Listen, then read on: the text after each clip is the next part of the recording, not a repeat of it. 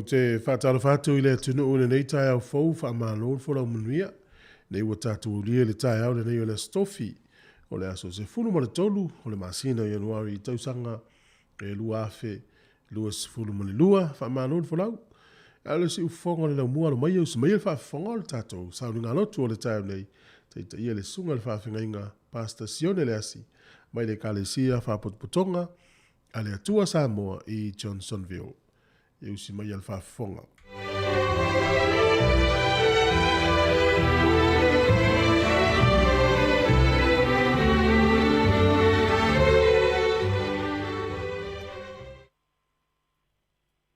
O rā tātou tāpua I atu I le tua I le nei tai au fau. Malai fua maia. Se o tātou ave le whaamua I lo tātou atua I le nei asu. O talo atu I le anganga mawalalo. Tātou tutu whata si ala I le tātou sauninga whale a inga o le amataina. I le suafa mamalu o le atua le tamā. Le alo ma le anganga pa ia. Tātou te amataina I le nei tāpua inga. O le vi inga, ia e whaia lea mataulanga I le atua. Ia e watu fo I le siri ese mea na e tauto ai.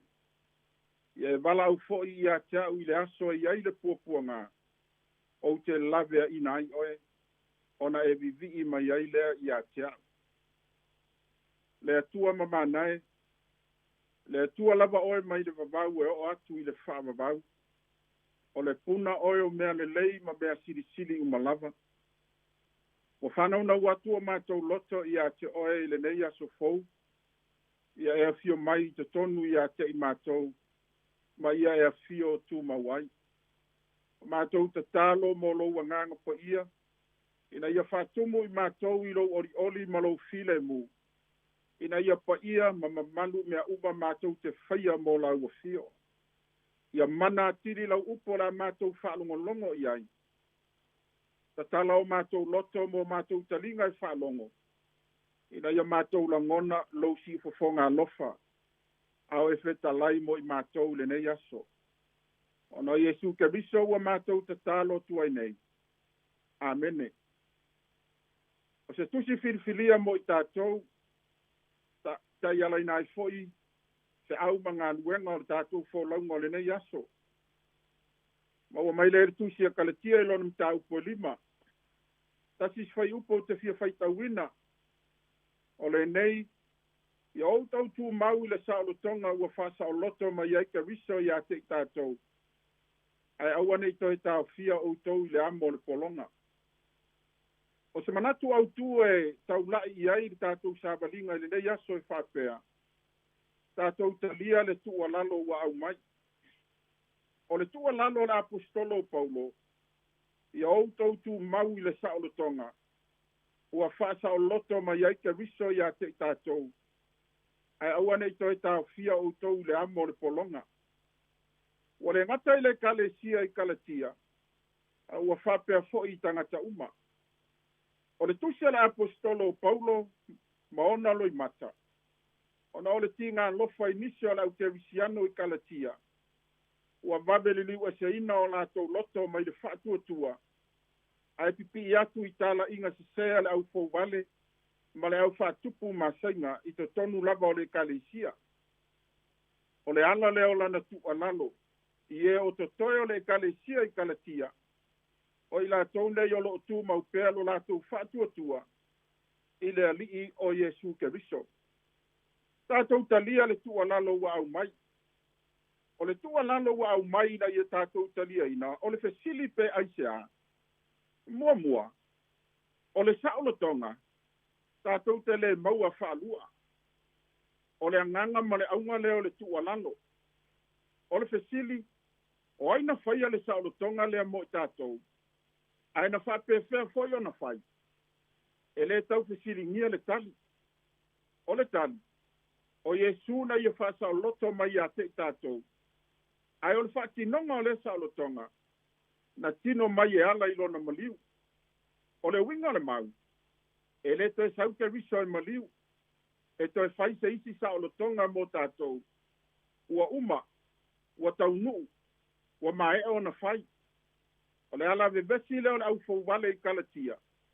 ua latou manatu ai e lē na o le maliu o iesu e maua ai le sa'olotoga i le fa'atuatua tatou te maua fo'i le sa'olotoga i le tausi o le tulafono ua manatu le au fa'atupu vevesi kalatia ia latou a'oa'oga sesē nei so se tagata e peritome i le tino ua iai le sa'olotoga ia te ia e ulu fale ai le mālō o le atua o le palokalafa muamua o le mataupu lenei o lo'o iai le fete'ena'iga e fa'atatau i le peritome i le tino e tusa ma le tulafono fa'atasi ma le fa'atuatua o le alasa'i le o le apostolo paulo ma ia fa'apeane o outou o lo'o ta'uami o tonuina i le tulafono ua tete'a e se lava outou ma keviso ua pāu'u outou na i le alofa tunoa o le malosi le o le fe'au o le tu'alalo a paulo i nisi o le au fa'atuatua o lo'o iai pea i le ekalesia aua ne'i latou fa'atalalē pe fa'apalapala i le sa'olotoga ua latou maua e ala i le fa'atuatua a ia latou tumau ai seā e leai sena te toe fa'aluaina le sa'olotoga ua au mai ma e tatou te lē toe maua fa'alua e lē toe lava se taulaga mo agasala lona uiga e lē toe sau iesu e maliu fa'alua e toe fai se isi taulaga mo le tagata agasala o le fa'apogai le o le tutu'a'ai o paulo ona o le sa'olotoga ua fa'asa'oloto mai ai keviso na tatou maua e ala i le fa'atuatua tatou te le'i maua i galuega le tulafono o le mafua'aga fo'i lea ua ta'uami e tonuina ai tatou e ala i le fa'atuatua ia tatou talia le tu'alalo ua au mai o le tu'alalo ua au mai na ia tatou talia ina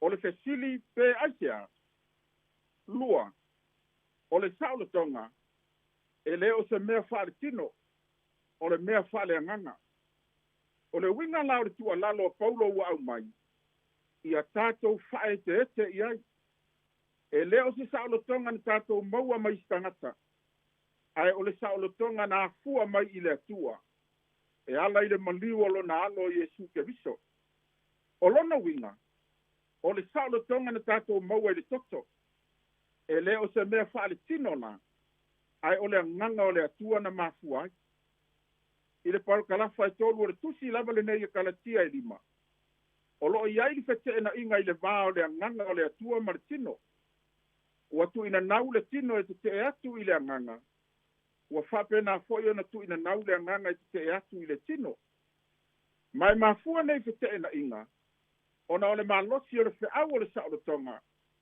na fa'asa'oloto mai ai keviso iā te i tatou so se tagata lava ua ta'ita'ina i le agaga o le atua o ia o le tagata o le sa'olotoga lona uiga tatou te lē tau fa'aletino ae tatou te tau fa'aleagaga i le fa'ai'uga o le mataupu lava lenei o lo'o toe fa'apupula mai ai e paulo le tāua o le tagata e ta'ita'ina i le agaga fai mai le apostolo afai ua tatou ola i le agaga ia tatou savavali fo'i i le agaga o le tu'alalo la ua au mai na ia tatou talia tatou savavali ma tatou ola ma le fa'aeteete ma ia fa'autauta o le sa'olotoga lea o le mea fa'aleagaga e lē sona ta'alo iai se tagata ia tatou talia le tu'alalo ua au mai o le tu'alalo ua au mai na ia tatou talia ina o le fesili pe aisea tolu o le sa'olotoga e mana'omia ni ona fualiali mai fafo tatou te lē mana'omia se la'au e ola e leai ni fua ae o la'au uma fo'i e iloa le la'au i ona fua ua taualuga atu ai le fe'au o lenei aso e leai se aogā tatou te ola ma tumau ai le sa'olotoga ua fa'asa'oloto mai ai keviso iā te i tatou te a le fua mai o tatou olaga ua atagia mai le tusi lava lenei e kalatia so se tagata ua tumau ma ola i lea sa'olotoga e tatau ona fua mai fafo ia fua mai fafo i lona olaga alofa o le oli'oli o le filemu o le onosa'i o le matalofa o le agalelei o le fa'amaoni o le anga malu ma le lenga o ia. O lo fai uai upu a Paulo I fua nei o le nganga pa ia. E tatau ona fua mai ai tangata ua tu mau I lea lava sa o lo tonga. O le tua lalo wa au mai mo I tātou o tangata o le sa o lo tonga. Ia I loa le lalolangi o so o moni tātou o ke viso. Pe a tātou fua tele mai. E leo fia wa ai mai le lalolangi ni matautia ni a tātou launga. Malouto mai le o ina o tuspa ia. E le ai. O lo fia wa ai mai le lalolangi fua o tātou o langa. E loa ai o tātou o tangata o le sa o lo tonga. Ma tu mau I le alava sa o lo tonga. Samoa o le tangi e le pumate ma le tata longa ma se fau se au mori mori al nei aso. Ia tātou talia le tua lalo wa au mai. Ko ave singa ma to tu ngai tulai mai. E to a file mu mea umai ala I le tua lalo. O le sa ilinga o se sa o lo tonga o le tātou malo Samoa. Sa tātou ui mai I le tele o whainga tāma fi tāo le ala. Na I uai ina masoe le tama ainga I le ala. Ai ua whapea fo I nisi o tātou tua a. Na mali liu ma feoti ai. Na masao lātou toto. Ina ia maua so tātou sao le tonga. Ma so tātou malo tūto atasi. Mai tūlanga ese Samoa I lana tanga vai. I fua uma o malo le lalolangi. A sisi maangia ngia I le ea. E whaitau tangata Samoa. O le fua o le sao le tonga. E toi au mai eise wha manatu mo tātou. O le tātou sa o lo tonga le nā. Na maua I le loi mata malini, ma le toto masaa. Peita iane. O le tātou sa o lo tonga mai le atua. Na tātou maua I le toto masaa o le tangata e to atasi. O Yesu ke viso. O le alo pele o le atua. Na tāu fia I tātou le amo o le polonga. A ua ia tatala I o tātou nono tanga. Ma fusi I o tātou manua. Ma whata oto I ate I tātou. I le fale tali ai malo. O ona a awa lofana. Wa tātou sa aloto ma tātou malolo ai. Sa mole atunu pele. Ia tātou talia le tu lalo ua au mai. Ia tātou tu mau le sa olotonga. Ua whasa aloto mai ai. Ke riso I ate I tātou. O la tātou vivi atu I le atua. I lona vi inga ua saunia.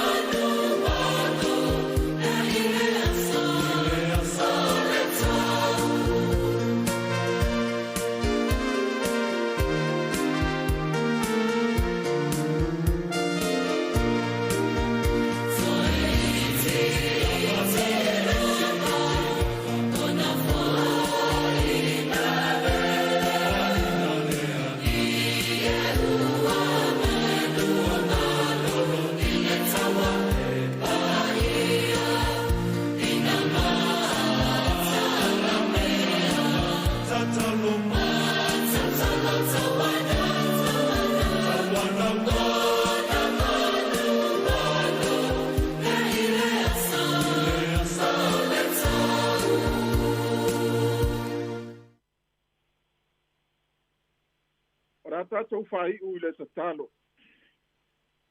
Lo mātou tamai o i le langi. O whiwhi lava o mātou loto e sanga whaafitai ala ua fio i le nei aso fau. Ina wala fia mai o tangata ma le manuia. E sanga vi ia i pea oe lo mātou tamai. Whaafitai mo la ua fionga whauina ua mātou whaalongolongo iai. I le sili ese o la ua fio. Male sa o lotonga wa e whaasa o loto ina ai i mātou. O mātou whaafitai atu tamai lau tau singa. Ma lau pui ngā mana i le soifua ma le ola o i mātou o lau whanau. Ai nane o lau whaamalo longa pa ia. O le ngata i lo mātou ola i le tino nei. Ai ua whapea fo i le ola whaale anganga o tangata. O i lava ina whesoua ina la mātou whaulaunga. I aso uma o la mātou sabalinga. I le tele o tofonga malu i tau ese o le nei o langa. O lo tofo i nai pea lo mātou whātua tua i ate oe. Ai whawhetai o lo mātou malu pea. I lalo i fo le paolo a ao alofa. Mau a ao la vea. Whawhetai mo au wha manuianga. O manuia i le tino nei wa e foa i mai.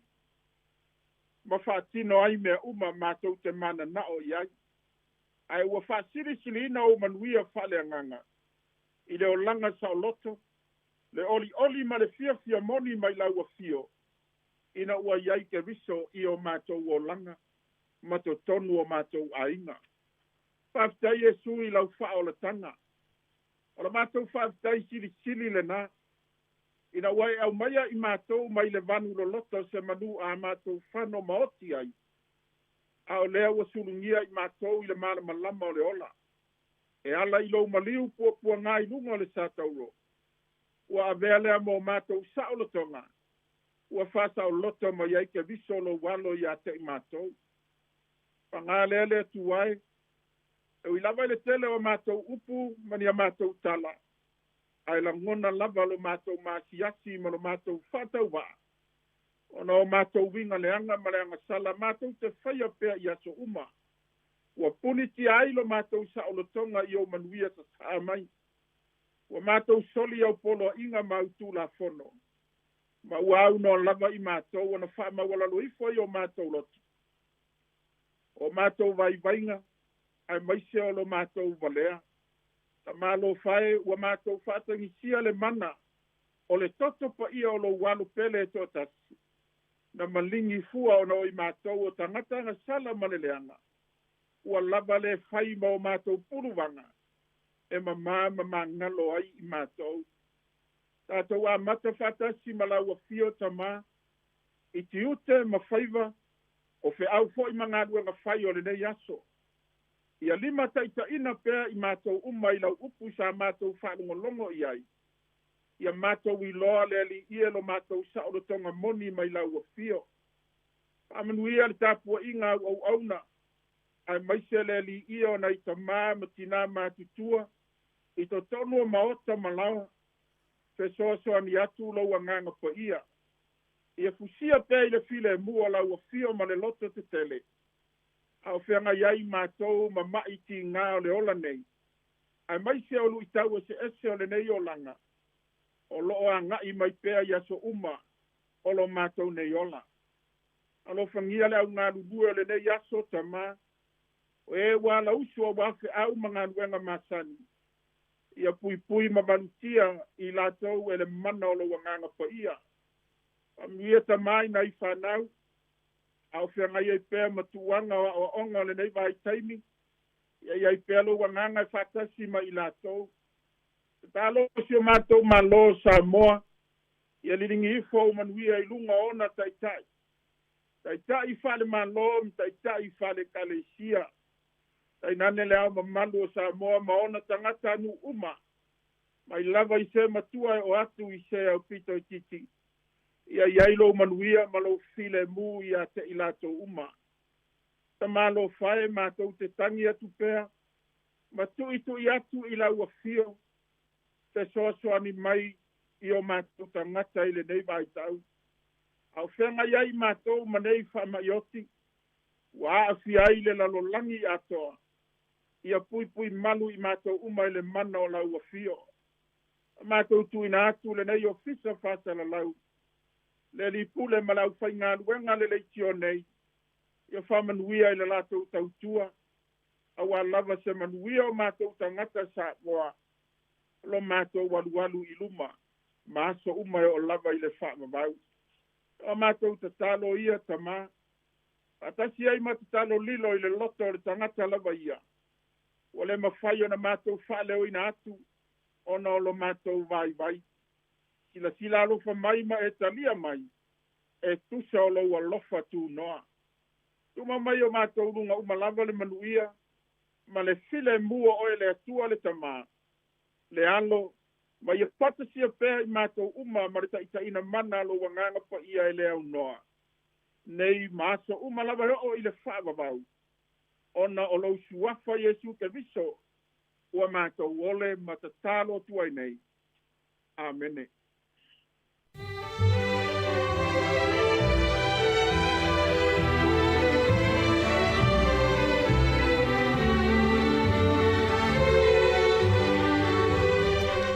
O le nau whaafonga le tino i le tātou saunu ngā loto le tau nei, taita ia le sunga le whaawhinga Pastor Sione le asi, mai le kālesia whaapotpotonga le tua Samoa Johnsonville. Ia mo le atule ngā whaaftaitele lava i le sunga, ia mo le tāpinanga foi o le tātou saunu ngā loto le nitai au, ia o le talo foi whaamanu i atu le tua le sunga mari whaletua, pe fulu no fualo le ngā te leo le tāpo inga le kālesia. Amalo tāpena, ia manuia foi le ne yaso mo na fuafuanga. O le taimi lea ua 25 minute ua te ene le fitu, ia o te tonu a mai alpese o la whaafonga mai ai, ia o na whaafonga no le tātou porkalame o le ata o le tai au. O le si ufonga le nei o le laumua, ma lor soifua manuia, ma lor folau.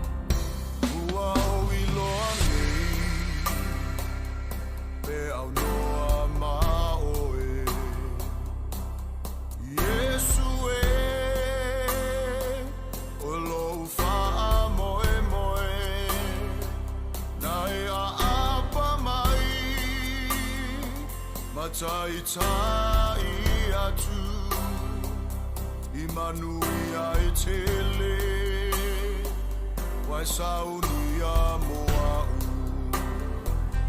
Famalolosi Ilana ngaluenga E taui a lava oe Malo tau tinga Ono sa ipea Maolo i mata Leo le whaavavau Waia saunia Loa ina ea E whaamalolosi O manuia i le langi Ia whailea matofi Mo oe mau Beata wha maoni Malata mai le naso o le whainga tōtongi Whamalolosi ilana ngā luenga E sauia lava oe malo tau tinga Ono sai pēa maulo I mata Leo le whaavavau Waia saunia Amarolosi ilana ngaluenga E sauia lava oe Malo tau tinga Ono sai pēa Maulo I mata Leo le whaavavau Waia saunia Leo le whaavavau Waia saunia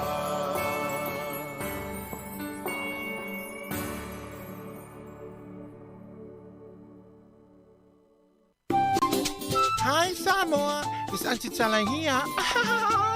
Instead of Fifi Falo, ile atau le tayao. Laugh of the morning. I'm at my apple feet to the bamboo. Su fongalo mua atau le tayao.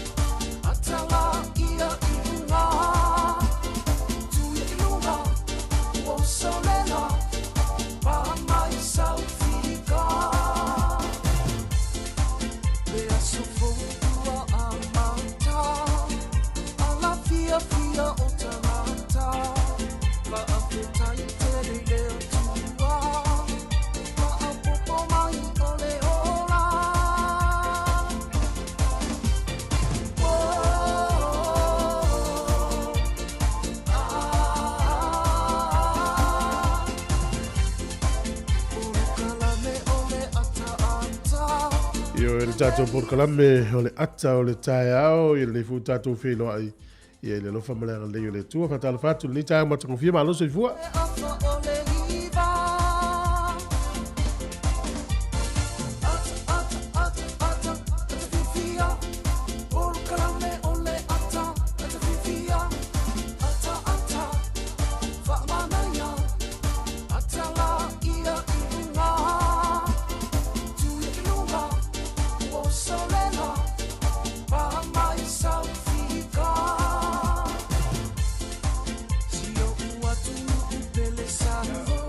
Folonga fu tātou tunu, tātou vase lua leo ma ngā lua tu me tō whasi dia lai malo, whamano sa ni tae.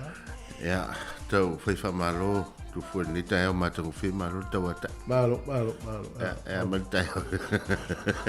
O tau rei nei al matua mānei a. Ngona i sia so lele. E pio la ngona na li tae hao, ya onore. Matangu whi fo ni yaso, mo le malo sa whapopo. Tai Ia, o lea ua ala fo I fo tae au, ia o no whama. Wharungu mai le amatanga o le ni tae au pespesenga tatou app. Ia ma whaso mai a ma le saurunga tatou li tioa. Ngai mai le ngaruenga. Ia, e selfie le, to file mu tae au. Ia, saure le. E tala nofo ia tasia nafi fesuia inga I le atua o le tau. E fua mo tatou uma. Le ngata o tangata soifua. Ia a o mea ola fo I ma vaenga o le fofanga.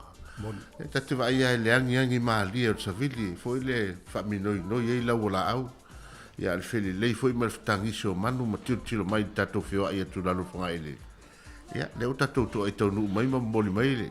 soifua tatou nuu ma tatou ola ia e fu tatou sanga ni ta tal sia ele o ele ini manu le vo fele le fa pe mai ma ia ia le ai ole la fa tai fo le yaso ke no i mo tele o tatou pa anga i mo le tatou ala le tasi no tes ma le tasi fa mo ia le ngati foi leo o nanga i pe o le app o le YouTube mo le tatou Facebook ia pe fo le masani ai ia tau fo ta fa talo fo le fa pe tatou tunu fa talo fo le fa ngalo ngati tofi le tu o fe o le tele le o le salevi ia o lo fa mauta le malu so fa fa taulang ia ele ta fa New Zealand me se fo o nu tua o lo mo me tatou fa salonga ma lo so fu ma lo lang ma tas fa talo fatu ia fa talo fo i ta mam tina ma tu o to o tatou tunu ia o le lava fo i wala fa mai fa nu le nei ta ma tango fie ia ma lo so fu manuia ia talo fo i la to le fo wa ia tu fi au manga luenga masani ia to am talia fo i nga luenga le nei to sanga ia ma lo le fo la ma lo fo le fa to la tau fo i o lo nafa matulanga i pe ona ye tau singo tatou matua tai nane fo i le vainga o tatou whanau o whianga i mamalo longa ne vai tau ia mātou te wha talofa lava ia o tawha i fia le lalolangi o lo mau mai ei le tatou Facebook Live le YouTube wha pia fo i le tatou app le Samoa Capital Radio ia malo so i fo manue malo fo i le tau ata i talofa lava ne tai au alo ia le tatou tautua ia le e foi le swinga stemio la oli ya kolosi tu fasa longa sa mo sunga ta sesa ya ta wole la tu tu ni ta ya por kala mele ta le ta yo le nga por kala mele fa fia mo i ta tu umar fia wa e tele yo lu ta wole la ngani ya fa pe pu le lu ta yo ta tu fo longa na fa no me tu pu ai a fa pe fo e le ni lu ta ya wa la fo ile o so i fu vale no le tanga ta le ni ele foi le fai ona fi nau wa pe o tele lu tawe e ma tu fo so se fai vai a nga il sami e mo afeto ai ngalu tele e nei wale na fi nau el tau tai ya pa penal fo lo ngone tato ale ai la ni lu tawe lu i tato e ele me fai fo tato ro le se e lu mal tato fo lo sa o le ai tato tu mau me tasi mo fa pe o ese le lo fo le tu sa o le o le si tu vole tu vole si le fia tato uma e pe yo a sola ese mai ni fa vita o lima lu tau lo la o to ma o le stu ma ai te tau ona manu malo i te mo le sa a wa fa pe o le ua fast food o lima food tau sanga o tangata ai vai en melon fa no fa il tangata o tala e u male o langa ni o vai el me ana o tau na o mali o tala lista malo no fa no fa mai si o me na o tala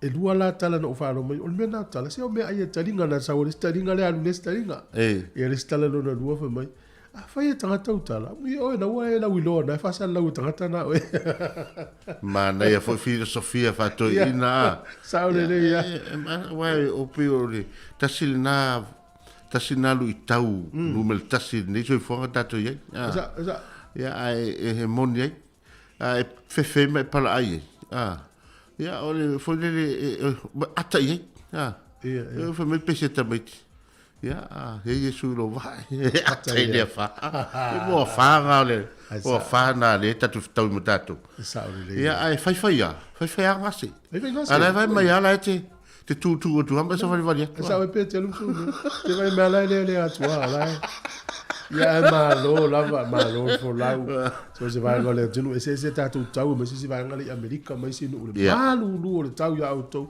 ya une oka pe ale tate sa mo le matango fio le mafu de fana o le tau le o le tau a le au tatou vai fo i le tau fai usu tangata i fa ngota mai se le au tau tai le fia tele ia i fai vo ngata i fale ia o nisi fo o ofe o matau ia o nisi fo o vai tu sale fai se o fomolu tau sanga tene ia vai tu lo aso atu o fomolu ia o le fomolu tu ta vale a vai tu ala o tu ia tu sa fai ta vale a tu ta vale o mo tu yo so le si a vero sa o si me fa fo mai ta fa pete no lo ta ma fi le fa ngota fa tau sa no fo mo pui o ia me malu o tau ia wae to tele lava le tatou tunu le whanongonongo mai wa whaina lava ono le malulu o le tau. Ia o se mea le whatau o fo nā mo tama. Ia e whaftai fo nei tama ia tau singo le tūla whono. Ma no la o ne tunu ni usila o tūla whono ame o me o ai o sami fi ngota o tūla whono. Wa le no vai atu nei tai au. O se si i loa hat. Pi fo ringa fo le wono fo matu i lunga le Facebook na whatau ngā pau. E wha mai limas futa lai le lita. Iu na o lita askolimi fo i. Ua whawhaura i ton pau. Ai whatau limas futa. Ia wai vai rai. Tu sala o tau e ia i le ofiso whi ngā whaiva. O mai i le mele o te ia sao. Ia ai te ua mai le li potina o te tino tini tai au lunga le. E ono sfutasi i la tau na wala au i le ofiso whi ngā whaiva. Ma tau i ei whaasara launga le wha. Ia wai vai. Ia lena siaki. E wha mei na mo e le atoano vai. Na turi vai ai wana maua. Ia le wha pe tūru wha masinonga. E tau se ai longa ua maua e se tupe. E whatonga pāua. O le pāua na mai whai ele whonga tau mawha le ainga. Ia ai le mai whai awa ele. E tato pe mita whai tato whatonga pāua. Saore le ia. Ma ne vo le ia so whangota e sa wile tūwhan whaiva nei ainga. Ai nei whawhiwhianga o le tai au si whonga lau mua toi 20 minute. Ia o le tai. Leo le walu talo whalawa.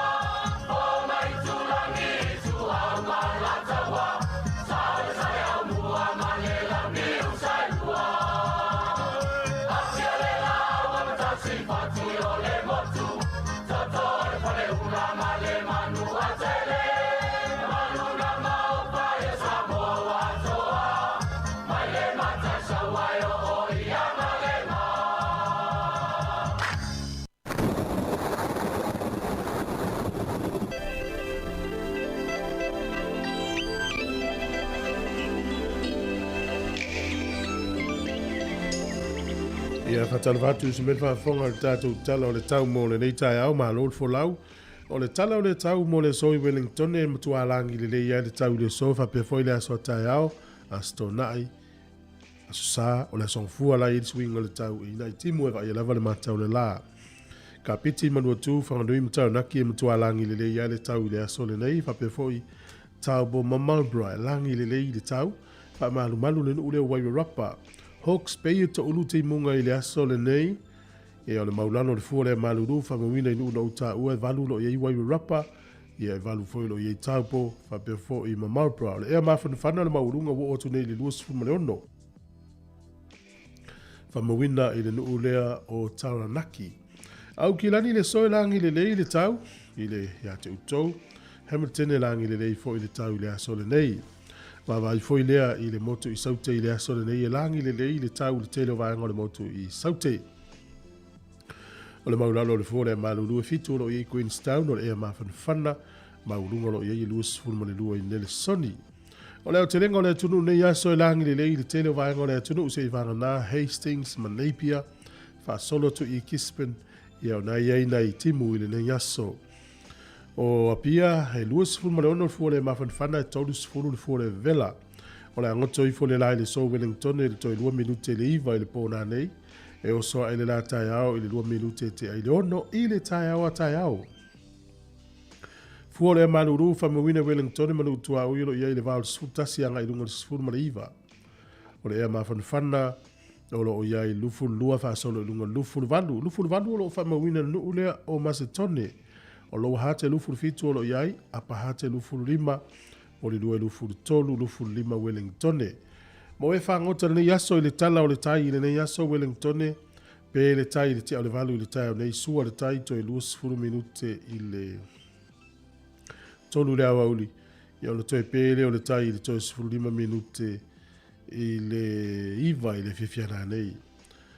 Pori rua sua le tai te o le fitu i le tai o nei, pe le tai i le te o le tasi i le awa uli, to i sua le tai i le afo le fitu i le fiafiana nei. I le tala na o le tau, ma le tala o le tai, ia mo le ula ftupe, ia maa lo lava leanga lei wha au pea, ia lo tau au a fola. O le suinga le nei o le tātou tupe au a foi ia le la foino se leni le nei aso mo le tātou o tunu i Samoa. Ia o nisi foi a tunu i whaforo e anga le ia inga. Tasi tala New Zealand mo le tupe Australia ivas fulma le tolu sene. Tasi tala New Zealand mo le tupe fiti tala fas full sene. Tasi tala New Zealand mo le tupe Samoa tala fitus full sene. Tala fitus full sene. Ia man tasi tala New Zealand mo le tupe Amerika e onos fulma le ono sene. Ono sene. Ia manuia le la foino se leni nea su faftai.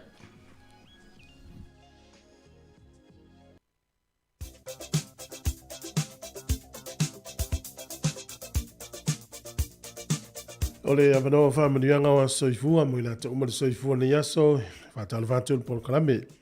E idei whamanianga i wa mai tātou i meli, whamania atu las whanau o Paul Quinlan, o Mira Mai Wellingtone. Paul, may you be blessed with many, many more years to come. Manuia le whamani tuina, o lo fast furu tausanga i le nei aso. Happy birthday and God bless.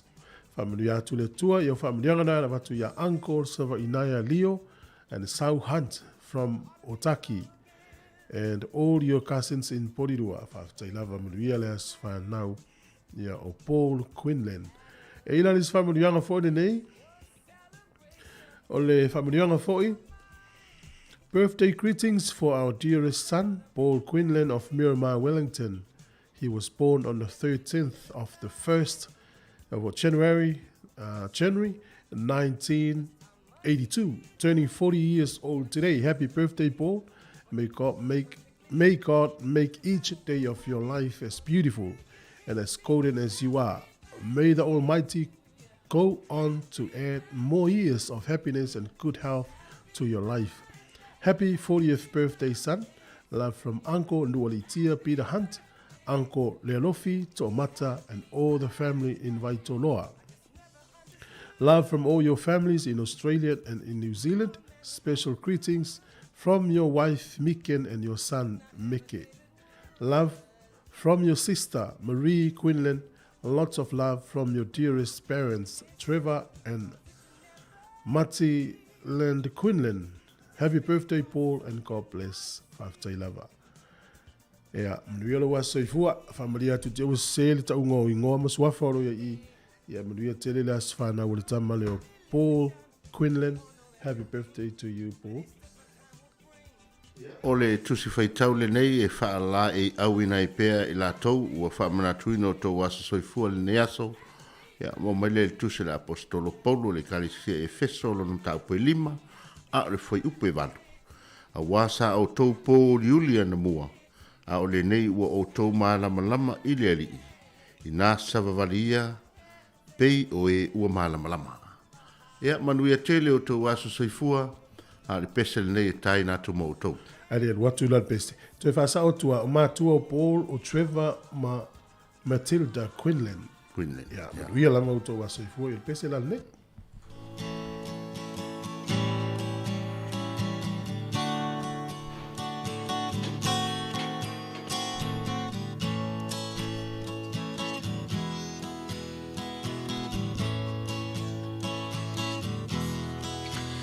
Ia vi ia lea tua ua ulia loa so soifua ia manu ia loa so whanau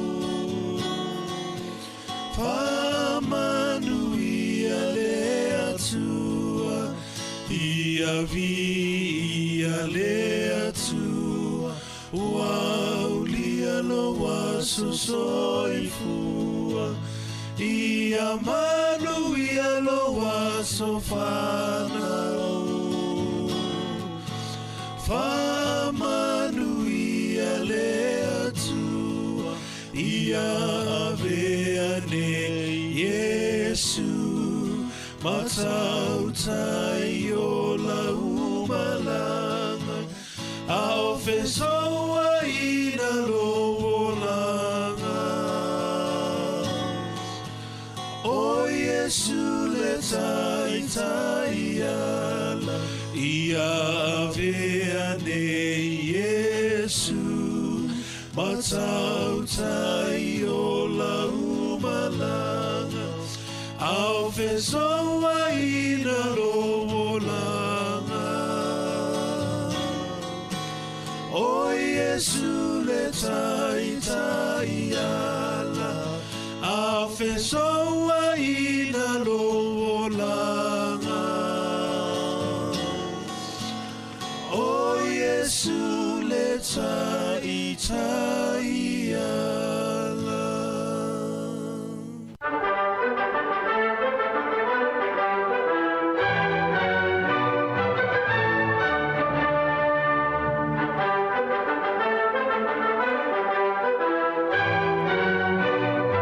Talfatu le tonu se mai fa fonga ya o le vai foi le tala o me le tupu le tala fa sol pito la langi le aso le tato ria le aso sfuma le tolu I Januari ya o le sol te usanga e tasi valu lima sfuma le fa tasi iva tasi lima te fa sa watu tasi iva tasi lima e to tonu o le nuu leo Italia e tau eve seno o to tonu Italia na lulu o le mafu e le so luas furu I vafe ma le valu se lau tangata na whana o iso I fua il mafu e tele lea I aso nei tausanga tasi iwa tasi lima. O le tausanga tasi iwa tolu se fulu. Ia utato ilo uma Mickey Mouse me se lava le ula iti matou nei le I matua telefon. O le sofa to a matari ali ai I mea neo whaafie fianga. Mickey Mouse. Le tausanga na tasi iwa tolu se fulu. Ia pio se ata komi voi lea. Ia po se tusi voi lea na tusia e ai ia Mickey Mouse. Tausanga tasi iwa tolu sifun ma le valu le aso nei, na talia I le lotu Engelani, Church of England, e le talitonunga lea o le Evolution. Ia, o le talitonunga lea I ai lava le te ena inga ma le talitonunga whakewisiano, ia na talia e le ekalesia Engelani le astonu nei. Le tausanga tasi iwa tolu sifunu a whalatalata mai lea talitonunga, ia na tupunga mai tangata I manuki. O le so I le tausanga e tasi iwa lua. Ia na whato ese a ia pani I le tunu ule o Korea. Teimi le o tasi Korea I le vai teimi. Tele o tausanga mawai. I le teimi na tau alo na lua lalangi. Ia na iai uiga le manuia o fitafita ia pani na faali le tupā o tamaitaʻi a le nuu o Korea. Latou faiga faapologa ia o le sola le tausaga e tasiiva ivalua na faatoʻese ai ia pani ia Korea e tusa ai ia mafaiga ia fitafita o lona malo i tamaitaʻi o le malo Korea. Tausaga tasiiva iva tolu i le aso tonu lenei na felelei atu ai vaale le tau o le malo Amerika pe le tania mafalani ia mafatoʻulu ifo ni pomu i luga po le atunula o Iraq. E mafua mai ina ua soli e Iraq le aiaiga e taʻu o le no fly zone e faasā ai na felelei ni ona vaalele i luga ane ia o Kuwait. Ia o le lana le fiafia i le taimi lea o le tau o le vaifagaloa i le iva tasi. Ai o me le iva tolu ia ua manatu ai lo malo tetele nei o le lalolagi ua soli e Iraq ia lenei feagaiga ia le na felelei e lo latou vaatau i le aso nei po vaalele tau faatoʻulu ane pomu i lunga ia polisi o vaega o le nuu leo Iraq. Tausaga e lua afe ma le tasi o se mafui e malosi lava nuu leo El Salvador e valu se lau tagata na maliliua i le aso lenei. Tatou vai foi faamaumauga se o tatou atunuu i Samoa i le asotonu nei tausaga e tasiiva lua valu na faaunuua mai ai Niu Sila le taʻitaʻi o le mau le taimi lenā ia o le alii o Olaf Frederick Nelson. Na tipoti mai ai ia pe na faafoʻi mai ai Niu Sila ia na mai e faaunuua i nei ia ona o le vaaia Niu Sila e pe foliga mai ua faasagatau le mau i le malo Niu Sila ma lana pulega. Na la e ina i loa mo le taimi muamua le togiga le mau ia o lanu ia taʻua i o lanu maroon ia o isi fa mai e purple ia a o le ia lavalava e iai ma le tosi paʻepaʻe i le pito i lalo ia ma le latou mitiafu lea o le singlet mitiafu lima pupuʻu lanu paʻepaʻe le togiga laga le mau le faailoa mai i tala le tae o le tausaga tasiiva lua valu faatoʻaofu ai loa le aso lenei masuluina ai loa ina ua faaunuua mai Niu Sila le taʻitaʻi o Olaf Frederick Nelson. O le tausaga e tasiiva tolu sefulu i le aso foʻi lenei na faalia ai e lē sa vaaia ia le Samoa i lalo taʻitaʻiga a Niu Sila po le administrator o tagata lea o Colonel Stephen Shepard Allen. E faapea mai o le mau o se faalapotoga e faatautee tele i le pulega a Niu Sila. Ia o tatou tala ia e toe maua le faapopoga le taimasani faafetai lava. Malo faafetai o le taimi lea ua toe faminute o le tālea o le valu, toe faminute o le tālea o le valu. Tāle valu faafoga i tatou talafou, tala foʻi mai Samoa lenei taeao. Ia le tate fiafia le matagofia o le tau le mafanafana. Ia le lipotia mai le itumālo po le nuu leo Kispen. I te loa e o le itu leo le tatou atunuu. Ia o le valu o le fale o Cyclone Cody. Ia o le lapta ia i wale te vatu ti munga o Cyclone Cody. E o to le maulunga o ngalu i le itu o le tunu o le fa mita le maulunga. No winga la mo tatou i le no leo Kispen le itu ato le. Ia fai tete leo le sami o no le wa. Valu ia mai le fa ina ia le ngata i fale utou. To le tu le watu i Hawke's Bay anga i lunga atu i Kispen. Ia pe o pito nuu ia watu i Bay of Plenty ma ia pe o pito nuu ia tātou le pito i le Vasa Pasifika. Ia talusia e leo se vaenga o ni e whafo ia wale vai tauli nei le e matangi ai ia le Vasa Pasifika i tūlanga matangi mawha. Ia leo sati munga tātou tunu. Leo fai mai o toi fo i langi lei ma toi i Samoa. Ai talusia. Wa lena a fai o le tūranga nā le tau. Ia, le tate wa ai a le wa matana na tau tuai na sau lunga le mata lao. Tō tele le pua oa le tai au ia ona fito a sulmana i maile o le lai le uli. A le no vai atu o ruru mafui e na po a leo te i maua te staimen mafui. O leo te fie fesilia e le mamalo le tatu tunu. Upe isi o maua le o nanga le na e mo mai pe sauri i meli i lau telefoni. I lau telefoni, fato aluru e mafui. Wa lua nei mafui o maua ia u tusa e mua saule le lapata inga i lau i meli lau telefoni. Ai luru lo mal mafui. Aona po foi la, po te osultas. I meli o tango sia ki atu fai mai o nala luru mafui. Ai luru lo foi mal mafui. O fa pela pe isi o fa pe nala.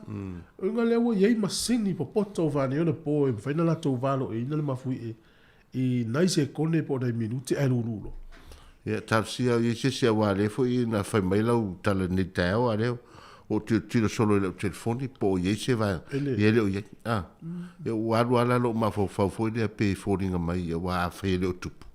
Ia man tu fo me fa pene ia lo pena o tangata fo e tau tu spa I o tangata va ai. Foi le ave ele le melina lo poso vai nga fa pena o ele tangata le e vala wina vai nga te vai mamau ele sa ola o eso ya o le termina na lulu o suta si po te suta fa pena o pe ala foringa le mo te dunga le wal tele po fu le mo o le mafu ele Mto marusia na ngona umatato uye moto imatu ne ia atonu e foi o I le vaenga le pito tu la lo I tato le e pa u ele maton mafu ele la va walu le fa le lima tau sanga o to va ma fai malulu nai after shock light lima te si male valu marus e fa pe o podar po ile sfuru tasi fa iva ia la tana o sfuru luar po ia te mile le te felu ai solo wala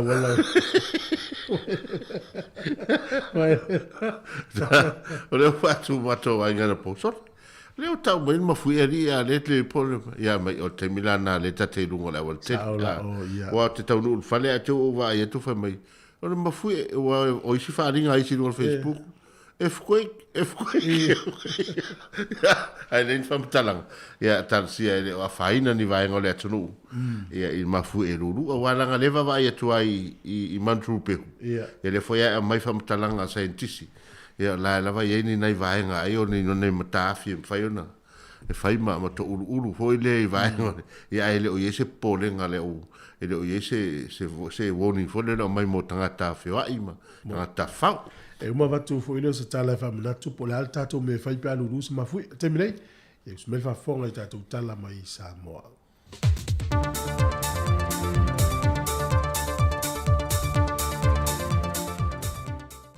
so e forma wia ma le langi mamano tato o tino ai usi mai al fa fonga e se fa o poponga o tato telefon mai Samoa wa tauli mai na nei au telefon se pe po fam telanga o lo fa ta tia mai ele kampeneta Whainga malanga wa lele mole awi nātu mal toi whafo I mai o tātou tangata nuu o loo iai pei atu nuu I whafo. Whailo mai o lo fisol so upu o whai unga whanoina le kāpeneta I lana whai unga e whākālua se fumaltasi whāpitoa tolu se fulu le whaamau ni ai o whainga malanga mō pāse se toi fo I mai Samoa whāpea ngā ruenga whaavaitemi Mo Australia mani usila ua fōfua mo le kuata mo te se malua whelua se funmale lua. E au fiai, ma le wha mo wino le fisosoani ua o fo mea le malo ni usila. E awala mai le ofiso ngā ruengam pisinisi. E le whata wina le commercial printer fau, ma le lua laptops, mo le au whainga ruenga fisosoani le tu mau e to a lua, mo le lomi no visa. A to aila malamalanga tongi pau le waalele a fiti, e au mai eita mei te a o ngana whaatalitali ungo su e ngā whaaiu, ma tangata o lei tūlangi, e ngā lulu e Samoa nei le vai asolo na tolu, o Januari lua afe lua se fulmale lua. Ai o le whaanga solongo whai ngā malanga wa lele mo le masino Januari la tau e tolu, aso se fulmale wha, le aso lua se fulu, ma le aso lua se fulmale lima, o malanga tongi pau o le Qantas mo le awi nātou tangata ngā lulu e whaavai taimi le I Australia. O le aso lua se fulma le lua Januari, o le malanga le New Zealand, mo le toi whaafo I mai o tangata anu mai New Zealand.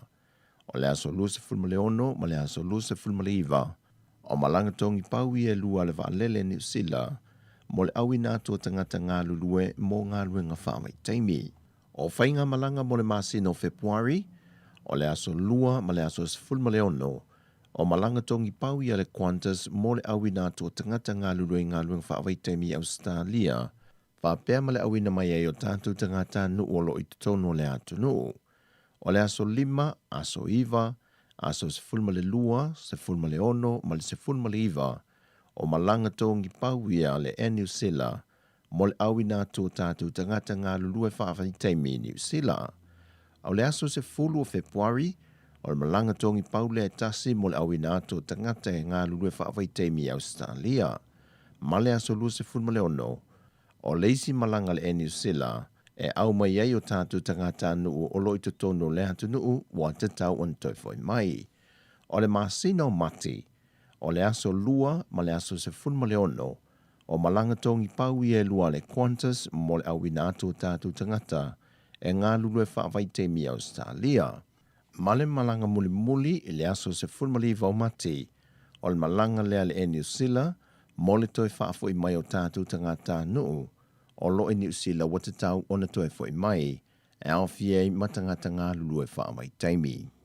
Whaelo fo i le pepo whaamtalanga ma le official so upo le kampeneta, o a whaamau ni ai le whaawau ina pea o le tolu vai aso mo le whaanofo e sea, ma i lato o mai te liu mai le atu nuu i a Januari se i o atu i a mati, lua whelua se funma le lua, e fua le whautuanga mō tangata malanga po le travel advice, mai le matanga luenga o le soifua malolo ina. O le komiti o whaalavelave te tupu whaafu sei ma whaalavelave mātu ia po le New York, o le āmata i tuwina le whaasolonga o nei malanga, a e tai mua i lava le matanga luenga o le soifua malolo ina, e ala i le tau se sia o ai ainga o ma wha soifua malolo ina, mo le malanga mai i Samoa ina ia mauti noa, wa malu pui pui a pea le atu nuu, mai le wha el covitis furuiva, maona siama SSA. Watu ina mai se fautuanga mai le wha lapoptonga o le malo si anga wha ele tise le APC, ia i lato o mai whai ele tise, e te tau ona sila mo le saunga le mō, au le toi wha au popo ni palaka o ni ki mō li o a lava ni ngā yoinga wha ele tise i se maota po o se lawa, ato fo ima malu mo so o se mea lava, ia mauti nolo o saunga le mō mai le ona tūla i meo se wha lave mulimuri ane. E a fua le fautuanga le wha lapoptonga le EPC, taluei reporti i le tūla i mai ai o le māleia le wha tāma ia ai le malu le kale si e wha ka sai pata mea, o lo masalo mi ai se tūlanga wha apea e a fua ai. Wa wala au foi le wha lapoptonga le malu si anga wha ele tise le au whai mōli uma. E so se ngā luenga e te tau o na wha atino, e te tau lava o na wha atino e se tasi o lo ieisa lai sene, mai o le asile sila foi wha lapoptonga se awala, e wha mamaluai, ma mata i tu wifi mōli ua iai o lantou lai sene, e lantou te tango fia so se ngā luenga i mōta malawa, fantasi ai malu. Peitai, e le ito e whaatali le whaafengai ngole ka le sia e whaakasai pata mea, e se isi lava teimi lumanai, ai o le ua whaalawi loe le aso na nafi, le tasi o sa ili ngā se le ni mo le toi fausi ino se malu fau, taluai le whaalave lea na whaatama i e le malu i le afi, e le vai ason tenei. O le malu le nei, o whaamawina i li ato se 5 tausanga, le na umusai le tausanga lua fese fulmalihiva. O ia sa ili ngā se leni, wa tai mua ai le fionga le minista o le sui pāle mea foi o le atunoo, ia le fionga tuala Iosefo Bonifacio, o le faipule foi leo le tu malo, le o le afa tautai e lumama o tal fale o le malo ele fou, e le tu lai fitu le tae o le aso tona inei, aso se fulmale 5 Januari lua felo se fulmale lua. Wa wala au fo ili whaafengainga ma le ka le sia e whaakasai pata mea, i ana tama whanau uma i so se vaenga o le larolangi, e na i alo whangia le whaamoe i le aso tona inei. E lanta i le miliona tā la, le tau o le malu ua whaaleanga ina. Wa toe talu sangatu le fionga le suipa le mia i le kampineta, le fionga tuala te vanga Bonifacio, e na ia toe whaia se aso malolo mo le Anzac Day, le whaia ia aperila le aso lusifu ma le 5 i tausanga te itasi, e a vea maso malolo e manatuai, le sao fita Samoa wa toe taliu mai le taua. Le fionga tuala o ia le president o le whaalaputonga o fita toe taliu mai Samoa, le na ia ta ua ua tele le whaata ua peo le aso malolo, ona e ui o le olo o whaamana tupe le ka lena le atu na umale malo, ai ua avesea le aso malolo e pe ona sawai. Sau no tuala, a whai ai talia le ka peneta le talo sanga, wa umana whaata atia nisi o fuafuanga mo le tausanga le nei, e whaamana tuai le aso taua. Ai o loo tu maulava le savali wha aloalo I lea vaveao, whaatasi e mateo fungala au moli atu, e pei lava o sauninga masane, e tausanga taitasi talu o na whaamana tumai, le neiaso ta aua I le atunoo. Mai o le no whanga le watitele le taulanga, o le maa whaamanatu le mo fita uma Samoa, na toe te liu mai le taua, mai lato na malili wai. O a tātou talafauia mo le neiaso, manuia lo tātou atunoo, whaasoifoia.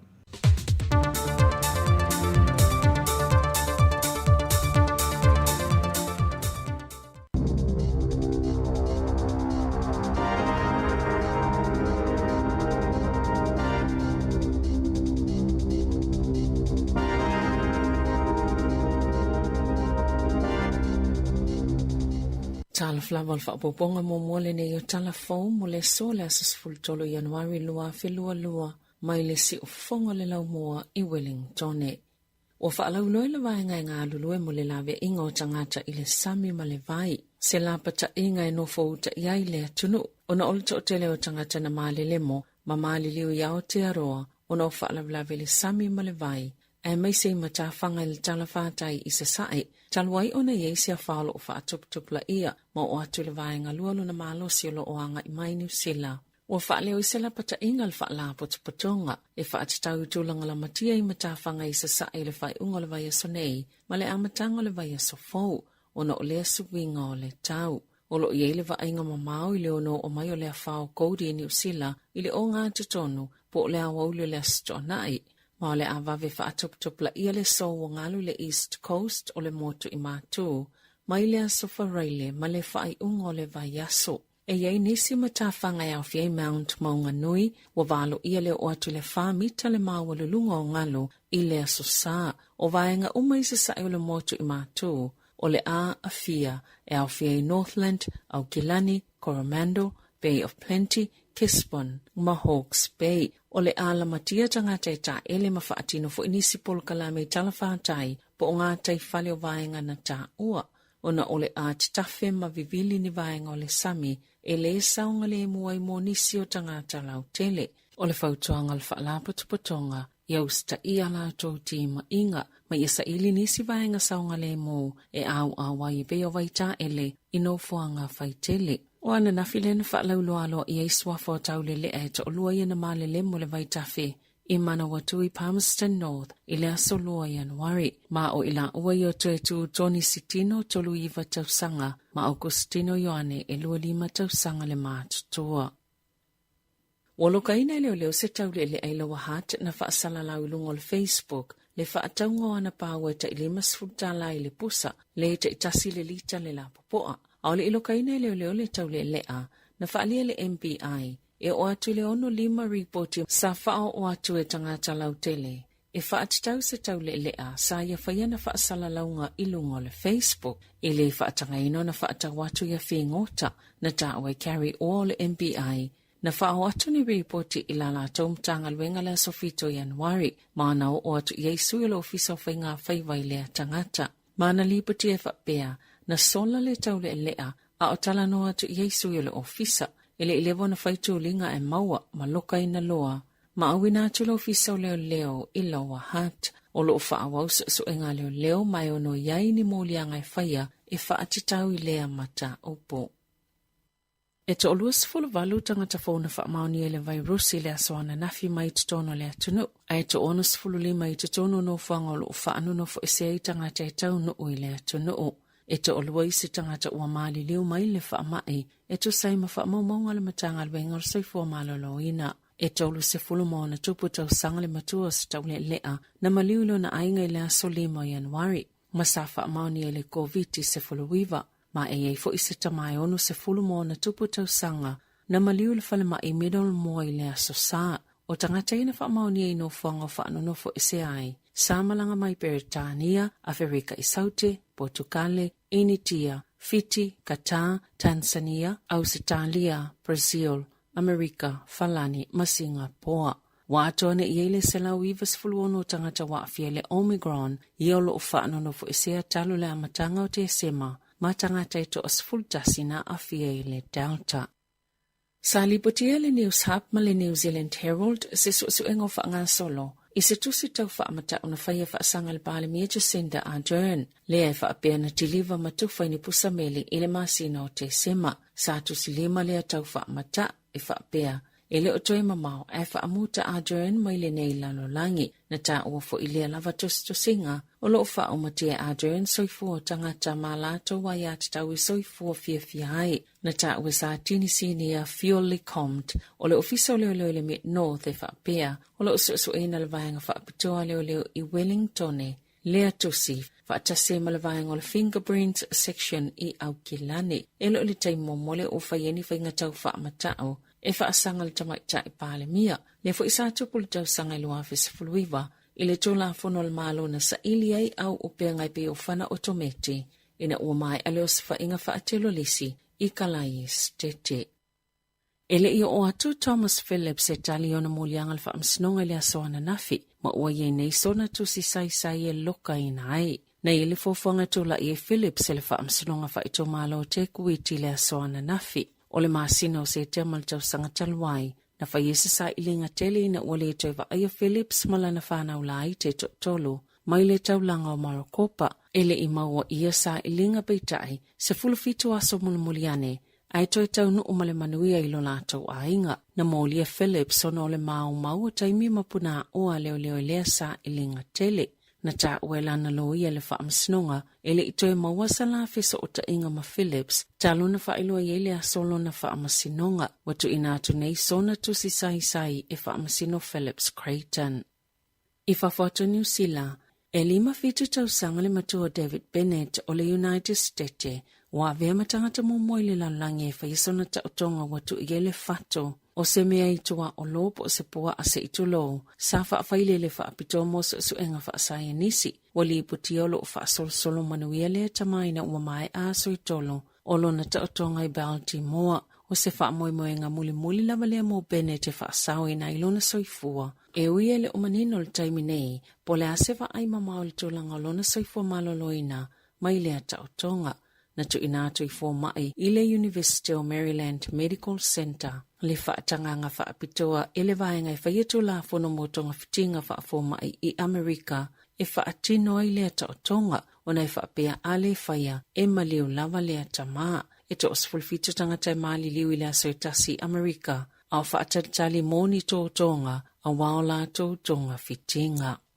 I ta alonga, a o tāpena le numere tasi lalangi le tenisi le paka i melepone, sa ia whailolo na tite itua inga i whaapea, sa whailapa malona i lolo na pepelo i whaatatawila na talo sanga molo na visa, polo na awa i fo ine polo kalame o ta'alonga, a oa a fie le whaama i ol COVID-19 fulwiva, sa whaonga ina i Novak Djokovic, fiso o ta inga whaona ponei, e whailoisa na whaamatalanga e tali ni whaamatalanga se seu whaamanu o lia inai, Lona tangata i winga yana ngayo inga na whaia a ole imalangane Australia e ui ua whaatono le whaamsinonga. Le toi whaongao na visa ma whaatanga e taalo le tamirisanga tenisi o le Australian Open veitai e ono toi tipoti pe whaafo i whaamalosi. Ele minister fe malanga inga Australia Alex Hawke le olo o iloina lana mata upo na ta weleli tenisi sa whaamaonio na fianga Ile COVID-19 iwa ya te sema petai sale ialu i potonga maisi tangata awa afia le whaamai na ia ta welunga le Instagram sa tolo umaisi whaatasinga na tuealu iai wanga na ise whaatala noa ngai tasi masaya mana oe whaamanino sa ia tau mwhai malu se whaamautino le saunga le mua tangata uma malona usta ia o aia inga uma mo suenga o le vairusi. Tala fawia mai le si ufonga le lau mua mole nei vaenga o le tai au.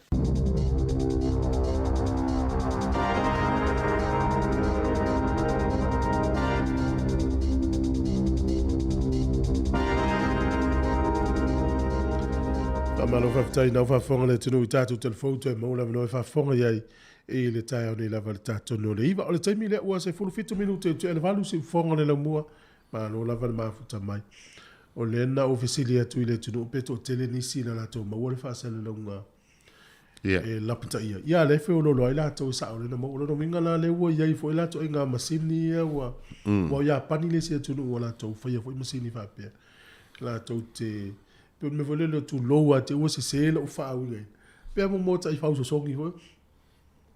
Le o mla va ni. Lo no ngala mo sini ne fa na to mo ai o le aluru mafui. La fo mai lo fe autos to si ai tangata. Ai lulu mo mafui. Pa wala lo na I se konne ai te mo ai fe autos to si. Lulu. Yeah. Mai mo pa pe li lava type ta pe na I tangata. Ya le la fa ma ni me to tele la tala le fa.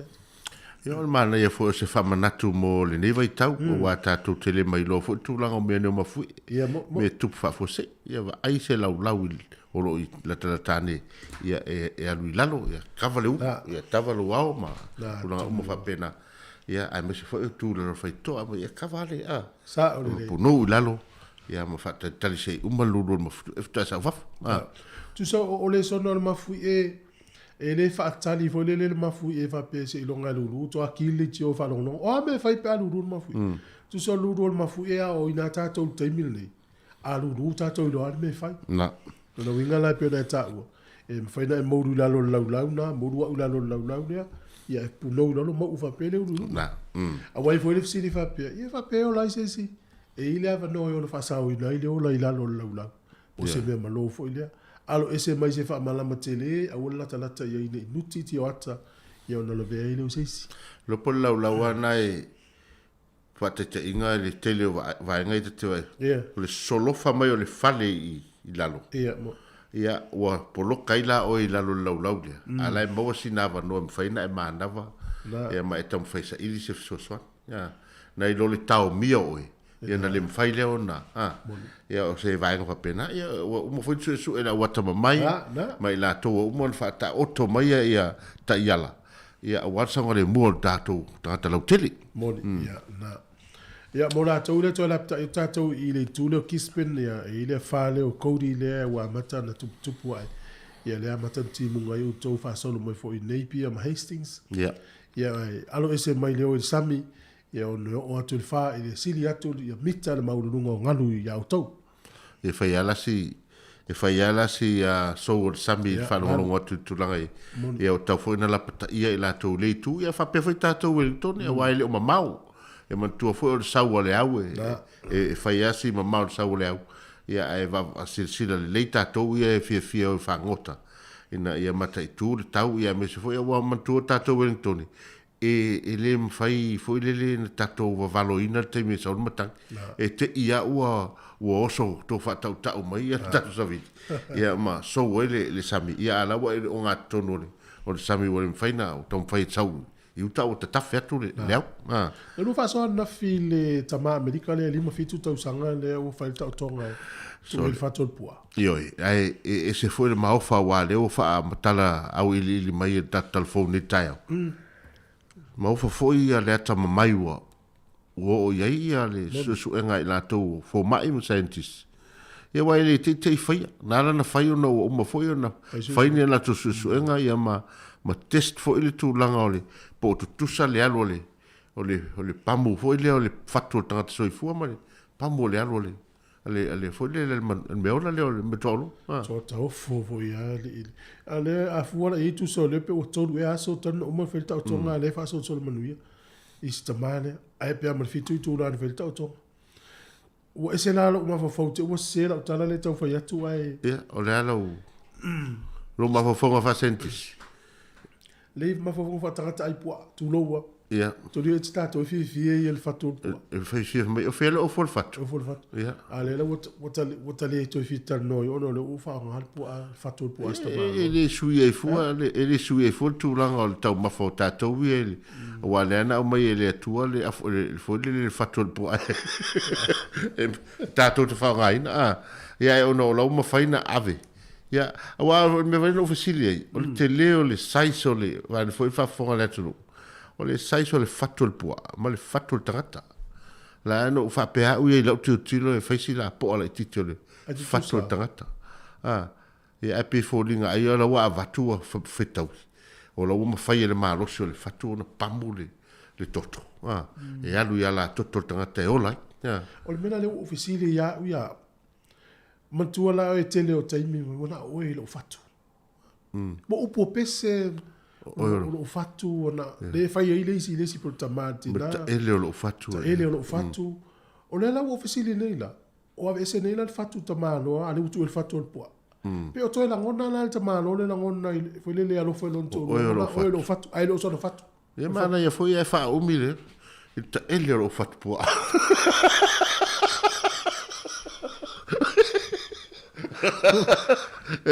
Faftai foi scientist ile atama mai. Mare suinga. Ele ngol mele le la ila lang. Ya. Fa sao le me tua lo ia tau sile le. Pui pui. Ya, lo ngol mele la nga. Wa fu ala tai ile American Institute le na lu ile se singa. Tatu. Ia fia fe ma fe isumu la fa ola yo. Au isumu fa pito ala fe isu nga.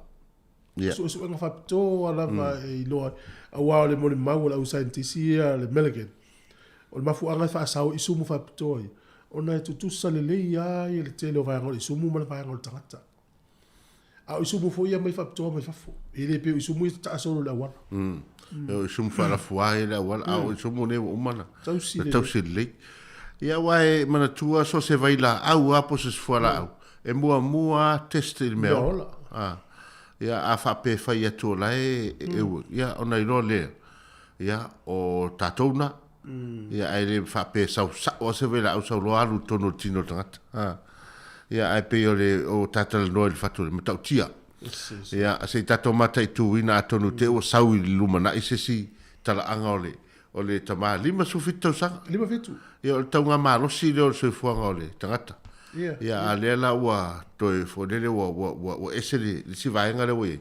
Ia atonu te ua alu sau se tala vapea. Ua si li atu le malo si nailo le fatu le tangata. A vapea o le tūlanga le la ia le asaunga le muma le lei. Ta fifi la langi la tatu ia. E una le toi tau mawhaina le pua. Ia. A o whapele uma ia me to aloa waia. Ia tau tau.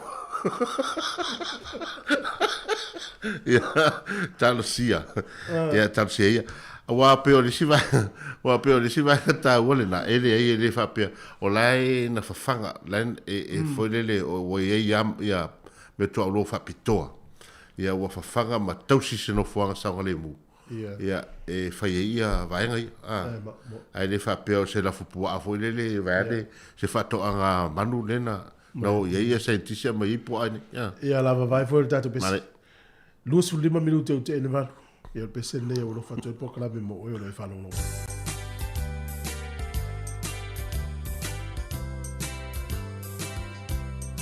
Ole tuli banu o lo fatu. O ia ile no fa. Tangi pa usula pese. O ele o no I wa only lo o ai lo wingo tau tala mai la upele te fielo o tele bana o ise auro ai o polonga o ani aso se tele wale aunga ai ta fa ama mai ma fa atofa abatu lo to mo oe matau uni ma oe lewo wa to no la io ole tuli ba do lo fatu o ya ine no fa tangi ba usula pese oe lewo no I wa only lo o ai lo wingo tau tala mai la upele te fielo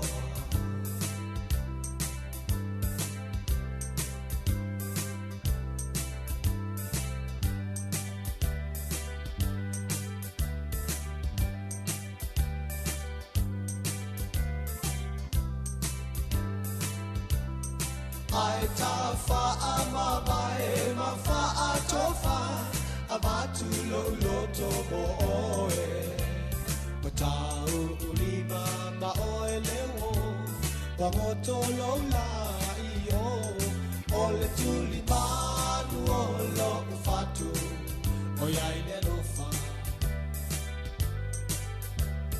tangi mausu le pese o i le wo na tatala no awa o le loa o ai e lo i ngoa tau tala mai la upele ta fia i loa tuli manu o loko fatu o ia i le lofa tangi mausu la upese o ele wo na tatala no awa o leiloa po ai e lo ingoa tau tala mai la upele ta fia iloa tau tala mai la upele ta fia iloa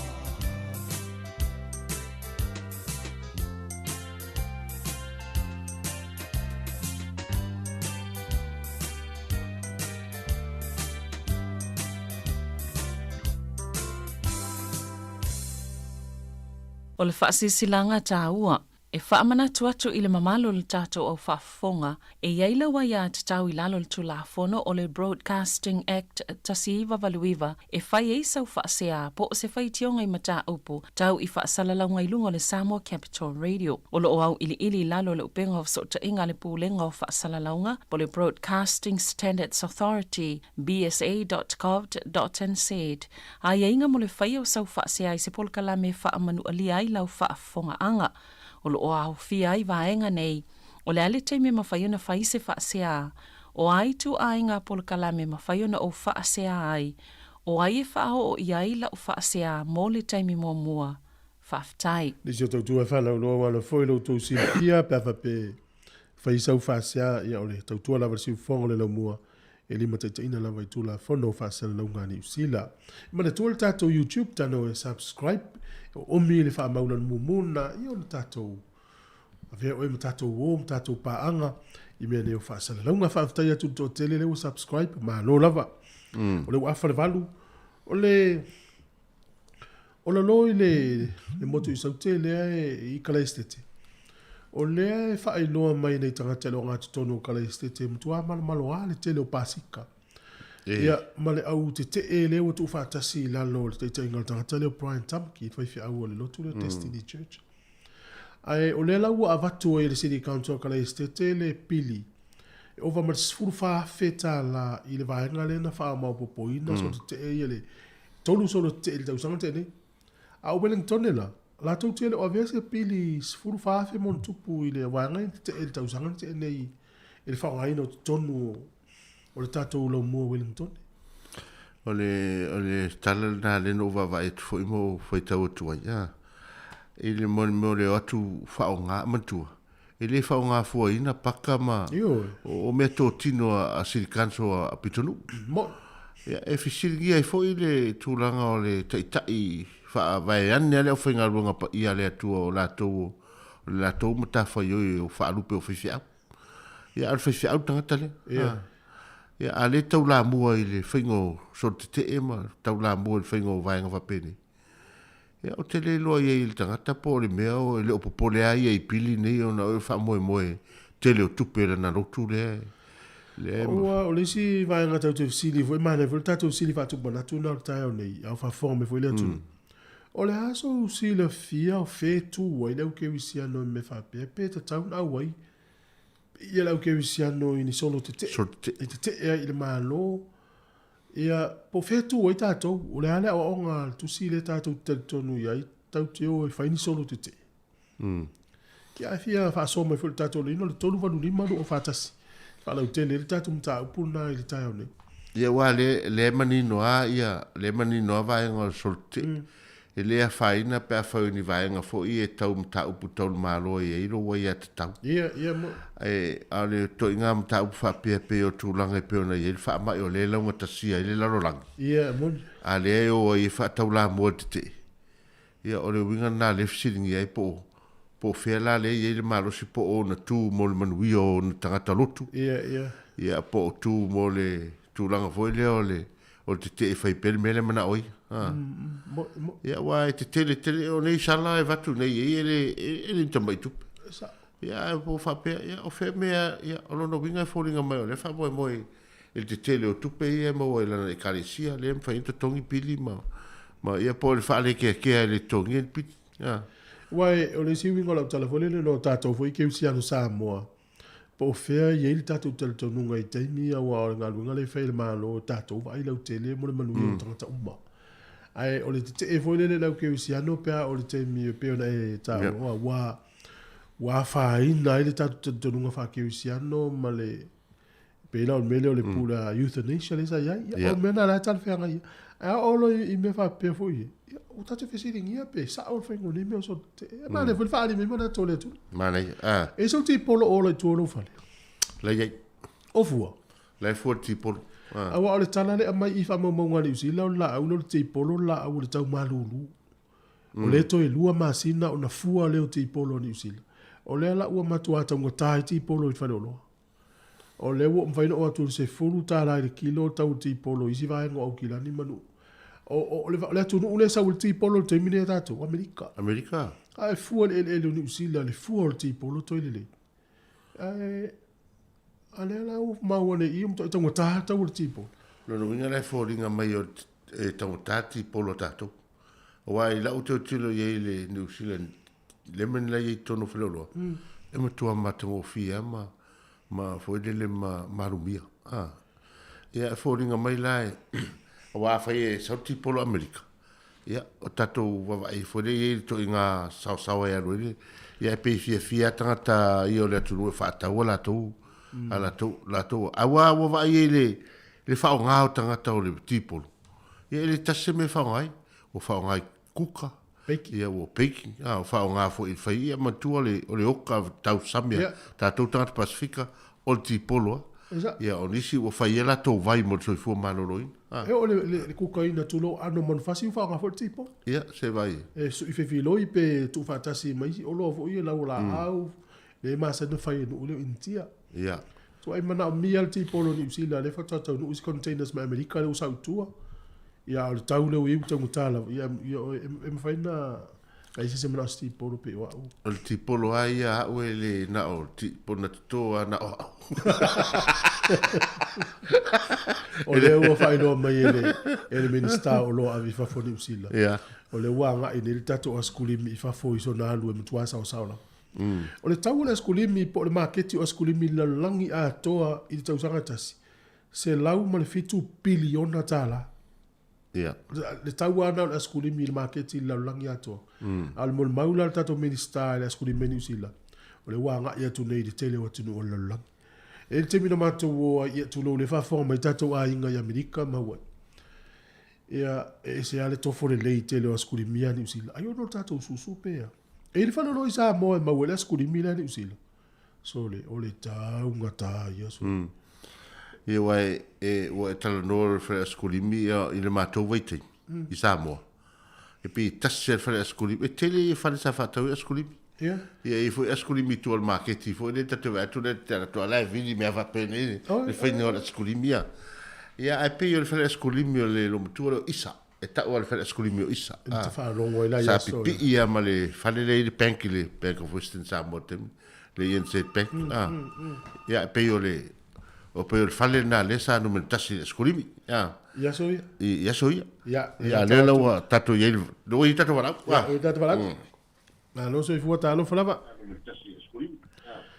na no le so fu ma wa lo sunga ni tai au ia da lo fala so perfetta ia le ri ia o nga lue e ai o le o malolo ia ile ngalwenga ni temi oi de kwa le fo yes kwa malolo mai fo ile kisi masima ka sang po sang adu ai oi malo ma lete e la o manga ia wala nga o yo ke maka le YouTube le TV ia o le o manga ia mai sel manga yo lua e mo lua faso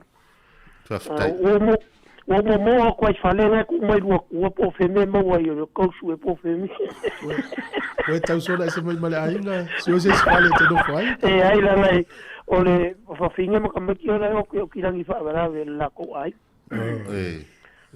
apa ya fa na bel ainga ba ka kai wa ave yele la pata inga tina mal fa na utulanga fa mai lunga tauna o fa ya la ukala o mo ko yo muso ke fa wa pa ma ele o se fepe le se a o le pui ia o le menga ia la o malis o fingi mai ska ma ki ale fo mai ska ma ma le kele le lo fa so mai ta ya e winga ile ia e pe yo ole au ke ele le kui sa unga le lo amor mo tu sa ole winga ole fisilia vatu o lo tali to nunga mala o nga fa ke usiano tato e tala fe ngai le tato tato te le si fa un si la infena e po se va en le tato fa tu tuanga fa ke usiano le melo tato a white solo te e mata upe te e malo a mata upu le longo ta si ai tanga talau tele ma tu le mate va tu mata upu tau te fa soa e malo le ole no va ia tu lo ile lua fa soa nei tai o lolo te ai ele kaunga waila o ke usiano o sai o ia fa peo ke usiano au ke e me waila ke el malo ele o amanga ia le se upu mai le malo e ala ile kai ingol malo I kula po o malo yo la kai sa o alu la lo kula po o ula ia ele ise me o ke ele au waila manga ko le o ke usiano ke o le winga nga la kala e o ke usiano e ke pe vo e pe vo sia wo la uleta o pe vo sia wo ke usiano le Amerika o ma patia ia masiona a inga winga kai mi o nga lisa kui e te ele tu e ke ele kui o le elite ma ko pokalame le fai mai elite pokalame ma ko sau la la I mo pokalame ma senga fai ia o bili mai ma karango mai ia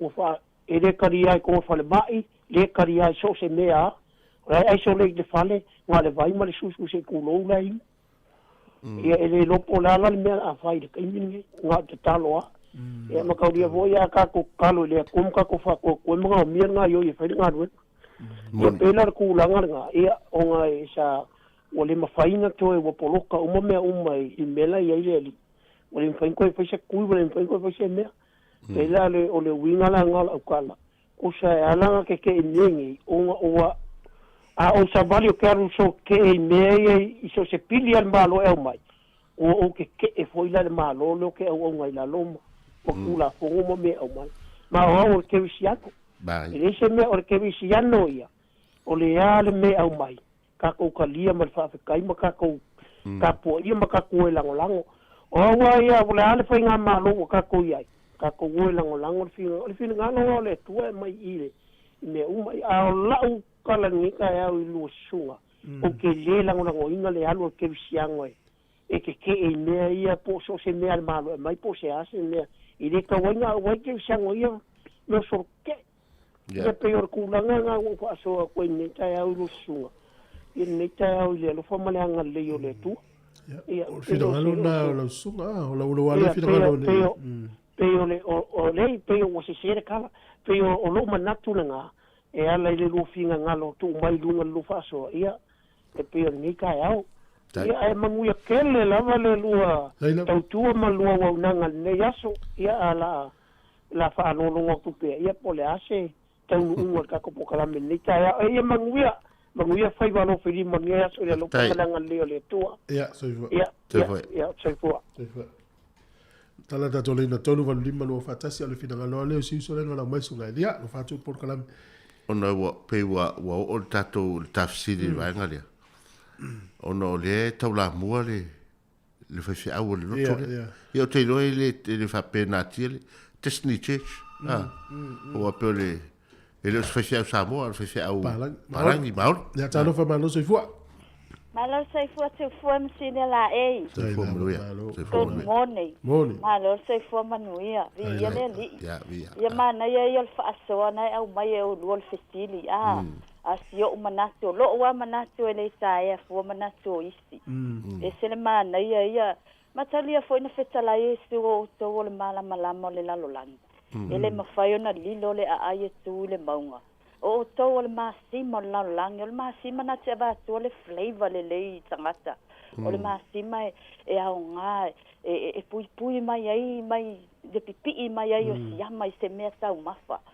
Ya o la wa ya te to le upo le atu o to tangata ke usiano. Awa to te to va ai le ai le fasalango Yesu. Ola ni tangata te no wa to yu taya. La le tala pila so no faya Yesu.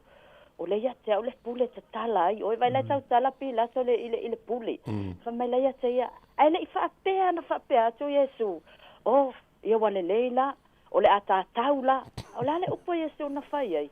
Ele ai sau pule ia te au. Ana le mai lunga. Lona winga mai ai te tatou. Se o pule umai o a se tatou pale mia ma le whainga malo New Zealand. Ia le whai mai Yesu o pule umai mai lunga. O le wa mai e le pule le atua o la tau ia. O le ala foi le whamela apostolo Paulo. Tatalo mo e o lo ia i le pule. Pi foi le o langa le apostolo ia. Si ngana alu atu fasi tangata i mea e alu e ta la i le whinangalo le atua. Ele i tua Paulo ma te e le whainga malo. Pe alu e whaini ana lo ia. Vai la woli ia wo mai fal pui pui a we no mal ma fa anga te tau na ole mawa ya Yesu ale wo mai fasia o pe o fasio tangata ele ai ele te ale apostolo Paulo o se fe au fo ile mo i tau nei me o lo te tupu ma le te e o tangata se fa no lo talo no lai ave le sala le ya Yesu o lai ave le swafo le ali i pe e lafi mai ia inale avenga ole fe au ia o tato lo le ya la langi le tato te wa fia ni Cristiano lai fasio tia le taimi nei. Wa fia o tatou tu ma te. Le ai tatou te le te lava. Ai pau wale o penga wa umon fa asino mai Yesu. Tatalo ia i moe o lo fa sa wa mai te o tau tatalo moe o lo ia le pule. Ina ia tu ia le tu le poto.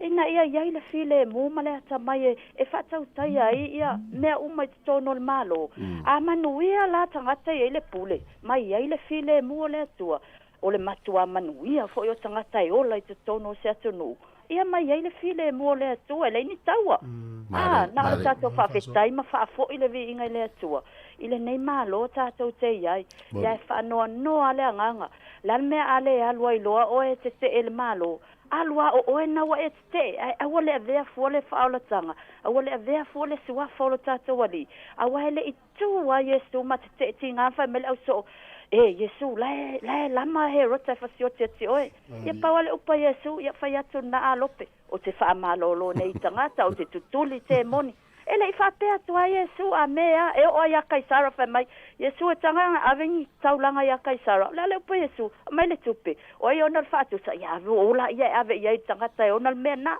ai yo ya ule fa so le nei ta ya fa manuia le atua yo ulava na manatu ele ta ya ona tenas fina ngalo ilo ulava manatu la fo atu le nei ta ya fa so atu ai mo tato Cristiano se tato tu maule upole atua tato ola tato tangata ufa ola ina ia ola ina le upole atua tato wo support ole mele mana o mia Yesu o fealo fani ele iloa e ta ele lalo langi tato ai ai le atua ia tato ole atua le file mu ole se tu ole te ole atua ole alofa ole atua ole manuia ia se ole fa fa manuia le atua ia te olua nei ta ia ele ia no fa tai tele mo fa so manuia foi le tua fe am ngalo ni yas malo tato le na tala tu pe la so fi ngalo mta pu nei fa ma ite atu ya tato programa ya fa so mai oi so fi ngalo le voi fa so mai le so ali mapula ya america to ate le tanga tete ava tu foi fa mo nga peltania ele tele o le tanga wa fi so i fu le tele so na o ala tala ngal le sidi fa tupu manatu la rele tasi se te o le i tonu le fe faule mantua na mata mele fa unga tau sanga te nei a le oia o lon fatua e fa mat ite e sol te a mata mai o kilani le aitele sau I nei o mai nei poloka man tu foi le site elena tu foi atu nei fai a o na atu nei e atu mali liu levin ia le foi to ia atu I le lo sa fai o so o lani usila atoi ai ole pe ole anga ole fesili mo tatou ke visian ke tau te tu ai awa ai pili na me le malo le tu sa mal tatou no fa ke visian ia ia la to te la to no ia la pa na ia tala fe ngai ai o no fa ma ia pe ole tau anga tu se mana tu ia tatou la fala malo se fua tu fu mangwia o sunga pa fe ngai nga me se foi kai ngai ya ma se fo mangwia ia ole video ngi o kilangi ia o mai ai malos ole e ma ngai e kau ngi o kilangi ia pe po ninga mai skai me la uli ve lai ia o solo le ia le ia ngi o kilangi ia ele se ma o se au se vai ngale fa manino la le fo ma ia sa no ia la soga sa no vai ia ba ia kere le fia fa ia se banga ku le se sidi o lo ko mai ngai le malo le ku e winga I fa ma ia ape masalo o fa ma ile I kalming ngai le fa ia singa fa inka kero kanga o security fa ia singa e kam fa ia ko ka mo pui o so fu malo loinga ia ai malo sial me vor pe e ke e fa ko fa le mas e ke ia ka langole ia ngafingi o ai lungole ole news ole la isa se kam kalbo ko su ko sangre maliu angapia ia fa ma sa pa kasi ma maliu suru ko sangan maku os kamale nga maliu I miro mo I fa ma ia mo fa ia ku le kan ka ia vai e ma ngai ar ko fa kau mo kan fa ia le the news inga ia kau maku mai le melo fa ia ko e fa le mas ngala ba ia ko fa ki nga a fa ko ke ia lo ke fa ko kai me pa ia ko fa mai ko ia ko sa I fo ia ko tala mo fo la ia fa pe mai lungo Facebook wa le la fa talen ia wa too late ole ai mo wa fo si sa mo a fa ia ko fa le mas kai foi mai ele se fe au e fari fari ale foi por pui fai assim ngai a mais e kulo wa ele me foi nga ki nga ka o pera com o malas que pico siliang malas que la mau ka kai a foi a coisa mai pule au tisi mai land tisi what of ko e o le a mau wa fa mai ia paua lo wa fi mari wala oi ata te alo fa foi lo to nga luenga te au pu ia fu to tangata o no fa lo to nga luenga abuse dale ole nga luenga ngai am ko riskia abuse ka ngata ia so ma e kam fa ia ka fo le fo le fa Samoa ia alu ai ka kala le nga fo le ma wala lo ia e kau ave ai ave fe au peila le kulanga nga le I o kilang ni fa pe ia mai nga le ngai wenen kongi mai si ku o New Zealand le ai e fai ia sing fai ka kero kanaka maro mar pe ni ia pela ka bili ya kulunga le fo fa fonga mai o sa mo a fai e ke ele ele fai o mask ia le o ke ka sanga o sa mo e pui ar ka ko mon mo sang le mu ya me se foi alum fanga o le o fa kuanga ga ba tai mo lo malo foi a elon sa I wa talmonia ele o se me fa ngo fiele alu nga wenga puia mala foi upule nga tangata fa tai mo sa mo ni le sa wang ya le ka ku malu wa le nga ba wala lo nga le malo ma via de lo programme tai lo teat lo fat fo ia te o to lo fe ngai ma le va en o tute wa le lo te lo tatu lu manuia pa tai la so foi programme las ole se tala vole le fi fo e tau sui ele ole me tau atu I fa mo monga le termine so ngali ai wa lu lunga no me la ngalu nga e ele vai tai me mama o atu la tau fa ngol tau sanga tene Ta te latu te Wellington e whapipi i soro mai le tele o whare ai ngā whare o loa. Ngā awhanau whai ngā rweng, ai re māsani ai. E oi whare o loa i a o tu tamiti fo i part-time le te me tua ia o. Se hea mauni awhanau. A te latu i whare o loa mai. O le maua awhanau o mai e. Le lau o maua i. O le si i lunga o le mo o mia o tangata i ngā rweng. Ua si i lunga matatongi. O le la o le motu i mātou nei tu se whātesi ma le 5% le ua si i lunga tatongi. Pe a fua isi tau sanga i o tea. O le motu i saute tonu tesi ma le 5% le whamai. Ua si i lunga tatongi. O na umo o mia tangata whai ngā rweng. Antua mana ia. Ia pe fōringa o le si nā whatōsina, leo whatōsina toi tangata ina i apalai atu ngā ruenga. Tangata lo ieo lato to mai whapito e whetau i mana ngā ruenga. Ia wai e ia le si vaenga lea na whatalanofo i annafi. I lato whawhi ngā ruenga i mo social workers. E fitu lea wanoa e laina te mili. Ia ona o le whatu o le fisiti. Ai se awa ia o nisi ua o i le fia i tūranga leo meo mea ia o le watu o ia inga o le whama. E le fia. E le fia. O i selo. Ia ma nisi awa le whia tui.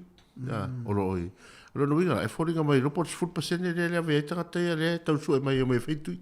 Ia. 10% le la vei tangata ia leo tātou o tūrunga le. Vā le iwa 10% anga le iwa tasi iwa lua e. Ia ni usila ato. Sa. Ia, peila le winga nana le whatu fo tawhisiti. Ia, o le whisiti kia fo le tūranga o le. O le vaenga lea po fea tonu le. Fea tau te tū ai tu samana o ngā tātou ke wisiano. I le tūlanga o le whama, i pē tau te e po le hai. Ia le mani le whaasoa le tunu, o lou a le whirangalo.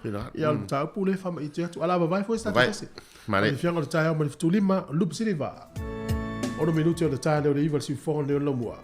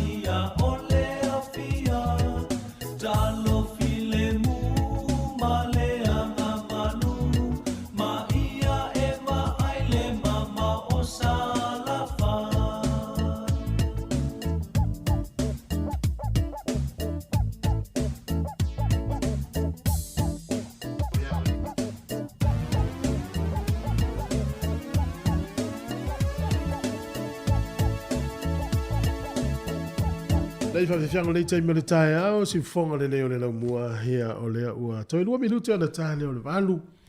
Ia o le fwena sau tatu telefone nei le tai au. Ia le o le vaveri o ngai hui le fio ango. E whakasa pata mea. Sa ui le lato le tio foni le stona i nei. Ia te ilo foi leo sa uni foi tama whanau o le fio anga e. Ia o lo fai sa mua. Wa tau whainga o le man fau le tau fai. O le o matamata na poi. I lunga o pengo sota inga i le foi le o tau mafatia toilo ta mafau i nei tamari e sa fatala no mai. O peisi tangata foi le ia ono tatou e pele mea neo malu o ngalu wenga o alu e tinga ina tele tupe ia e te o pei o le tala risi tamari i fai mai o pei se tangata foi le wa to e se o maliu ai foi le latou i lana ia whanongo ilana ia whanongo ia te ia e mai ele ifi eva ai ele ifi eva ai ni whatsa i no wamu o fai mai non to lua se i o eva ai fai mai na o ala e moli whamana mai ele i tam fai eva ai foi le no o le o langona wo mai ia le ua whawa ia tu e peona e whamtala mai o le ua ta oto le fufuanga le fai le tiofoni stona i nei talatai au ia e no winga ia wava noa uma tangata uma i lato le o mai nei tala fa noa ia mai foi o lo ia i o lato pi tanga ili tumalo male afiong ia o le ala volta la mfaina e o foina ia o le na e vai tato o sa ili pelunga o penga sota inga po ia se vai nga foi le mfai ona ave ia sa sa va longa mazamo al vai man ia se vai le mani ia le tu por kalam mo la tau le vole sili foi le tau tu mai zamo e ma faina e mau lungo le YouTube ia so a mai al tau tu ile aso mo le aso faina e to ki e mai mo e me se le tele o tatu wata ma videos mo le na po e mai so vai ia le alu ta mi sanga ta se sa le la we lunga for termine lungo le YouTube para sa mo capture le la wata le iva uma tatu tal foto e tala le na mo to fa go tatu fa so le ta ia os me fa fonga i tala mai Samoa.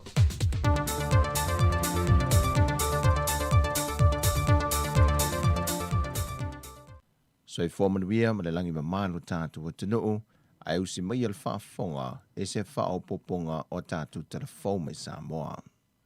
Wa tauli mai na nei au telefou te pepo whaamtalanga o lo whata atia mai ele kāpeneta. Whainga malanga wa lele mole awi nātu mal toi whaafo i mai o tātou tangata nuu, o loo iai pe ia tunu oi fafo.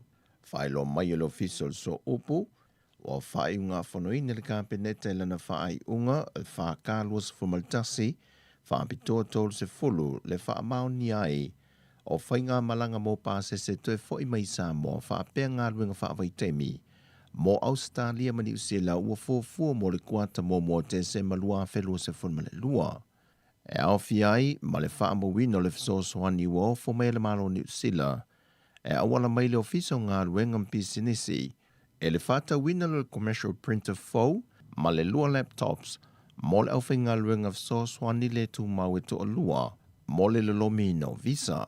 A to aila malamalanga tongi pau le waalele a fiti, e au mai eita mei te a o ngana whaata di tali ungosu e ngā wha iu, ma tangata o lei tūlangi, e ngā lulu e Samoa nei le vai aso lo na tolu o Januari lua afe lua se fulmale lua. Ai o le whaanga solongo whai ngā malanga wa lele mo le masino Januari la tau e tolu. Aso se fulmale wha, le aso lua se fulu, ma le aso lua se fulmale lima. O malanga tongi pau o le Qantas mo le awi nato tangata ngā lulu e wha taimi le i Australia. O le aso lua se fulmale lua Januari, o le malanga le New Zealand, mo le toi whaafo i mai o tangata anu mai New Zealand. O le aso lua se fulmale ono, ma le aso lua se fulmale iwa. O malanga tongi pau i e lua le waalele New Zealand, mo le awi nato tangata ngā lulue mo ngā ruenga whaamai taimi.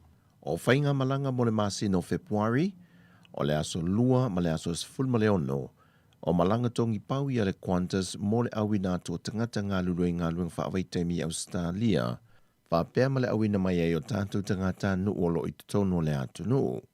O le aso lima, aso iwa, aso se fulmale lua, se fulmale ono, ma le se fulmale iwa, o malanga tongi pau ia le New Zealand, mo le au ina tō tātou tangata ngā lulue whaafai teimi New Zealand.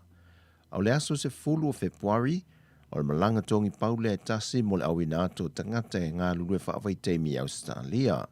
Ma le aso lua se fulu ma le ono, o leisi malanga le e New Zealand, e au mai ai o tātou tangata nuu o loi tono le hatu nuu wa te tau on toi foi mai.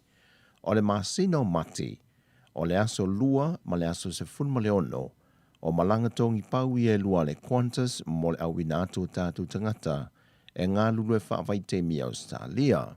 Male malanga muli muli i le aso se fulmali vau mati, o le malanga lea le e New Zealand, mo le toi whaafoi mai o tātou tangata nuu, o lo e New Zealand wata tau o na toi foi mai, e au fiei matangata ngā lulue whaavai teimi.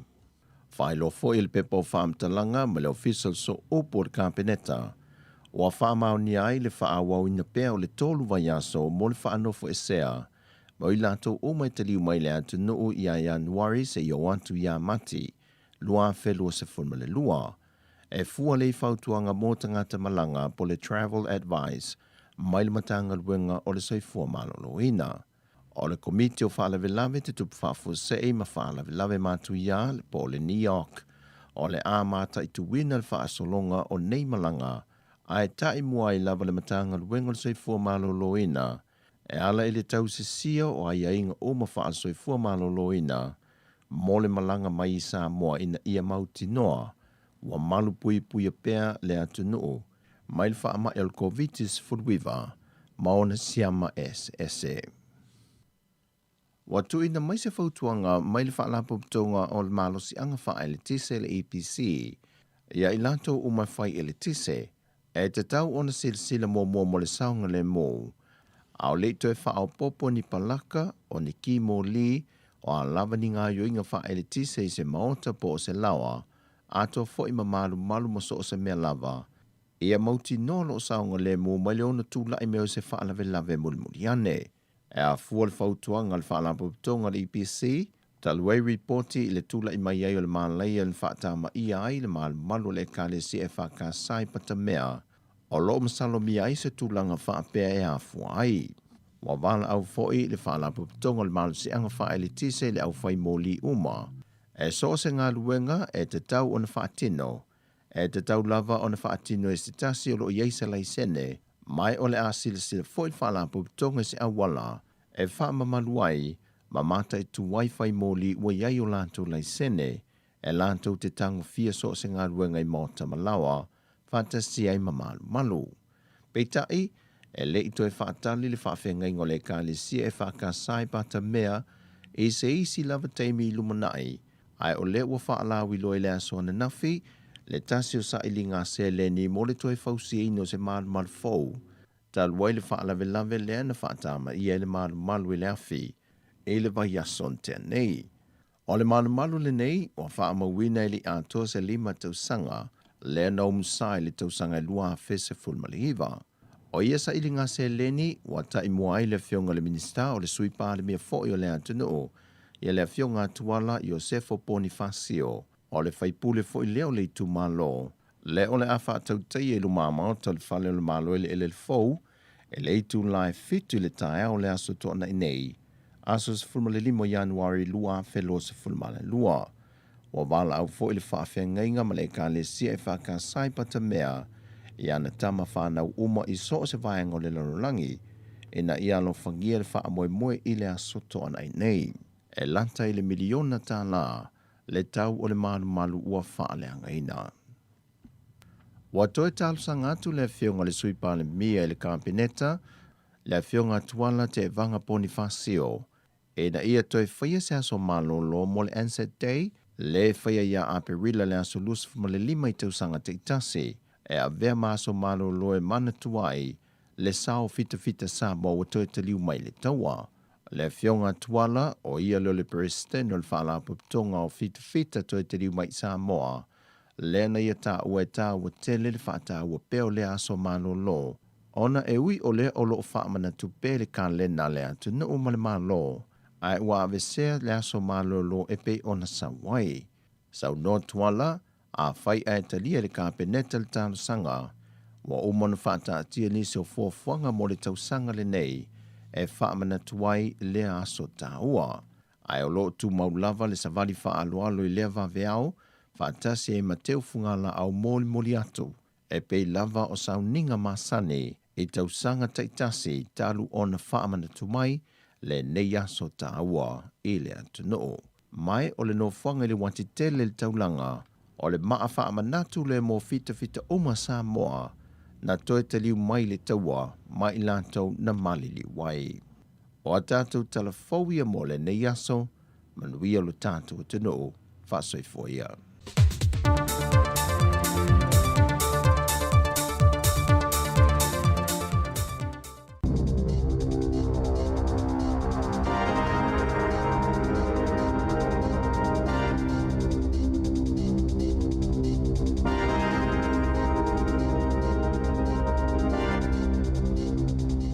E toi whaatala whaatol whapoponga o tala whauma le si ufonga le lau moa mo le nei vaenga o le tae au. I se suenga ma se saile linga whaavā malo na whaia I tamaiti na awhia le COVID se fulumaleiva na māwai e tu samal 12% o tamaiti na au whia le saile linga na whaasolosolo pe ina onga o lata wa awhianga I tutono vai aso I lua talo na ave I whale mai e silia malasfulu a whele au whainga tupulanga la aiti mai whale mai whaasfulu tasi ma atunu e se fulu na au whia I tutono o lea saile linga e au whia ni Usila, Australia, ma le United States mai lea au whainga I tu samaltolu a whelua se laulua sfulu tasi o tamaiti nei na whaamauni ale COVID sfulu iwa mai a mati lua whelua sfulu e o mai a yoni lua whelua tasi o I lato na whaamauni ale virusi na o fiele to fit se lau tolu sfulu lima na tau fie whale mai mo tonga fitinga ma le to se lau male fitu na whia ngai mani whaafita o li onga pēna tinga I nei te tono vai aso e lua talo na ave whale mai e to whaata mai tina maali leo. O tūlanga o ngaonga na awhia I au fie whaafita o le fatu o ne euro le whai ai ma whaafita o li e whainga tai o na maanawa. Sa whaiale so enga sa ile tūlanga vave whaatasi ma awhianga o ngaonga I whana wetia awhia le COVID-19 Peona tawe Dr. Stephen Friedman o se polo fesa I le Cumming School of Medicine o le isi sa taitaina lea saile linga. Na umaleolo se tamaititi se whaalawalawe I le vai I se ainga I papa toi o kilane lea fiafiana nafi na whaalia leo na avele tamaititi le whale mai se tolanga tinga aina peitai na umalo na ola I se taimi muli ane ele I whailoina le matuo le tamaititi aiolo o whaia I suenga I le mafua anga o lona maleu. O le askulimi ngā usi New Zealand, le isi o loa awina atu I whafo le atunu ulea e iei le tali tononga o le amatua taulia. E lo New Zealand I laulangi ana waina, whapea malehani sua malie, ai o lea wanga I fo isu enga fau I ana asikulimi. Na whaalauloa le minista o jamau ainga Stuart Nash, I lea soana nafi, se ripote le malo o lo o whaawivi mai vaenga taitasi, E ono o veile askulimia New Zealand, Malaysi o loa leo le asaso o inele te leo ni tope mawai pe a awina atu I fafo. I se ripote la tamayolo ta wai e mawhaiona whaata watu I Australia, Asia ma Beretania. Na whaalia le minista e le tau mate, e ono muli atu le manui o le askulimia le atunoo, I ana waina mahani e whaata watu I fafo. E to samale fastful valu kampani o lo nga osina le asikulimi to tono New Zealand. O lo whaatuptupla I lava tope mawai askulimi whaata watu I fafo. Pe to samale 5 miliona tala, a to samale tesi male 3% o oloani usila I nga osi mai le susu. Na whaatawina atu I fafo I le lua awhi lua sfulo. O le 2% o ia oloa e awina atu I a pani masaina. O le tele o askulimi e na whaatawatu I Beretania I le tausanga lua wheluas fulo e mai Europa. O whaalauloe le vaenga ngā lulue mo le lawe inga o tangata I le sami ma le vai. Se lapata inga e no fauta iai le atunu. O na olita o tele o tangata na maalele mo, ma maaliliu ia o te aroa, o na o whaalawlawe le sami ma le vai. E mai se matawhanga le talawhātai I se sae, taluai o na yeisi a whaalo o whaatuptupla ia, ma o atu le vaenga lualu na malosi o lo oanga I mai New Zealand.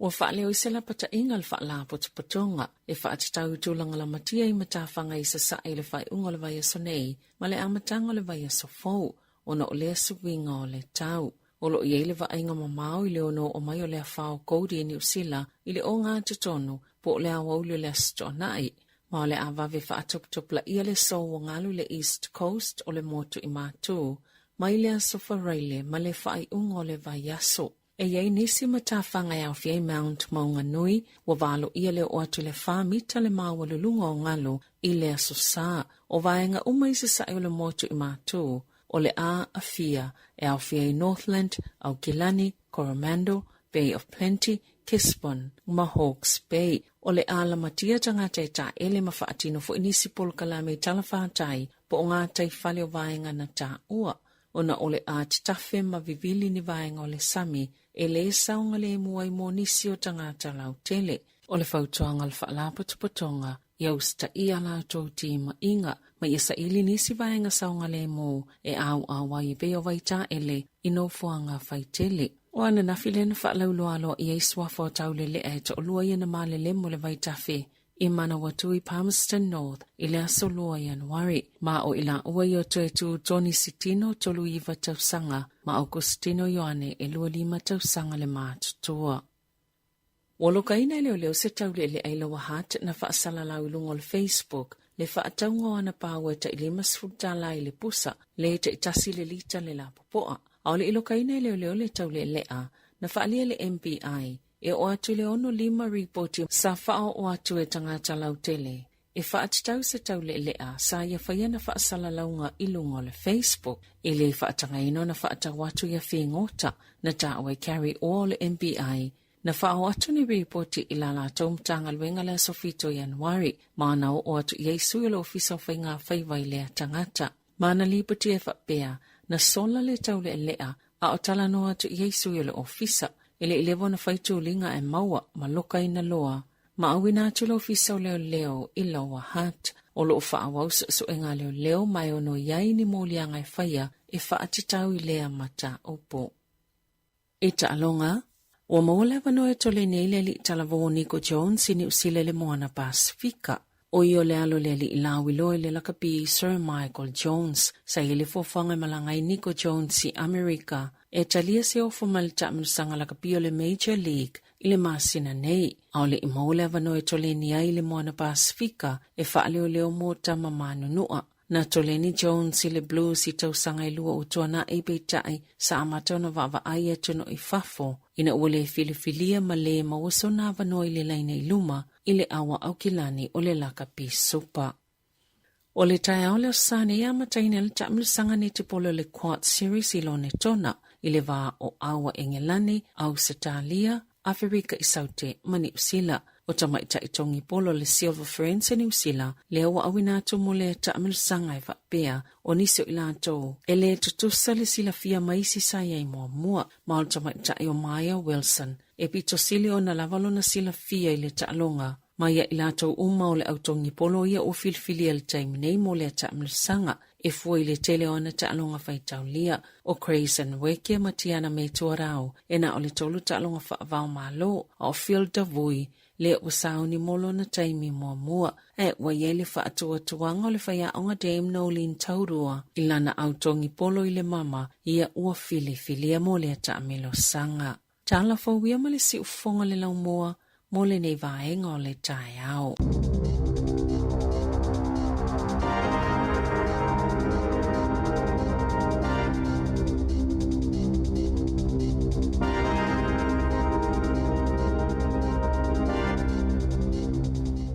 Malo whaftai nā ua whafonga tātou tunu, tātou talfou, tue maula mnoi whafonga iai, ile se funu male lua ile awa uli, mai fui tātou talfou kolosi atu whasalonga i Samoa, sunga ya tā Salem Sam, ia male tautua me Samoa, ia mo nisi ele o sili fia po lo misia fo por kalame lea, au te pole o te o se funu lua ile awa uli, ia la maua fo ile awa noa. Ta vale fo, ta vale ta sesa. Pea ne la ta milo i whanaru, por ta vale po. Ia.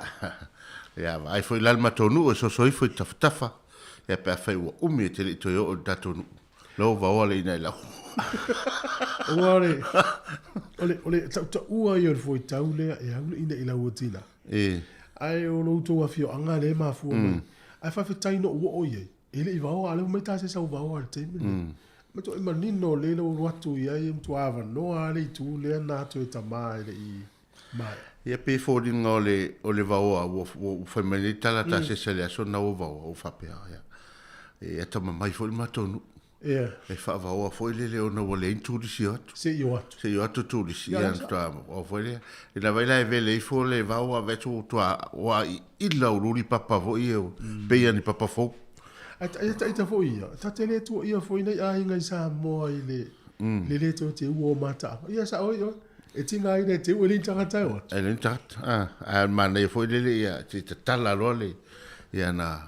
Se va tutta miliona le to allora le te fasi mai wa le fai miliona le tutta to le fa go tato fa so ma tua o le mta o pule fa mai te atua lo wale fina no o ta fa pe o fe ia i tato pole a fo vai o tato o nga tau te o i tau te i me io solo te wa ia solo te wa le na ma na ia level fa lingo ma to te lo ke sia no i pili fo ia le tato ma lo le na e le o tasi ma le tatu tonu. Ai o lo isi mta upu whapea. Ia, o le tonu vanu lima no o whatasi. Po le o wha, tonu vanu lima no o whatasi tatou whasoa. No, pasi atu ma lo whatali tawa. O pasi tonu nafi lau loa le whafonga mai ia vaenga le teita ma nai ma vaenga leo. Pasi tonu nafi le vā o le fitu ono le fitu ranga le valu. I pitonu leo.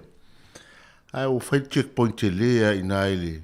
Na pase to moria la to le main road, rotulo. Au tu mai lua. Ya sa mana ia ma to no feudal paluni foi le ma feudal masini. Au wa lo fa foi le tu langa ile. Isi ta vale na ia va ia tu ia o tau le a foto a mai se ngalwen. Po se au ka muta po se ia wo fasino leo itua. Wala ua feula tu paluni. Faula kul paluni. Ia pawale fai atu ia na feula fai me leo oitua. Ia to atu lo malisi leo fai susua. Ia wata lo fatu alo tamisi lo fatu alo fai. Ai sa tinga ina ngaluenga nei ia so fai se la tau fangu mali la tau pule ia no mai lea a leo mau. Uso le te alo fai la wuri ia ua maua. Ia lo te alo fai ia. Ia le winga fai ia tatou. No fatama. Wa le vai atu. Ia peo ni alo le tatou atunu. Ne wuri ia mai ale 4-wheel drive. Ia te fai mai tala lo tolu fai mai. O feo vaenga ia lua. Ai alo fa nei la ia te otu atu e o. Ai te iwo atu. La velta a valeo no la e fasoa va. O le ale. A fie leo ni soifu o nisi. E wa mai au tau ngā fo i lo mawhau whato ia sa. Ia pe lo te awai e fo i lea mawhau. Awale o le whau tau mole ana mo avita vale uma. Ave ia tangata la ua maari liu tu lo i tango le ava ma avile ta ava. E maua ise le sona mo tātou nei whiona. O le tala fia lava mai sa mo le whae ngol tau sanga tēne. Le mas whae lave na fia soifu e runga ua. Au whapea. Mana ia te leso. Awa tato wa itu atu as fia. Tele leo whaano le tau ta avale i sa mo. Ma umau ta avale tau ngata ma umau wola i le se tau le mwhaid whatau in. Ai, o le tau ua fo ina le poloka leo. E wha asau ai leo lau le tanga. Ia, o le sa, a tango le ava, au le tango le ta avale. O le ta ia le fautua. Tango le ava, au le tango le ta avale. Tu le ta avale, le istanga te avea. Ia, wa le sona i fo i le whai mai o le tinale ainga turanga le e sa. Wa te ua lotu mai ia lopo le ua se fetu i se whalawalawe tupu ruma atu i. Ia pe a whai o atu la tau nei ia awa. Ia mana se vaenga whapena wai. Ele tua ia foi malo la fo o sir fia malo malo me tau no fai o me tau no fai ia o mana o la o fai to le poloka ia o se sa to vai nei por o foi ta tu poloka e ele tem meu so fa e ele tem meu fa o le si me le tau funta i do ta tau ne fio te mine te le wila vi vai o no tau ma van van e te ia o la vese wila vi vai a fiese o lo sis ia wala tātou whai o le vai ti ato ero e male lei no wila wili vai. Ia, o nei vai ngala nai tau, e mana ia whautuanga neti.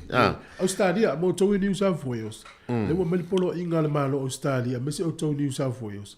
A whai lau test ai positive ai te le whai loina. E ono sala o le awhi tā la.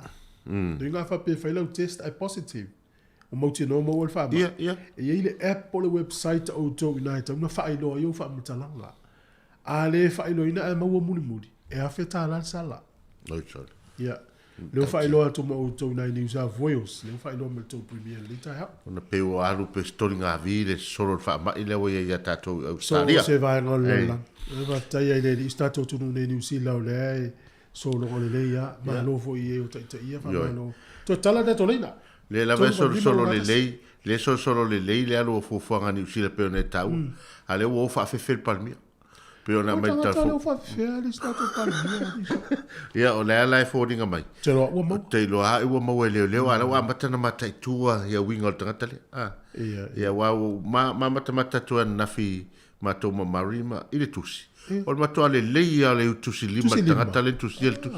Ele ta se masin. Ai tusi lima. O fa pe. O ma tua ya wa foi le matautia foi fainga le tangata le nei ole ya amali o spelanga o le fai o ate ya o lise o fa mis spelling foi le fa pe tangata le le spela ino le ngwa o lise la bisil o le 80 ya fa pe o iso le matautia foi le potol tangata le fai ya ta reina ya mawe ya malo se fu mluer ta brau ya Talo falava, talo soy fua. Tu fue ma. Sile la ei. Malo. Ya, soy fua manuia. Ya, mi fue le tu o le mai ne ya so le lo fama le ngle o le. Tai lava. Manuia matato. Ya, mi lo filalo. E ma ne ya le mta upu o forcia le tao. O le e winga so te e me so tato o tanga tato lava tu. Ya. Ya. E ai lava tangata lai, e fai mai lava e pepelo ia le virus, Ia. Ia, o le mea ta te ofo ai. E ti ngā lava na sila ato lai mali liu le fia afe mafio tangata. E ofo i tato tangata Samoa i Australia to atele ia tato ainga o te iloa nisi o ainga. O laua mali liu umama atua, ma nisi fo whanau le virus. A lai fai mai lava tangata i le moi. Ia, o le si tūlanga i le tūlanga lea i soto te ele wa iai. O lo manatu lava ai lava uia i le taitai o le ekalesia lea. Pe i whaapolo kiki le whainga o le soto te ena i ato sina tangata. Ona o lona whaletua le sa alu i le pālota. Ia. E te e fo i lai le malo. O lo vava ai ana i mai la matanga. E sa o whaalongolongo fo i lato mea whaapolo kiki tai mea le whail pālota. E lau te pikia mai lava mea e te eima mea le fia ima mea le anga il malo. Ai le ai ata whaalongo whapea po o ani mea le lei ua whai le malo. O tātou tangata keresiano e uportas pa ia awata te whaamasino ia tātou whaalongo fo i ma tātou istai e o loo pule ia tātou. Awa tangata ia whamai a tātou le lei ma tangata ia pule an malo. O tātou file mu, a tātou le lei ma tangata ia. Ia lona winga, e na tātou pangatia. Whawhetai le atua le nei whai ngā malo. O loo tātou vava ai atu, i mea le lei leo loo whai mo tātou tangata Pasifika. O te whawhetai masalo tu atelo tangata e loo whaalongolongo i tala noanga. Ale afionga i whai pule i a au pito. O loo whamatala me au pito le telefono tanga malunga fo le tio. Polo ka lame malo, a wale manuia o tangata Pasifika. Ia lena oso mai ne whaama i lungai au kilani tau sanga luafilo se furu lefe na pesi mai tato e kalesia Samoa. Tau sanga lena te alefi na pesi mai e kalesia Samoa. O a men tato whaalongo ai na le mui amal whaitio tangata ia tātou Pasifika ma tātou leo pese whaamai. E le ai mani fofo o mai matangata ia e o e whaaoso ia le sorte te. Ai a whai e tupisa mai, o le mea te tau na whai tangata e mana tu natu le lei, o le sau mani fofo, o le ale fofo ne te sau mo o le whai tauri, o le mea le tupi tangata keresiano ia le muli ai, o lai oe ave lesi whai tauri, wha popo ilunga o lesi whai tauri, ia na uma mai fo ilea pe pesi mai fo ilea wha mai, o ai e tua ia, e tua mai fo ilea malo, e vava ai, po le ase fofo e batu e fai e whawhitauri la fo mai malatou. Tu so le mea ne te tauna no fo te tātou Samoa Pasifika. A pese wha mai, e mua la vea tātou.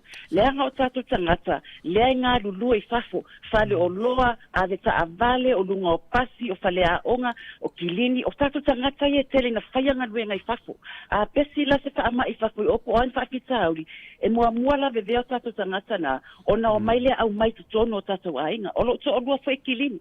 Na alu le kilini kilini I lo hase lo fa sala sala ai so la mai tangata mai o kilani lena maua tanga lentia e so la mai pu e mai I la so la lo ia na mai le ele I lo le tangata ye maua fa mai le positive a mai lo le tu le sela le po a so malama lo ta o lo kilini e uman kilini e sa le tek fa mai awar kilini e potunga lang ngasa ye tangata alo uman kilini ia o popolo lo so dua ala so dua tau ai umon se tulo tarlai umon lava tia ile lapis alwa so markio ta aval na tonu ai vili mai fa more bat lava ole popole na ia mataulia la alewa tonu aso alewa wa uman kilini ia saulo la ile tele ilo pe wa popole ia saulo fali matau fali a saulo muli o fatu sale ta saula na sa tol fa sa tome so endo fu fafu ole tu langa na lo ai nisi tangata e afo e tona no fu ta e tato e fa o porto spa ia na fa pe mai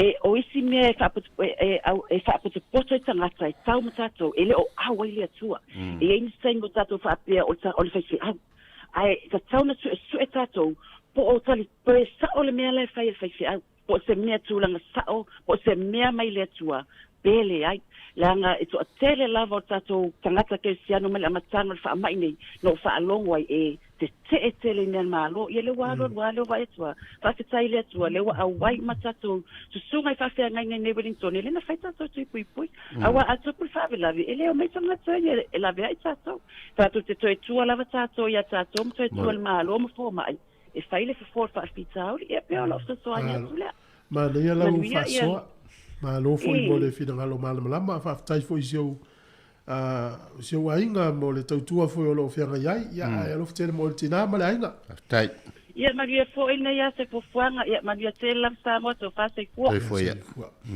a fariva si fonga de lo mo e le nei taimi o le tai ao onafi sa se vai nga sa mawina mai foi nisi o mo ia e ia si fale o mo I fale ainga foi la ele ma faina fa tausa o me ai pe ale fa ali la o pasi ia al fa ia la lista tana ia na fi fa pe o mon fa taula to me ai o mai la no foi ai ia at tu security to si aki o ma pasi o mo maula ni sile na fi fa pe a maua la fa pela ta ua le ua fa tauta me ai ta mai lo ta no fo I a maua ta ua le ta pas e sala fa le inga na mai ta me ai to sala ta mo fo le fa tanga fa le inga le fa ta me ai tanga tele ni pas a le sala oe po sala u e ma fu e lo wi lo tu la fo no ai alwa yo e mo to ia le sa pas le ta ta no walu o le food court e fa ta me se me ai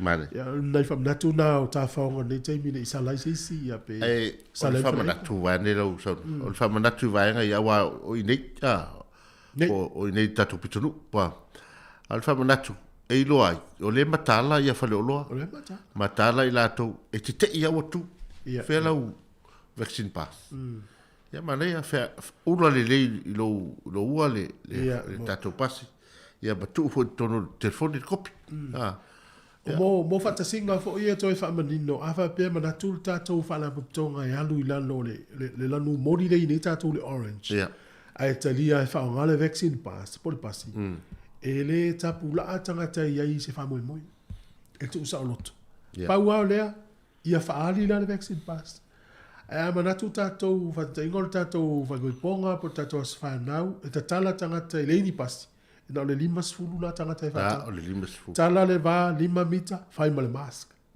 ai afa manatu tato ainga na o tangata lava wa umana fai ola tu tu ye lua we le vaccine pass italia e tala la lava no tala so stacy ya umana fai ona tu ye lua pe o mai tato ainga se lau tala e o tato e kalesia a manatu e fa ngale vaccine pass tato lotu tala lava no so tangata to ola to teli ai manatu lo e fa ngale ava no e tala tangata le ai vaccine pass tangata le fai tu ye lua e no le limas fu tangata limas fu ya e fai foi le vale tala le va ta se limita ya ona I fa manatu na ona le foi o fai foi si ngalo matu tu langa pe on tato ye I tato traffic light system le ye na fa manatu ya mo fa manatu lava ya mo I la to o tato tu ya me se foi ya o le fautuanga foi ma ne foi o wali to tele lava ne tato ai ye e asia o kilani. Ia, to asia mai, ia to foi mai, ia le foi ona fa ia fa o ngā pēr ia le tātou telefoni tapu e umai ia tūranga o vaenga lai ia le tātou le QR app le masani no fuanga sai o kila le te o tupus fala lave ia po ala ia fa mo le mesa ia ia fa ngo fena sue ia ma pui e foi tātou ne o fa le tala le seri matal no foafi matal ia tau sangante ne ia mal tuala la tuma telefoni ia te va ia le vaenga le pipi ia le posta le ata vole le tango le scan ai la masani na vai fine le o malon to le tui e watu lo tamalo lo le tui no fo pu ele ata ole o le pepa le le tui ia o le jas pu ele ata fatu lo le fine tamalo la me la sa fai me lo tango pu ele ata pe fo pala ngi mai sta ata ia pasita ia fatu lo fine lo to e no se pu nga ata le me la fai o la scan le app le nal e mo bien le download pe tu le app le telefone Rava si lo matuea e o le tapu e o le leva io le tamalo o le fa pel tamalo o tangata uma io tu telefone o le pu ele ata o pe pale e le se chiama la fa o la fa o le app da ma le download o le app le NZ COVID Tracer app ia ma fai ona tango e la fa ali tu foi le mo si le fia ia fo linga na le na mo wata na i no wata tu le o tango fa so le fo linga na a fa pela te malanga ia kilani po fia lava fa mau uma me na ia ai se mau le mai ia e longo mai o le sa ia i le taimi le ai fa na tu na le tai ala taspes mare ma viviamo le tai au mai le fetu lima lava Samoa.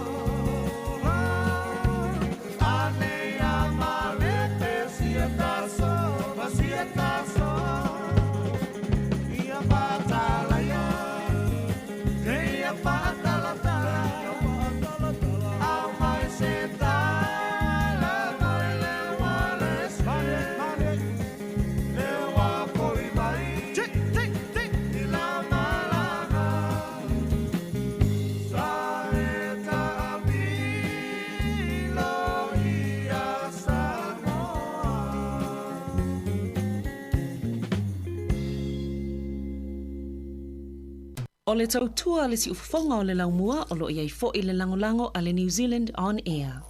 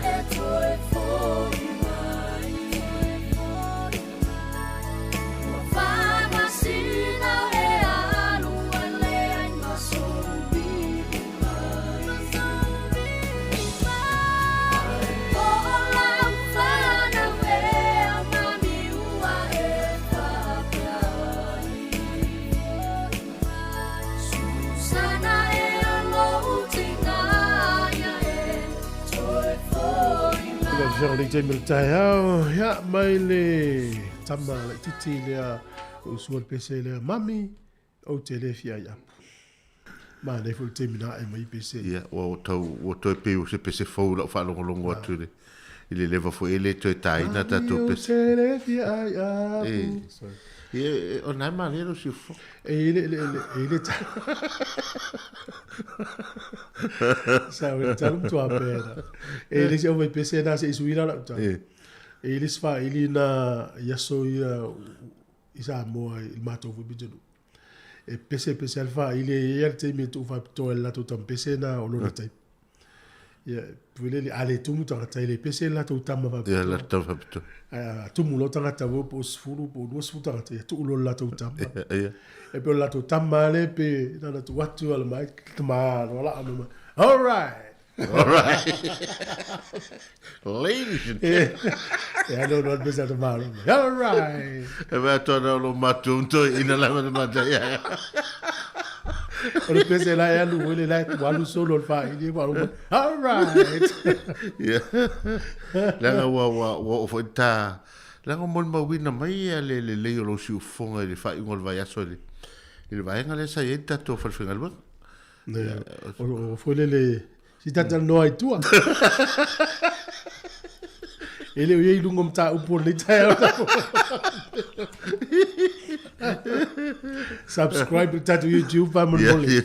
Oni ngalo ta tua me sa mo le o li la ta ta milo le tu le fa le lupo. Ya ma. O te mai tau no u to tu. Ya te no la nga fo po kala me le la. Te mai tau ai wa te mai tau ai le tu tane. Fasan le anga e longa fo no mai tau le ya wa nga fo po kala me le. E to mai tau le e te ta tu. Ya mai mo ye le ori po le fo ise te ngata vale le tama. Ya la ti fa ti e tatu. Te fo ya tu la tala le se le o te le fia ya. No mo tu ya so ile tala fa ngongo sa fa sa lau ya so ya. E ona lo le papala. Pisi polo lo mua. Pisi polo ona lo le pa. E mo tu lo le so mali. Ya. Ai le liu al tanga tantu siel tala. E on. E ona lo le papala. Sa lo mortal. E uma e. Ya. Fa pele lole e uma e. Ya, o le tau unga le. So mali lole ona. O e tau mani tu tau sanga fa nga ye le maula to tonginga le o le mua tasi vo le. Ele ia fo tele i mau to e taimi na tau wa ai wa pe le nu ura vai mokso. Le se tama i fale fo le mau. Ia pauna o le awa tama i masani no wa e o la to fo ye le toninga le. Le sa ni tatu talo le tu pola stonu ne tau sanga te siva lua val. Te siva lua sfulu valu. Na mata lona o fulo tonginga na le mau. Ia fai lato mua na le o. Toi fa rola me ne el fast. Tonginga le mau. Ia mantua ia le na taimi pe a fai ta siva lua val. Te siva lua val le stonu al ne. Ia an fato a tu to tasi ta to tunu ta siva no lua. Ia fu tu lai tosu fata usanga. O tau mo fai mai lava nei o tatu tua. Ia tau sai dingo o tatu salto. Talo fai. Ma lord fina uri. Aftai. Ole si taimi mene o fa amasi no ngai le isi si tio i fa amasi no. E pe le tala fia ngai le unga ni si o tai. E fa amasi no ngai na lawa na fio le ile na maldi wi nei tine to lua i le tavale. E sa le unga so le na le lua tau sanga ma o tupu i fa pui fa peso. Tele lope fa fia fa pale ni fa amasi no la to fa amasi no. Ia wa pe na te e ale la o fa longo le lo ia le o fa longo tu fai me tal fo e pe fo ringa me te e ele o ia ma fo anga le fotu ai o fisi o ina veta vale o ia o ta vale na ma fo ina la vemo mali ia esa wa na o fa mata no nga mal mato ai nga na po fai mai o fatu fa fe na lua tau sanga ai lua soifua. Esa o faturo ala se mama fa mai e tauna luas fulu tau sa pe a foi tau mama se fu tau sanga li il soi fuetas ya ena mana ya la ina o tu atu i tu a o se tasi fu to mai tai ya lena fai mer po fa mai ya o le lua o ofisile tu o la so fu wa ai le lua tau sa fa mai ya po le ala vale umi o le fasalanga. Ia ai le mfaitu e mai ele o lo ofin. To lua te ni. To lua. So fitu le si. Ya le si noti fa ma. To pu fa love le lua fes furuiva ya November. E le pole na lua ta fa le la vele te ne la lor motu isate. Ya piforinga mai fa pena le winga wa tatu manatu fa tangata fa longo ma va ai e me se tata tupu fa la. Yeah. Ya pe wa op fa ngo fie sorry pe fa au pe ai nga fa msino. Ya o la fo e sa tu le fa msino ye tu la fono mo li mau mo fa talanga mo fa ya ma le fi na fo e lo ya la tu langa e tau nei fa salanga o la tama le tu. Anda ye le mfai uti polon fo yo no le si uti polon te mi. O fai la fai foi la fata un tipo. Abra tu aso ye o fatu ngale le ste tausi tu le mato no. I lo longo la, lo longo. Te vai dal to tele o tangata vole le mato no. Fa tau le tipo ye pia. Al tipo patu vole ma ye pia fa tau. E te vai o tu pe o tangata. Wa le tele o le tipo lo tono fatu ngai ale ste tausi sel mato. Al tipo lo la le na al tipo lo mua na mana. Sua. Le sua to en manongi. O le tuinga foi le flavor tamana pe a fai le oka. Tipo lo na ele mo wai nei tamana. Ele mo wai nei. Ya tipo lo le leia na tal sia wai te lo ana fa pe to angata to to tipo lo na. E te le le sua to le leile la popoa. E o tamala na le sa fa nga foi matu kolisi avele. E pe mai uru. Le ni ele shampoo foi conditioner foi isa fa. A tamana. Wai ila fa solo ato ile so bantai uma. Te le po a me ai tala fea ngai ta ma fatala. Awa so fu yo ta on primary school. E pi o le popo te tau i le tipo to apale ni le le. Ma le help you me ai de mato ai so yo. Ya wai. Ale le fa ngai wo to uru tipo. Ola fasili la. Pe ye se afia ngole laulu le tanga te le tipo lo wa ona. It's tau. It's tau. Te le ngai le afia. Lo peto ulu lu. Ele está lá e tu olha lá e não vai. Tu sa ole na uele ulu ole le fa mana ele. Pepe ma mate lia ma utu. To ya afia ma aulo. To afia ya. Leila, le teo fa pele a fil ulu Leila e se fo.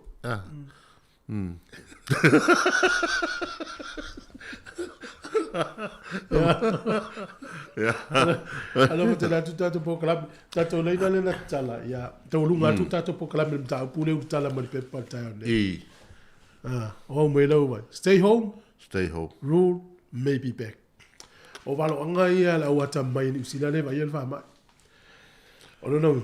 A ta tala le va Australia me usila. E silia il ta no for fare. A wata tio. Sa. O le o valo ia mai ele au poto ni usila ya ofiai ya mal professor le Michael Baker o le Director General of Health Dr. Ashley Bloomfield. E ono toi fo i mai lockdowns i vaenga ni usila.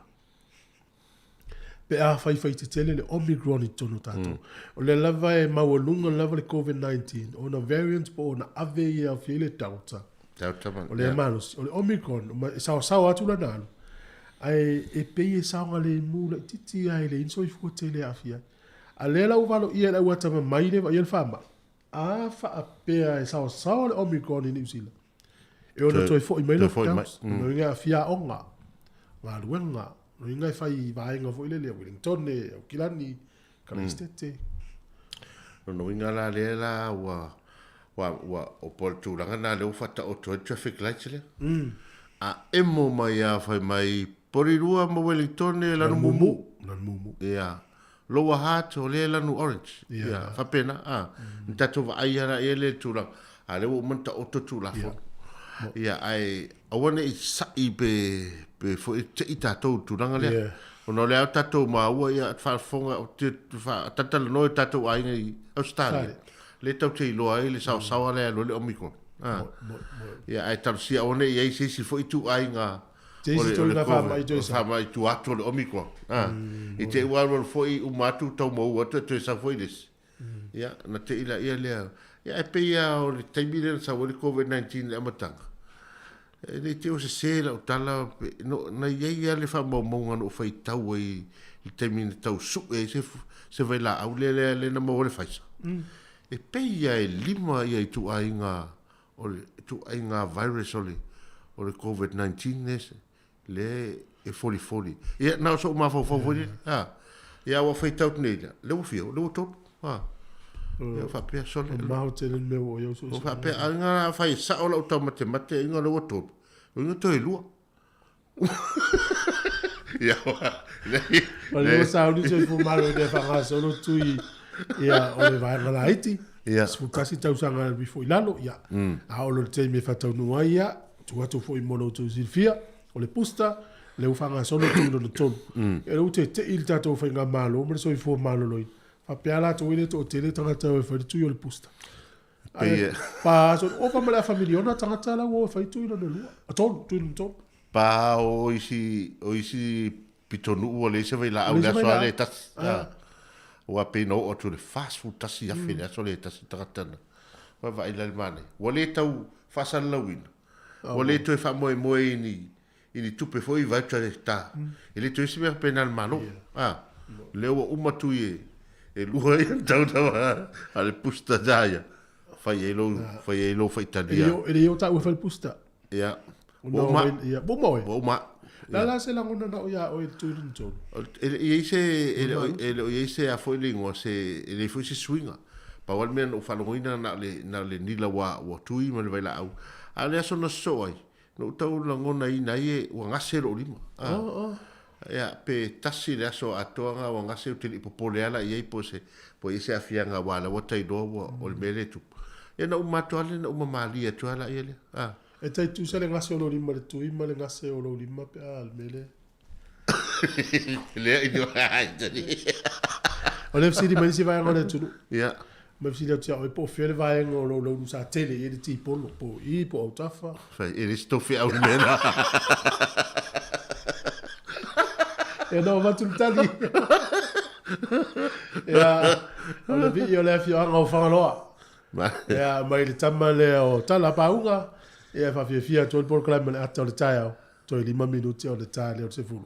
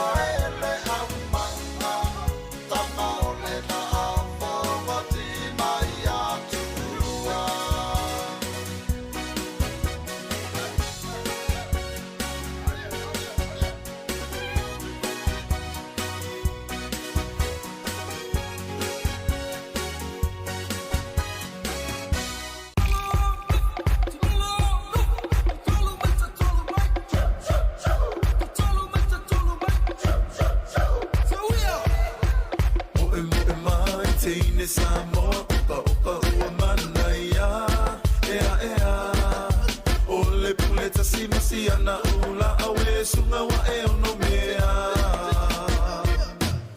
Mauna ia liwa ususu ilunga Faali ali malepea Ea ea Se e mai ma e ata ata sauni Ole a faila usima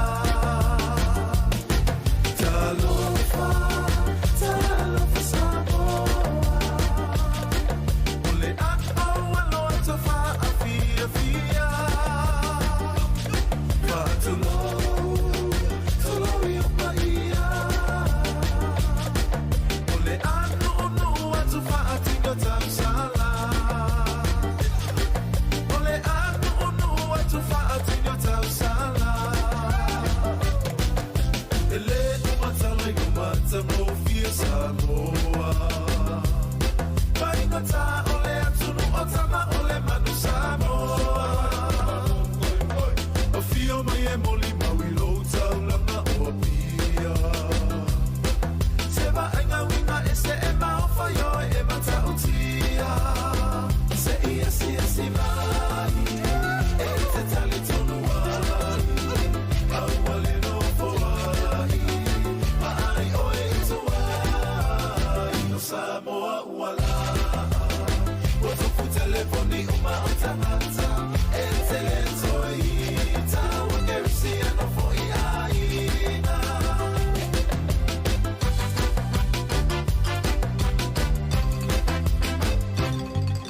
Maaine I mau sautala I le motu o savai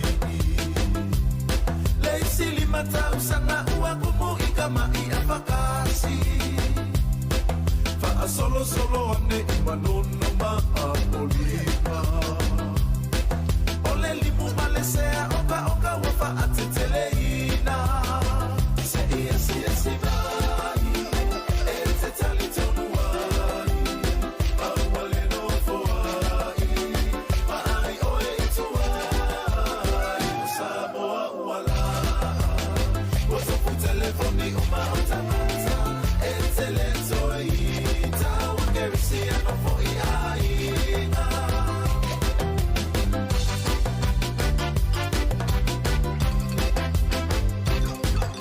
Niliuanela e ufaio si o tamalo E tolo upulo le pale mene ua faamalo Toe paula si mea utotongi o tangata ia si Se tula e pa e tele toe alu e se lava I le tofi Se ia si mai E te tali tonu ai Awale no foai Mai oe tuai No Samoa uala Koto fu telefoni uma otamata E telentoi Tawa gerisi ano foi aina Se ia si mai E te tali tonu ai Awale no foai Mai oe tuai No Samoa uala Koto fu telefoni uma otamata E telentoi Tawa gerisi ano foi aina Se ia si mai E te tali tonu ai Awale no foai Mai oe tuai No Samoa uala Koto fu telefoni uma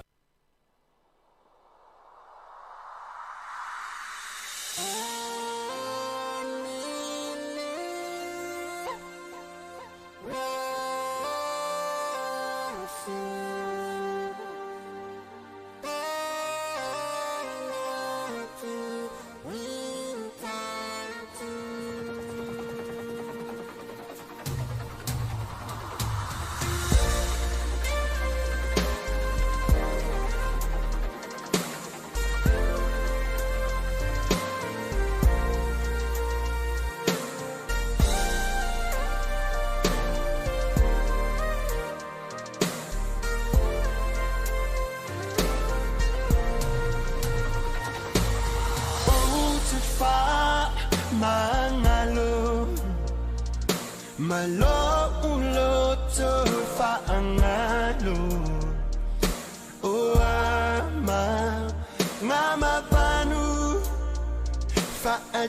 fa'atasina ia'u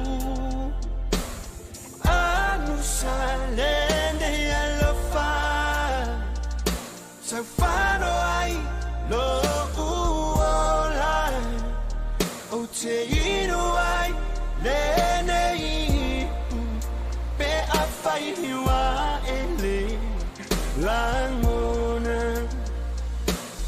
va iva sale masaninga il miliona oh my love I ofu ita ileta soina le a mama seinga I anei uliwa le biosina tama ita ilo ainga I etuli ya ita a osa pailulu mana iyo ulima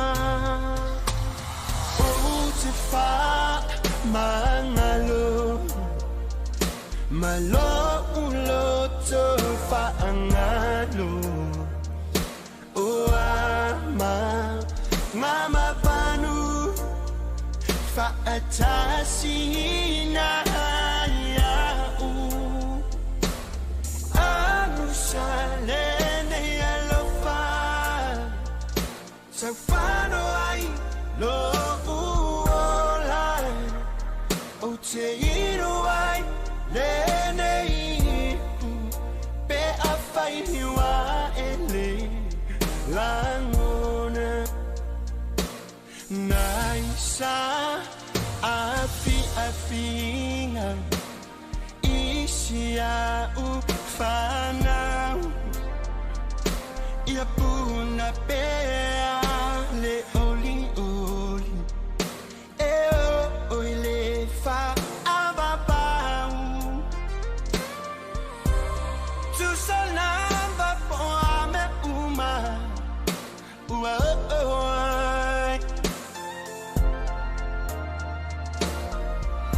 pe afai fo you salauta usala tuai matai ai tonu mea uma ile sila fanga le matai o te fa mahalo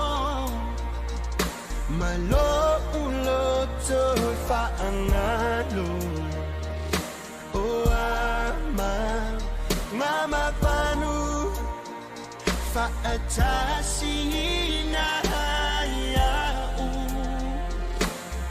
anu salende alofa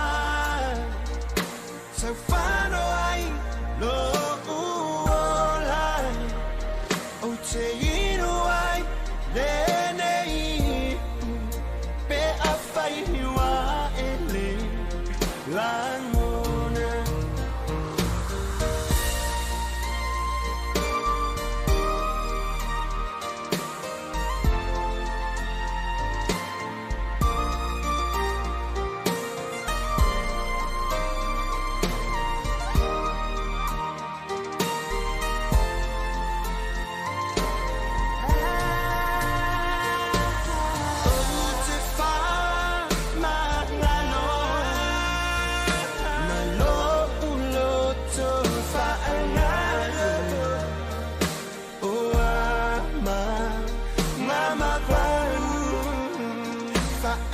Atasina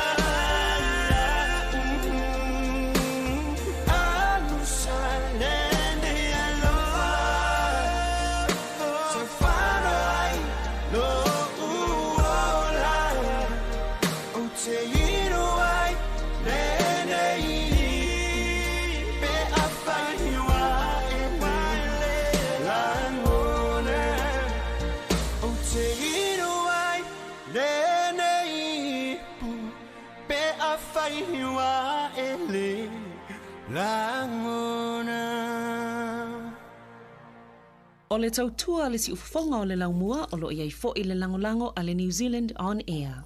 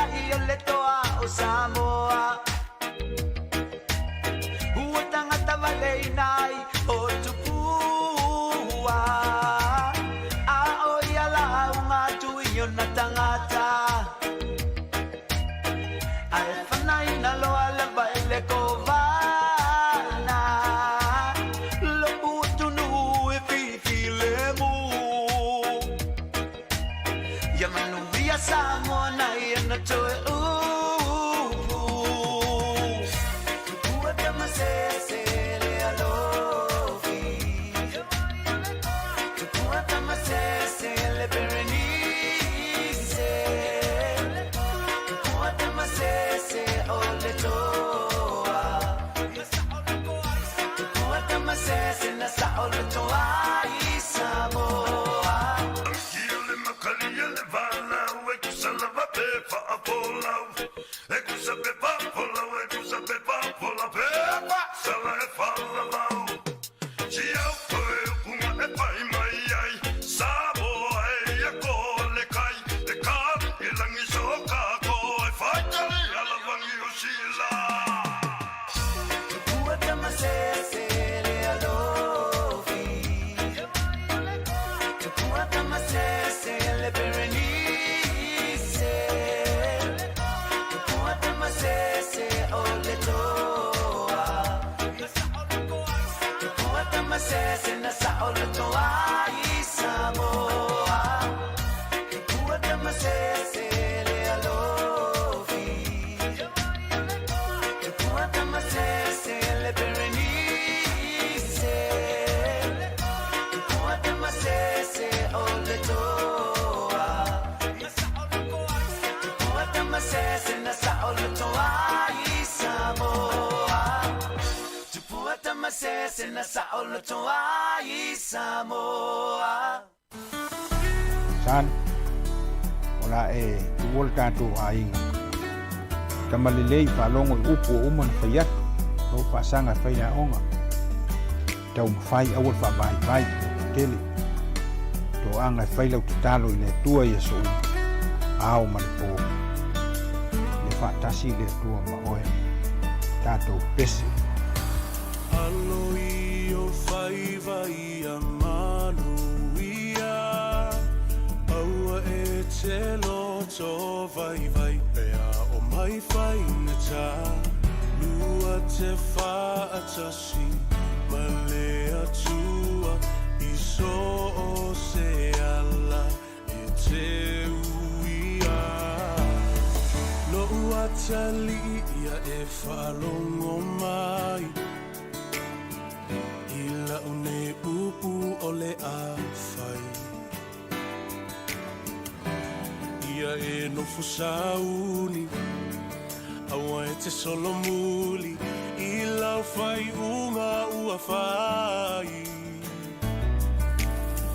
Ole lalo langi nei, e tumu I mea masi, e tele wha o so songa, e vai ai o langona, ia e loto tele, awa e te fefe, aluma le fia, lo uatali e manuia. Alo I o vai a manuia, awa e te loto vai pea o mai whainga tā, lua te whaatasi, ma le atua I so se ala e te uia. Lo ua whawhine se I e whaalongo mai, I le maupu o le a whai, me I e manatu mama, I loi matau lo tina, a o e wholau I le vasa loa loa, e whainga tā, o e malua I le ainga nei, lo ua whawhine se alofa whai le lei,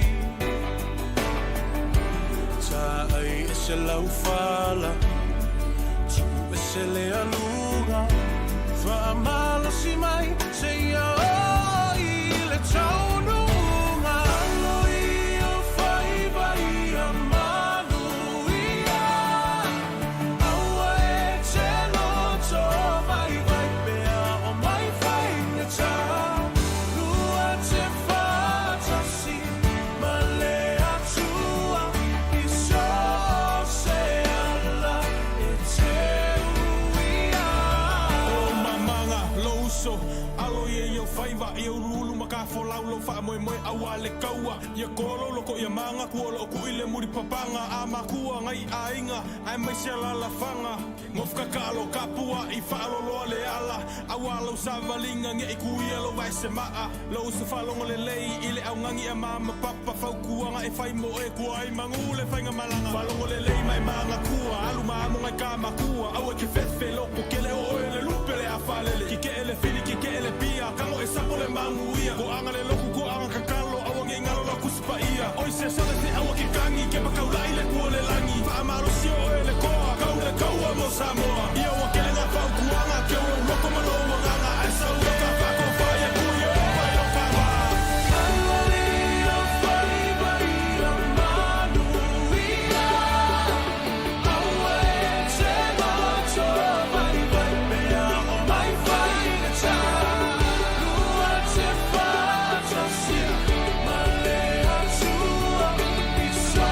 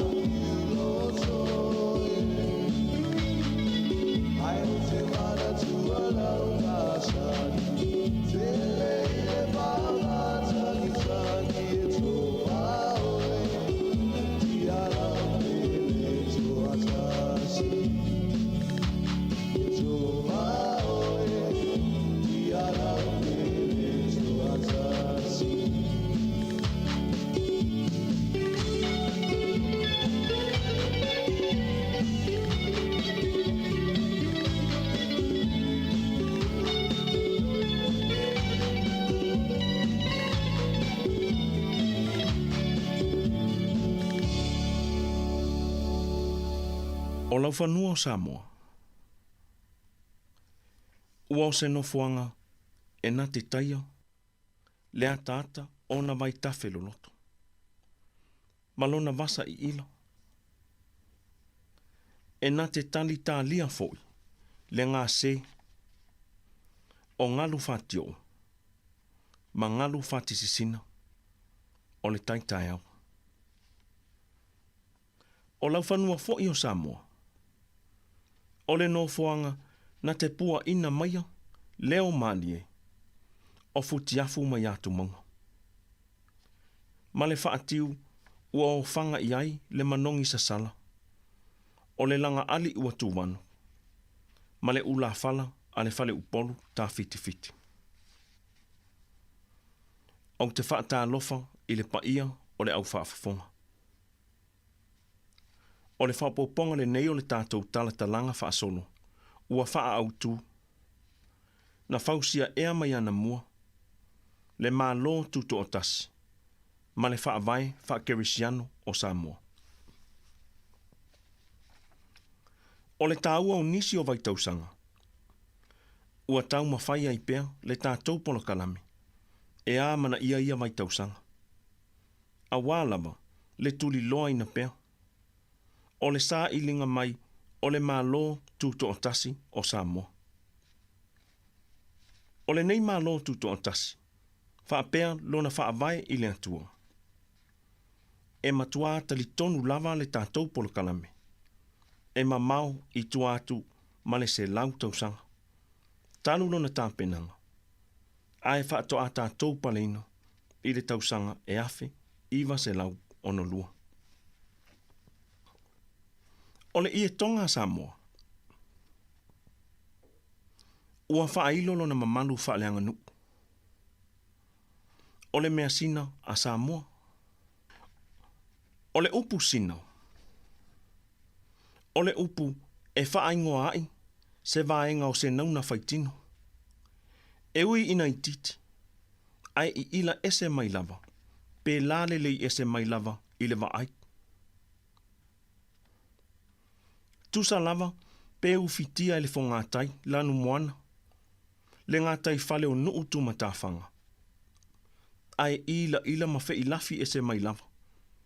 Le susulu o I ungalu lea ua wha ingoina o ngalu whatisisina. Ewe foi e tino iti. Le tawae lanu pae pae. Pe a lele a e le vani monimo. Ai ole I ila ma pe e susulu lo nā tata. Pe a whianga I tonu ma le malama o le la. Ua wha ingoa I e tau tai o le vasa lo loto. Le nei manu lele. O le tawae sina. O le tawae sina. O le manu e le manao e fui wha atasi ma isi manu lanu ese. E au le lei ese lava ia. A wae sina lona I ilo. E whaao ngā fo I e tautai fulu le nei manu lele. E whaua ngā I le pāwhangota. A wae I ila mamanongi lala oa. E tā ina ngō fie mai ai ia e aina le pāwhangota. Le I tioa ngā ngana au ngani tautai o le taita fola. Ia aua lama, ne I mai fulu le tawae. O le mamalu, o le I e tonga sae manifi matani ni I mai ila. Ua tā ua ai le I e tonga o le mea sina.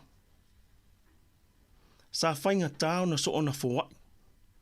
Pe whao ngā ina mo whaaloa longa wha Samoa. I e te tele po o I e maoi se I vanga nā. O se whaalawe lave ua tū ese. Mai maua lunga I le wa ai whaaleanga nuu Samoa. E pei o langi. Whaulu whalenga. Whaafotu tupu. Whaafai ngā tama. Whaoipoiponga. Mā vaenga. Ma le tele o isi whai ngā mea whaaleanga nuu Samoa. Peitai.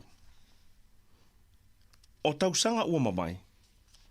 A o lei a mata aloa ia le pūlenga le mā lo si amani. I le tausanga e awhi iwa se lau. O le pule e fili ai ma wha e ai pa ia wha tupo Samoa. E pei o mamalu o pāpā. O au masao, na mawhai lava, o na fōwai to atasi, e le tele o tamali, e aunga iai nuu, la tau te pūlea, lea mamalu, e au noa ma le longoina o ainga, po o nuu, po o i tū malo fo. Pe a fo i atu e se tamali i se pa ia whaatupu, e pei o pāpā, e tau i mai lea tamali i se ia tonga e māwai a, ma ua whae ngoi nai foi lea ia tonga. O le mamalo ia tonga, mai se māwaenga whaatupu, sa whaonga i nai e tamali i maurulunga o nuu maainga lea ia tonga, mo se whaamangalo ingo se, e ala i le ifonga. Aiwi i leo, e ese mai ai le aso lua se fulu ma le whao iuni, a fe iwa se lau ma le tasi. Na tali tonga ai sa mo uma, o na o le whae ina o le tofinga o le ali isili i amata afa Iosefo. Na whaasala la wina le fina ngalo le ali i kovana si amani, o solofa. Ina ia sauni atu sa moa atoa, mo le sauni ngatele e whaia i mulinu. O le ātali tonga ai sa moa uma. O le whaaloa longa e tusa ima le tofi ali isili, ua whae e atu i amata afa Iosefo. O le nei sauninga i mulinu. Na whaia ina ia whaalia ai, le amana ia e le malo si amani. O le tūlanga ali isili, ua tofia i aimata afa Iosefo. Ma ua whaatino ina i le anga nuu Samoa. Peitai, sa iai le lisi o le whaasolonga.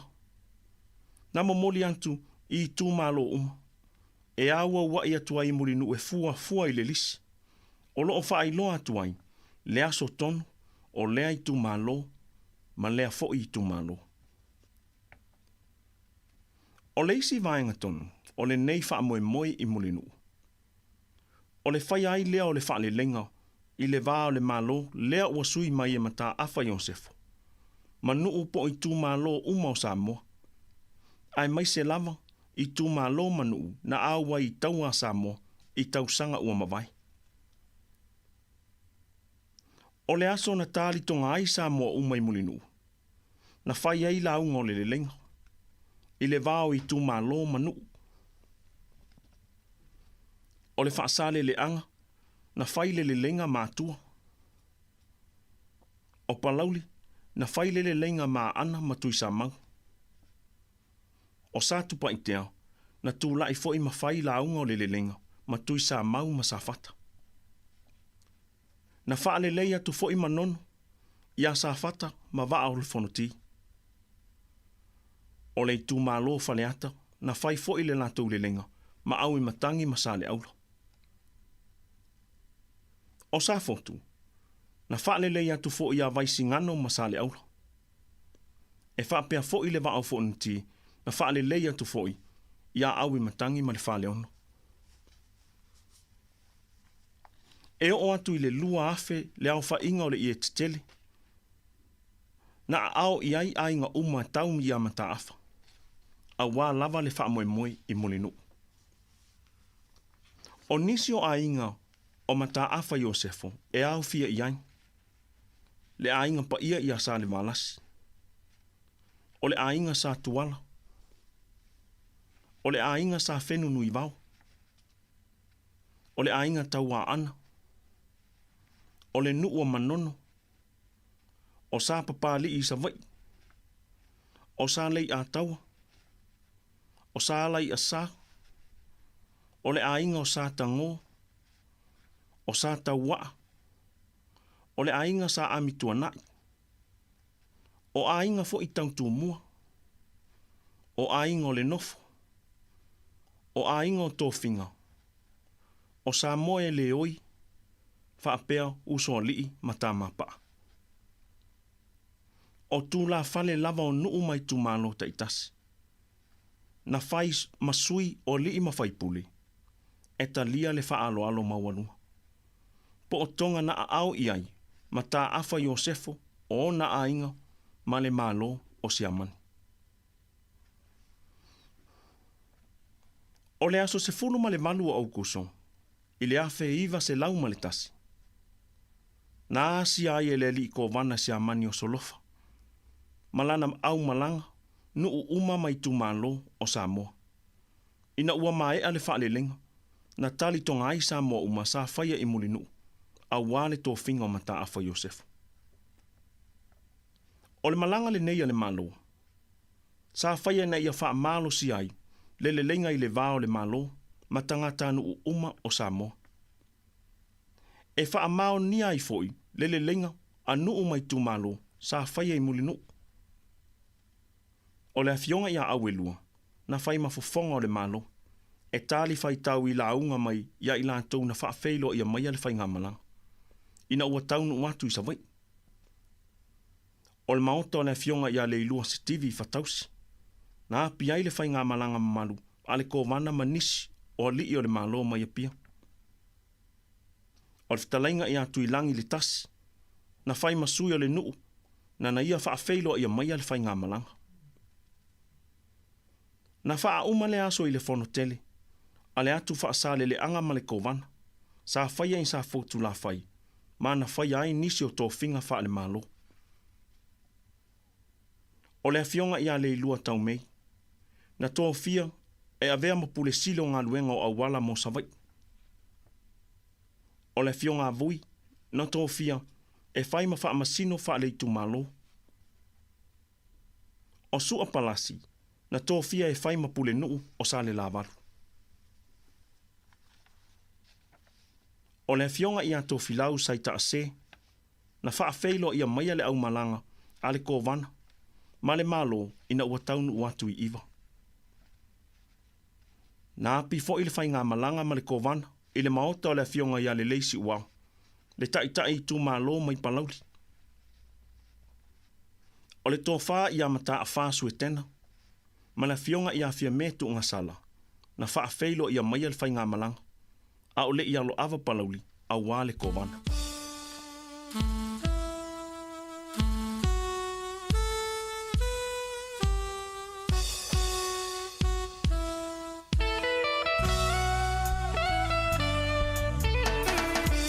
Na mafua mai le fua Samoa le maupule,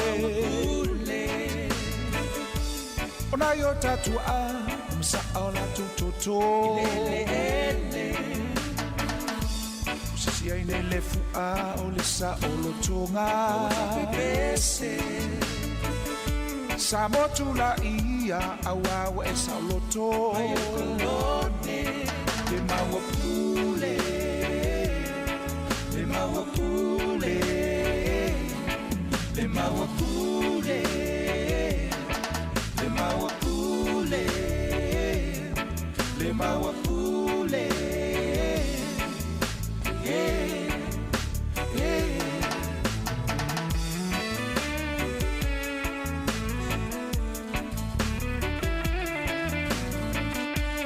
tula i mai le toa le matai salafai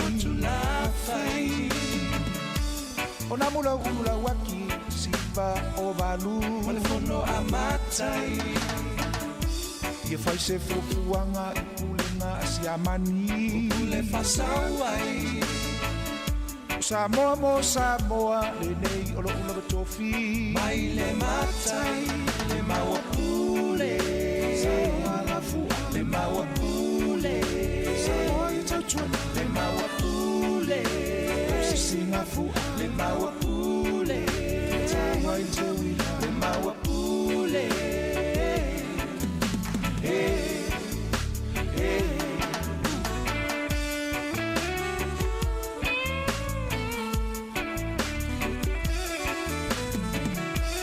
Tupula le mau alawaki le mau Samoa ua whaapamutai o iai makalisia na aina se talo whaela waki awai te toi te pā Samoa ua tanu o iu e se ilo alofa i o tangata Samoa le mawapule Samoa laufu le mawapule Samoa ia tautuana le mawapule lo se singafu le mawapule Tawa i te wina le mawapule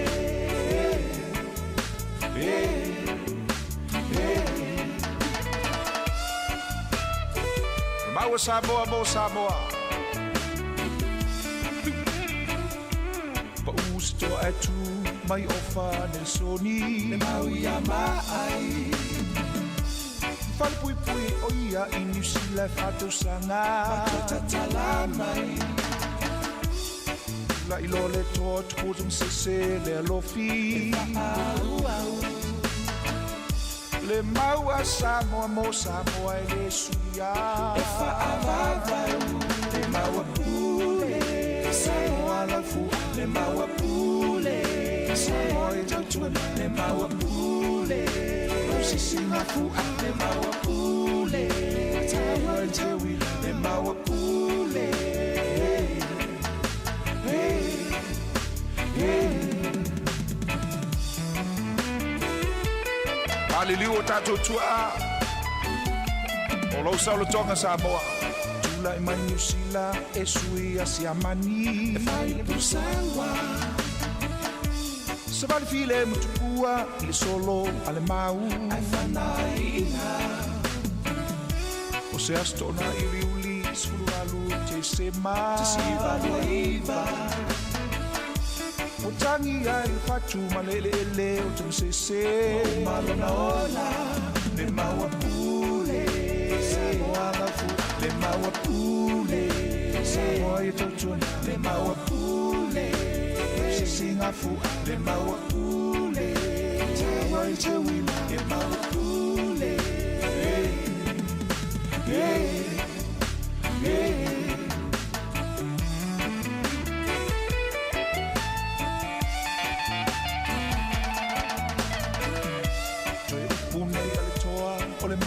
Samoa Fifilemu Au ale toi mai maua Se ola avelo uola Uatulu Ele aista unsui Mantua o onga Ia a Yesu Baila ia lau fua Samoa ni isau te wila Amulu Le maua pule Samoa lau fua Le maua pule Samoa e tautuana le maua pule. Sisi nga fu le maua pule. Tawa i te wila le maua pule. Hey, hey.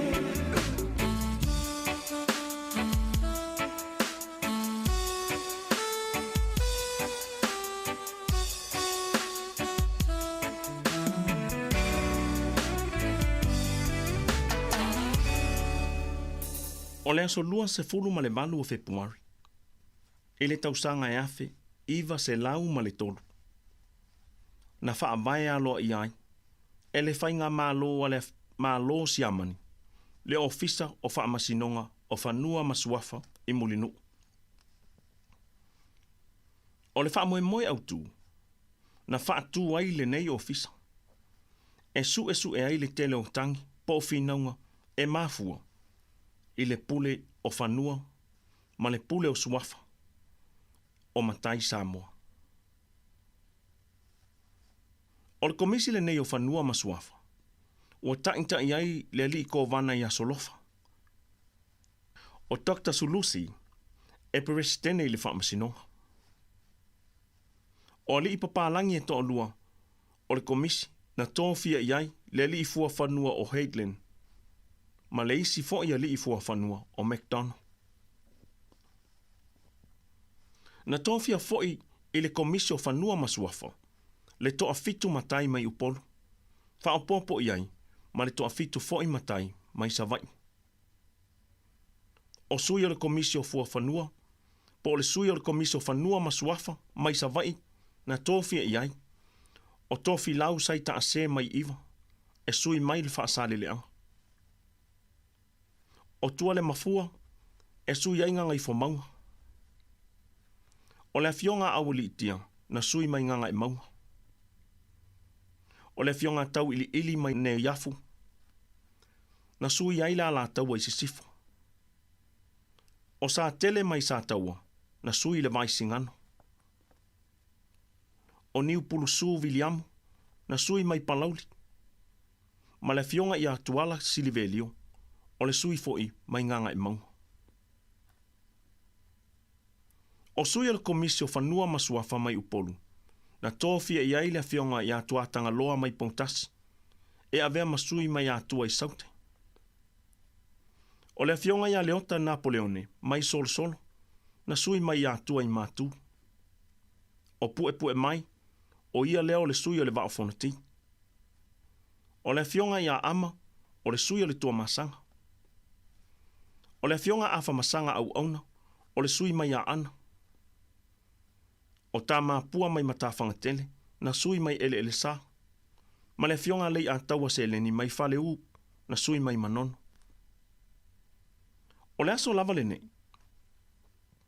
Na whai ai fo i le whaalinga whalawa i tele, mai le ofisa o le li ko vana si amani, mō tangata sa mo uma. Ma ua wha autu wina. O le tāla inga, e winga i suenga, e whaia i luma o le komisi su e whanua masuafa. O tangi umalawa, ia wha ato atoa ona tūsia i pepalolomi, e maua mai i le li i whailautusi. Ma komisi su e whanua masuafa, e iai te o tū vale, ma tolo so o aloi i upolu. O le motu savai, ua tōwhia i aile ani te mani o Viliamo. E tasi le maka si amani, po le tā la Samoa, le tau o le pepa whaatumu, mo le whaia o se talo sanga i le whaamasinonga whanua masuafa. O tangi umalawa, e mua o na whaitau wina i le li kovana. A si la fia i le li kovana, ua tatau ma le lei lea tangi, o na ia whaoina atu lea i le komisio whanua masuafa. E le ai se tangi e mawhai o na sueina, e le komisi, vanga nā, ua totongi le 5 maka si amani, po le 5 tāla, mo le totongi o le komisi. E tatau ona totongi ane le nei tupi, e le ana le tangi, e le fale whaamasino kaisalika. Pe a o atu le tangi i luma o le komisi. Ona whaia leo ni tusi vala au e le komisi mo i tū e lua. Ina ia o mai i lātou, e whaia lātou whaamatalanga, ma tū sia e le komisi. E whaatatau i aila lātou whaiunga. O ia whaiunga, o le a tū maulava ma mausali. O i tū uma fo i e lua, o le a tofu ma le tusi, o le whaiunga e tū ina atu i aing. Ai o le i tū fo i wa whaia ina, o le a lātou tutongi atu, le tutongi o le whaamasinonga, e whaatatau lava i le tau o lea whanua, po o tupe tusa le nā whanua, o loo whina wa i aing. O whaiunga umalava le komisi, ua tūsia lava i le tusi whaamau, whanua masuafa i a pia. Whaia le nei tāla inga, i le aso lua se fulu ma le valu o Februari, afe iwa se lau ma le tolu. I le aso lava le nei, i le masina o Aparila, i le tausanga e afe iwa se lau ma le tolu. Na tau nuu mai ai le malanga o ulua i tangata saina. E lua se lau valu se fulu ma le valu, e ngalu lua i Samoa. Na au mai i le vaa o le tesima. Ewi ua leva na i Samoa isi fo i tangata saina whaatau o loa ma whai pisinisi. O le aso lua se fulu ma le ono au kuso. I le tausanga e afe iwa se lau ma le whaa. Na wha ai loa mai ai e le mālo i mulinuu, ta mali i ua tōwhia i le whono a taimua. O le awhionga i a tupua. O le awhionga a tamasese. O le awhionga saipa ia. O le awhionga tumaleli i whano. Ma le awhionga a whaalata. Le alo o mali a toa talavau. Peitai. O le whono a taimua. Na ulua i whaavaina i le tausanga e afe valu se laufitu 5. Ma o i lantou na ulua i tōwhia i ai. O le awhionga tanga loa mai ngā utawai. O le tuli. O tupai. O le awhionga Samoa mai vailele. O le awhionga fuatanga mai lalo manu i ale pata. O le awhionga asiata mai sa tupai tea. Ma le mana mai leuru muenga. O le fono tai mua. Ua suia nei o le fono a sui, o le fono sui ton fio. Ma o na sui, o lo au fiai, le fionga ia tui maleli whano wa le toa. Ma le fionga wa ai kolone ua tu malo. O sui umole nei fono, o ato fia mai le pale mene, e tu sai ma le wha vai o Samoa, tu to tasi, a fe iwa se lau ono lua. O lona winga, o le tala wha solo pito le fono a taimua, ua manino ai. O le afe valu se lau fitu lima, na wha ingo ai le nei fono, o le fono a taimua ma whaipule. Pei tai, ina ua o mai i le afe iwa se lau ma le tolu, ua wha ingo loa o le fono a taimua. Ai o le afe iwa se lau ono lua, ua sui ai o le fono a sui, o le fono sui ton fia. O le tātou pola kalame asau. O le a tātou tāla talai. Le mafua anga autu, o le whaatuina, o le maua pule. Talo mai le tausanga, e afe iwa se lau ma le wha. Ai pe ai se afoi, na le mawha iai e le malo si amani. O na ia so loia e sea le mau i finangalo o tangata Samoa. Manatua, e ese le mau apule i le tausanga e afe iwa se lau ma le wha. E ese fo i le mau apule matumua i le tausanga e afe iwa se lau luono. Ua tu la pea le vaatele. Ma ua nofo pea le limango i le matua au. Le itioa le fionga le atua fai mai. E le aise mea fau i lalo le la. Awa e lepa pea lava le vaaloa i puava. O le ngaluenga fi tā mātua ua mawai. O tātou pale ai i le pua tau nofo. E, le tua mafa sā tū i matenga o tausanga. Na tū lima i mata niu manafuanga. E tatalo pea mo le tō whālo loto. O lau foe i atu lata. Awa o ngā luenga o tātou tua a, ua mātawhia i ao le fisanga. E tāngi a fo i le tūtanga mamau. O lau foe i atu mau. Awa o le ala na lātou a saina. Ua mātawhia i fo i ao o le toe lau. Soifua.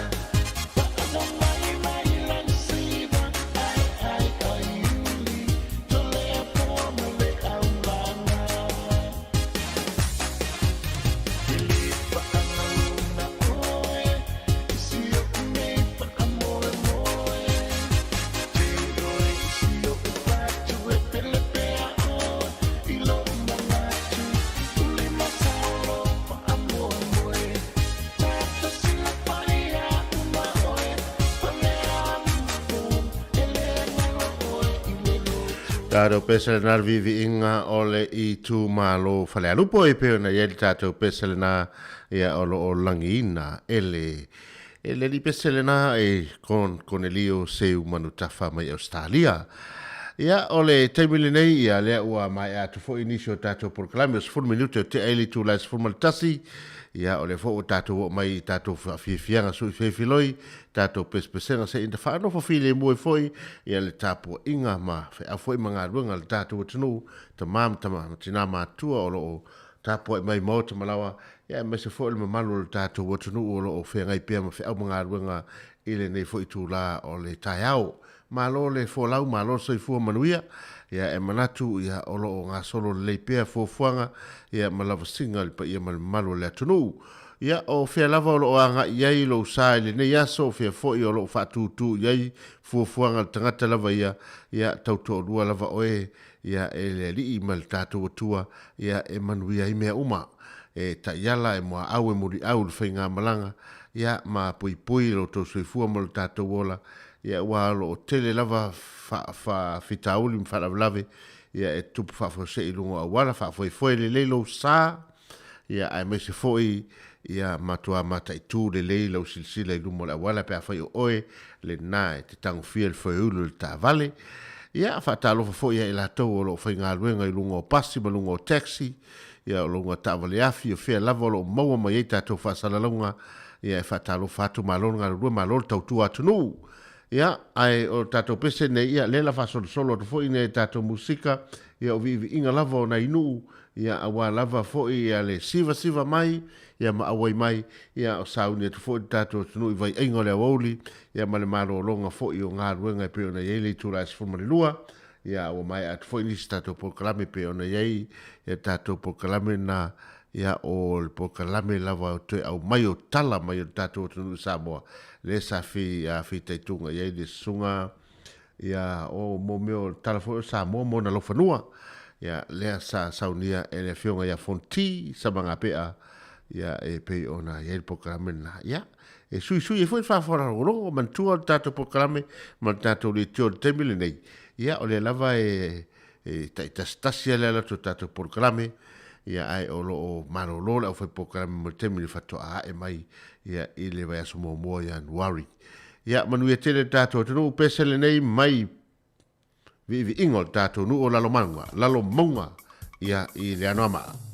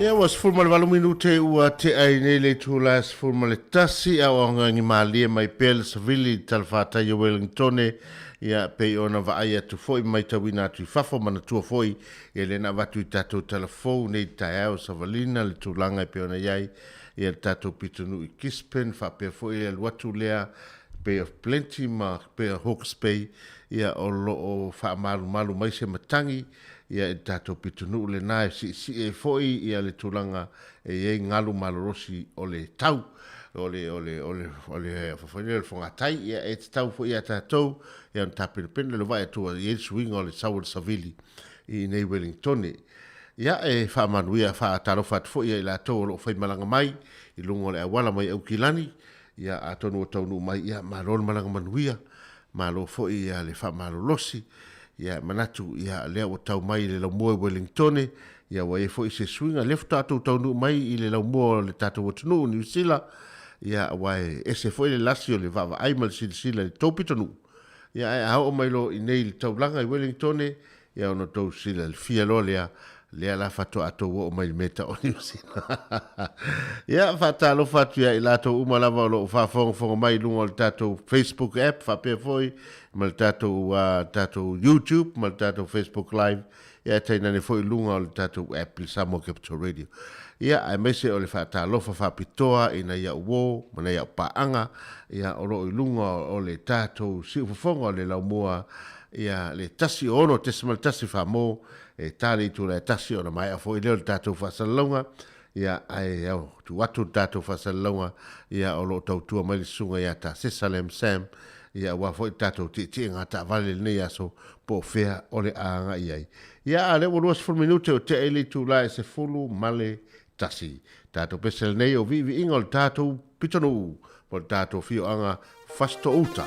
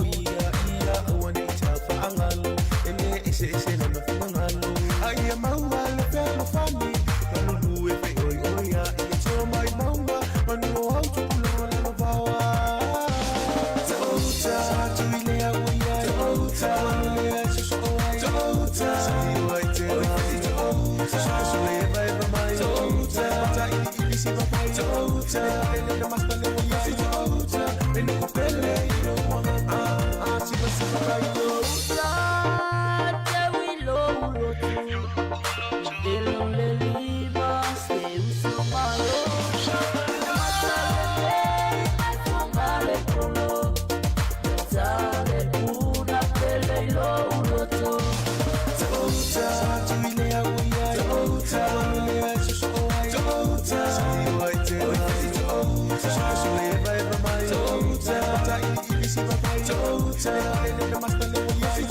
Tātou vi le nā mai le tātou pītonupo o le tātou tūmalo foi o le tātou nuu le larafanga fasto o uta mai I a ana. Ia mantua foi tala le vavau, tala mauto o uta, mato o tai, ia tas foi o tua le tua ana, ia lo mafua I le te le o tala le vavau, ia mamaua I foi nisi no fuanga I pitonu e peona iai, ia to uta, fasto o tai, ia matala mana ia lava e maua I foi pa ia mamamalu o nisi ainga, ia e peona iai tamana, ia pio aso ia sa ili mamalu, ma sa ili ia ni papa mani au, ia I tūlanga o taua. Ia waso nei, ia e leo leo toi tau se malosi, ia o tau I le leo na whao ngā, le leo le mawhau, ia ma le whai aina au mai e le atua e ola ma soifu ain tangata, ia pei foi ona e le nevai tau. Ia, o le tātou pese, leo mai tau atu, o le mai tau atu I tātou tala mai lunga o penga visota. Inga, ia le tūlanga e peona iei, mea neo tau mafa. O le tūlanga o le tele o le tau mafa, pito nu leo Hamiltoni. Ia o lo mai tau ina I le tele o mo le toi ainga vai ane whaafonga le atunu. Ia o tau mafa ua so ona whaao ngā, ia lo na winga o wana kuka te leo le mea aia le ainga. Ia e umalava o na ave sao le lapis. Ia ma vatu, ia ave sao lava I le landfill. Ia ma sa ati ai. Ia o mai tau ina pea, o iai fo I la tau o sue ina nei vaenga. Ia o tūlanga foi lele o roa mai le lapata inga ina ia foi lele fai fua le tūlanga o tau maftanga ia o foi fale o lom fale ainga la tau ne o kukaina mea ai e walwhenga solo ia tuol pa ia malo le tātou tunu ia nawe teimi te o vaina kuka telo mea ai e fale aini se whaatau ia o le fesili o fea luanga iai ia wao o mamalu foi ma le leitu la fono e pui ai le whainga o tau maftanga I tono fale ainga ale nei foi ia tunu o New Zealand foi lea e pui ai mai le toe whaafanga. Le toe whaafanga o lesi tau mafa. I lesi aso. Ia e le whapena la le whainga o tula o mea tātou e toe whaafanga. Pe o tātou muuru foi lele ma le miti Samoa. Foi lele na whai mai a sei tango e tofi pe le I mafu le a whai ua mafu i antoe awe le toe whaafanga le lei pe a whape. Wai tongi runga le awhapa koko le whainga o tātou muuru le na. Ia na amai rola e le whai tātou titai au. E le aila se me whapena. O tama sa o lava nei na uma lava mea ai o le aso ia va aini no fuanga po o ni le charities ave iai ia no fuanga po I tausi whanau po I ni ainga e whai whao ngā ita uma whanai le fiafi pe a whai o muna kuka ai awha pele ai ia o le pauala tala o tama ia o le tamu whai vore le whai ti tia kuka ino mea ai aone songa tele ma nei e toi ngā whale inga le ili ko I ngā sevis nana e sa whai a o karola me ai kuka e al temina e kuka temile na ia ala wa inu la red wine fa tali temi mai tamo fa tau ale uma la red wine ipu tasi ia tau nu mai lo ma la tamo tanga la uma kuka hai se vai le alu la to tama ia le se me toe tiai pe fa le ngaina ale o mai la pata inga tato walu e fa pena tau tu ana mata tau awal sona whaunga, a tato wawa aine ia tunu I fafo, ma le tele o nei refugees, a mesa o nei whanau ma nei tina, o ta maiti o lo nofo e le eini mea ai, ia ma eno nofo tate wa etu e whano noa, ia e whenga taile ma mau la tunu, rono inga, tato ma whau whapena. Ai au whaina ingalo, nei misi la tau ia tato sanga I le aso ma le aso. Tato pese neo vivi inga o le tato nuu o manase, ai fa maruru atu e fio anga wa sanga pe ona mai mo mana o mai o kilani fa maruru atu ele o maua tato vina o fio tsu e lunga tato risi atonu ese temi na maua lea pese navi ingo manase sionu pe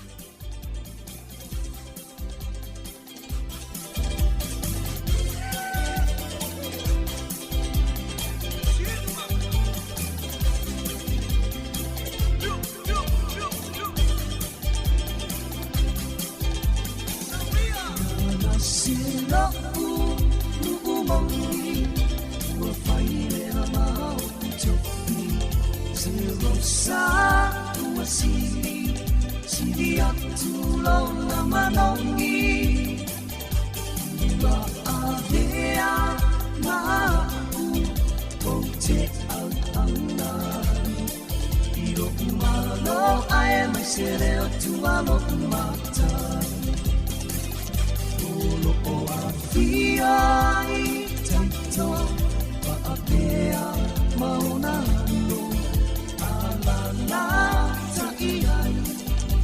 Talaina I le tauasa Sua I kanga auna O ole whaafea ngaina I le susuna Si uewa male pale tua Pale tua matapsi Ole whantua lena Sa oa matama ita Te amalo tia o whanua A ole tautua I le pule Ko ole whaamoe moema Te aumanga Tama ole lilo mai awa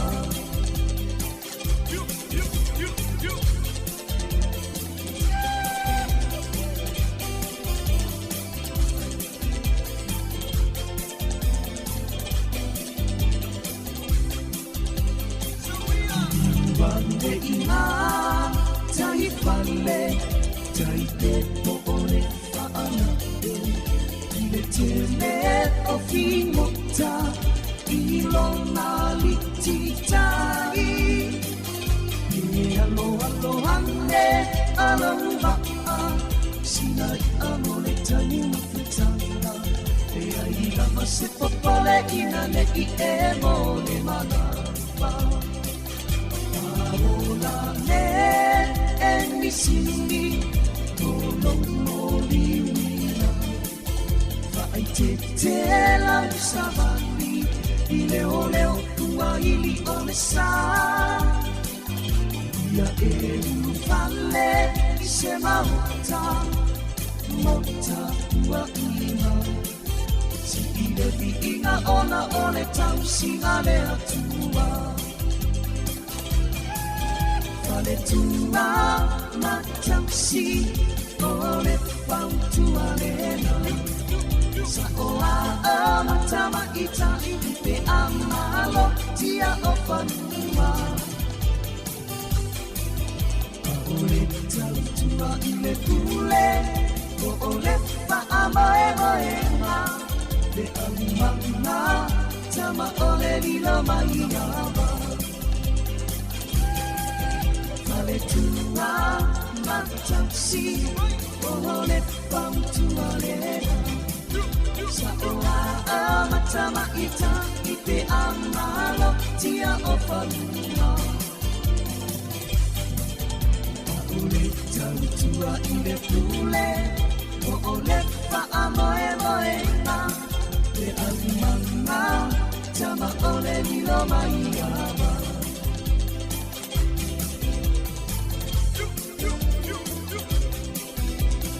Tauranga takaloa ma le tātou pesele nā o vivi inga o le nuo manase ia le nā e whaai ua whai mai o tama o le lilo mai awa. Ia, le nā. O le tātou laso nei ia o le owa vai atu ia I le tau e pei fōringa mai o tau ma tau tia mai ia le Samoa Savili ia e pei o nā o ia I le vai atu I tātou pitonu ua me se fōi o le vai atu fafo. Ia I le tātou pitonu nei Wellington ia pe ana vai to le lava e vavalo mai ia I se tūlanga e peona I matangi I tātou Hawke's Bay fa pe foi Bay of Plenty ia ai lem fai foi ona le o mai tātou pito wael talata I tātou Wellington fa talo fatu ia I la tōro fa fonga mai e malia na po le o to e luas fo mal valu minuto ona tale le tūlas fo mal lua tas fo mal lua ona to e winatu le tātou talfo I wana po sa ufata sia tu I tei loa hati stasi fo yo maftanga fale ainga. E wele ese mi mita o lota mafau fau. E lota whanongo longo atu I ni tala ni tangata fo I ia I la toa me se tinam ta mama tu. E tatala noa I tūlanga o mo ta alonga o iei. Te minik, ya. Ya. Tamana rea ta alo mai le ve vesi mai nei a Australia.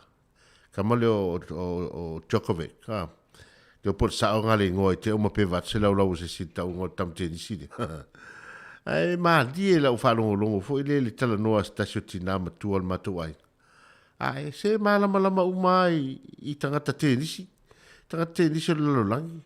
Tamale o Federas o ai isi tama ia. Ia o whape, wangaro la ia te lo isi ngoan ta on po. Ia male, o le mata i le telo ta longa temil nei. Ia pe ona ia le open a Australia le whawhita au le tamalea anu mentas. Ia e pea te vai tu tala le pea fōringa le la to e whati ti e asia ri il valele. Ia ma to e whafoi. Ia ono tūlanga ua soli ia inga ma tūlanga umai pe ona i Australia. Ia te awa ia ma le whai unga tauna iai. Ia e tau lava ona uia tūlanga e pe ona iai tūla fono le atunu ma le atunu. Ia e whaalorungia fwoi tūla fono e pe ona iai. Ia i le urwhale atu lise atunu ai le whapea. O le saoloto mai lo atunu ia na e saule lise atunu o le malupuipuia. Ina ne te iwa whaina le telo le wha mai le pepesi. Ia ona e whawhitfiti e lea ma e whai mai o lo atunu o le a mama.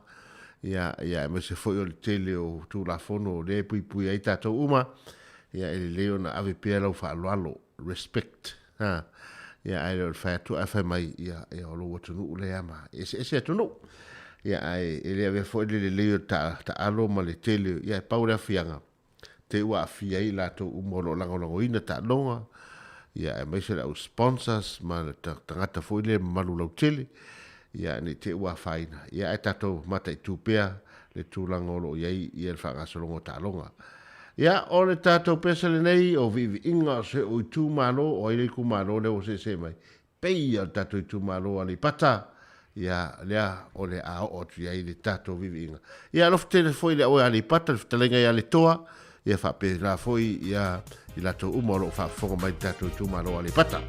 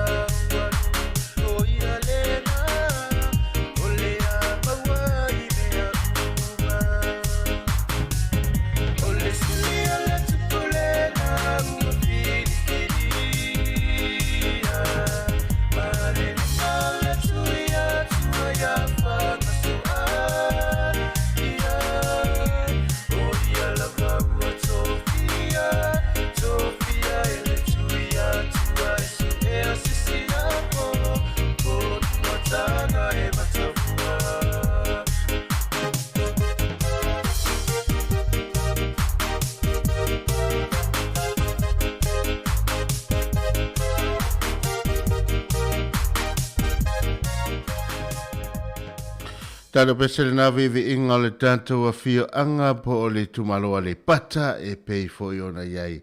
Ia tamana o ta fuam fuatanga ia le na fo i o to o fo i deo tamali i fo i ia sa mawai fo i tala ia ma tulanga pe ona iai ia sa ilinga malo fo i le pitonu o le pata la tau ia wapi o tamana ia sa ingo mo ia le ifi matautolo. Ia tama fo i whai na malanga tu fo i sa la whai ta maloa le sa la whai ia e se ia mailo la va ai whai mai ta la whai mai te lua atu te lua mana o le va whai mai te maloa te le vatu le va ala inga tai whai lele ai te mana o le va ala i tantal awa o le ta maloa whai mai e toso i tu au tangata e ta otu tangata e toso i lona va ai ave i tai sami ia peo ina te le loa iai pe sao ia ai o le tala le na ia le tau mau atu fo i tala tu talinga mai e si o fo i ta mai o talinga ia le lava e mana tu ai na mafuai o na maua ia swafa ia o nei fo i tupu o le atunu e pe o na iai ia le fuafuatanga ia whapea fo i tau fuaina ia o le sālu ta maloa ia le anam sui ai ngoa ia mau mai e loa i nei lufi maanga ia tuai ia le atua le pata le e nonofu ai ia mau e fo i mamalu mapa ia ia o lo a fioli tu yo a tu a fa no fo ia al tato pesale nei leo se mai tato fio anga sa foto la fai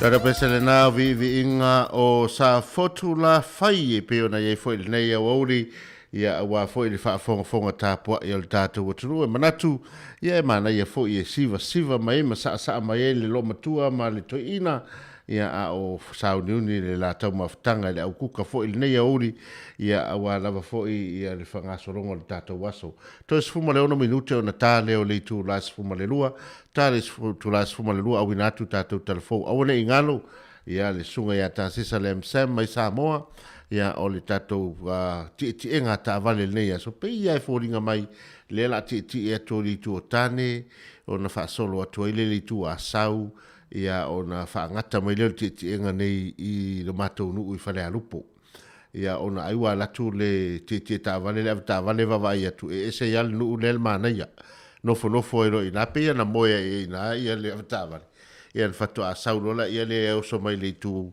ai le tule ia se uso ia tasi ia pia lua ia o le titi ngata vale le tula tasi se ia pa ia foi le tula e tolu le wauli ia o le tatou fa solonga na tatou program ni aso ia e malo lava malo le tawata il tatou tunu manatu ia o lo solonga le me uma pe ia ona vatu tala le teimi le su inga tau mo na to le fa ngota vai asi si le tai ia ma va ai ngalu Fatima ia na tam faila ia le fa misil faival nei aso ia ai to moil toa wala so tao e tapuleola ma tapo ia pe ola te me to ma ia savili ma to ma ia malul tai milan na tatou ia ai le va ia to si le ngalu fa mai te mine le o mai lunga paua le ai e maua paua ia le me tauna mauai a le ngalu ia ma to si paul va ngala si mai ai o sala lau solo le limu awa e la vele limu le na ia o inana la faina i lo matatou fiu to sa lunga manava ia wala vela vele o fumolu ila lo ina mo se vai au ia na situ lalo fa manatu atu ia e fatalo fatu ia pedise tavili tina ia se uma tatu vi tatu no sale moa ia fa pe foi mal fanau ia tenane foi ia tau vau erna mai Amerika ia le mafuta mai ia fa tai lava ia e me se foi la to o le mafuta mai ia le vi le nei lo tato o mai la ingo le tai ia o le mai for kamalo foi le fai mai o na pa na aro wa iva ai o tu se lau ia o se lau le so o pat malo ia tato vi inga inga tai ia fai me ma fai ia tato pese na mai felice Micaele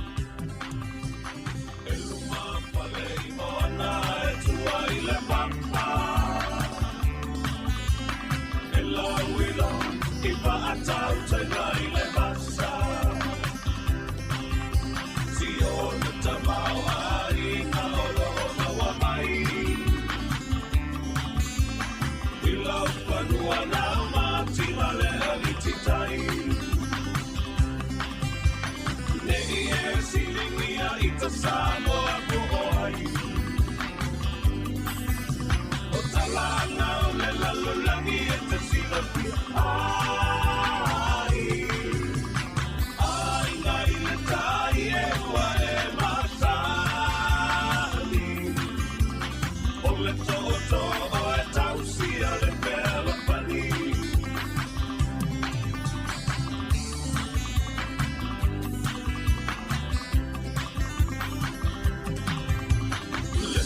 le to a paua e mautinoa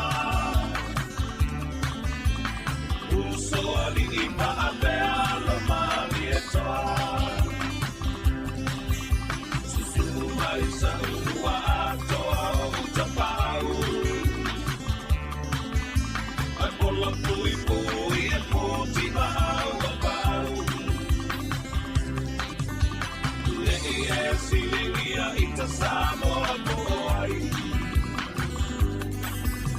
o talana o le lalulangi e te silapi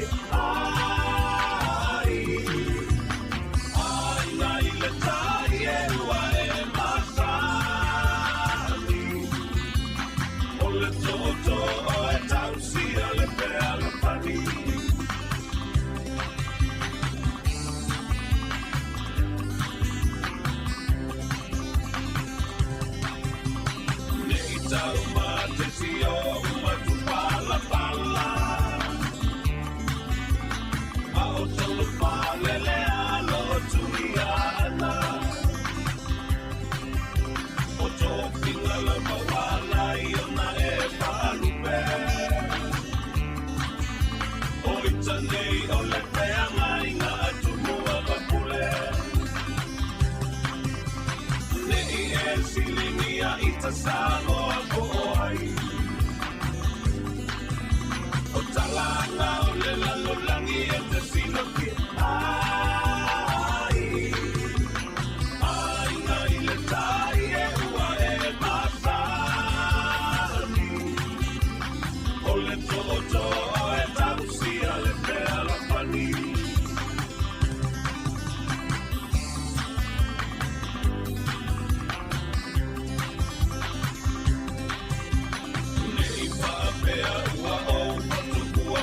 Tala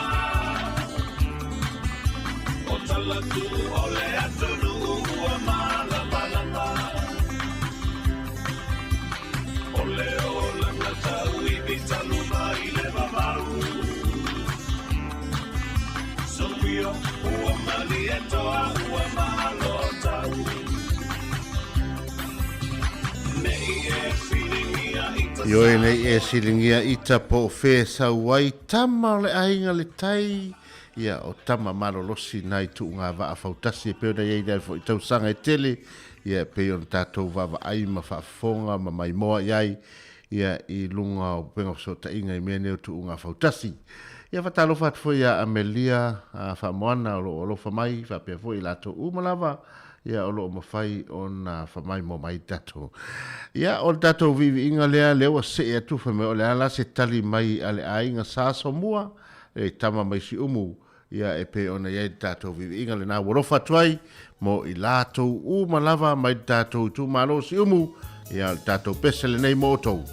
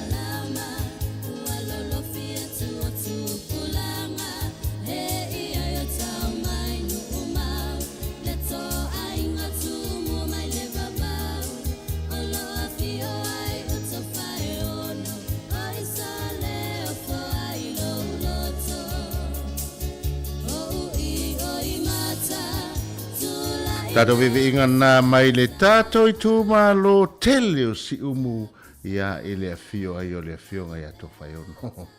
Ia, ai mana ia foi o tasi foi na pitonu tele, ia e peo na maua mai foi nisi tala o tātou atunu. Ia mai tu marosi. Umu tātou pesele nei, ia ona tātou foi leo tātou talafou, ia vivi ingo le nuu leo a whenga, ia fata ma maulolo, ia ai peia tamai o fata maulolo. E ia ini o la pito whaasalumuri anga. Aha, ia sue oe po a pito whaasalumuri anga, tamai ia fata maulolo, ia o tui o ngā toai tele, ma tātou pese vi ine o whenga.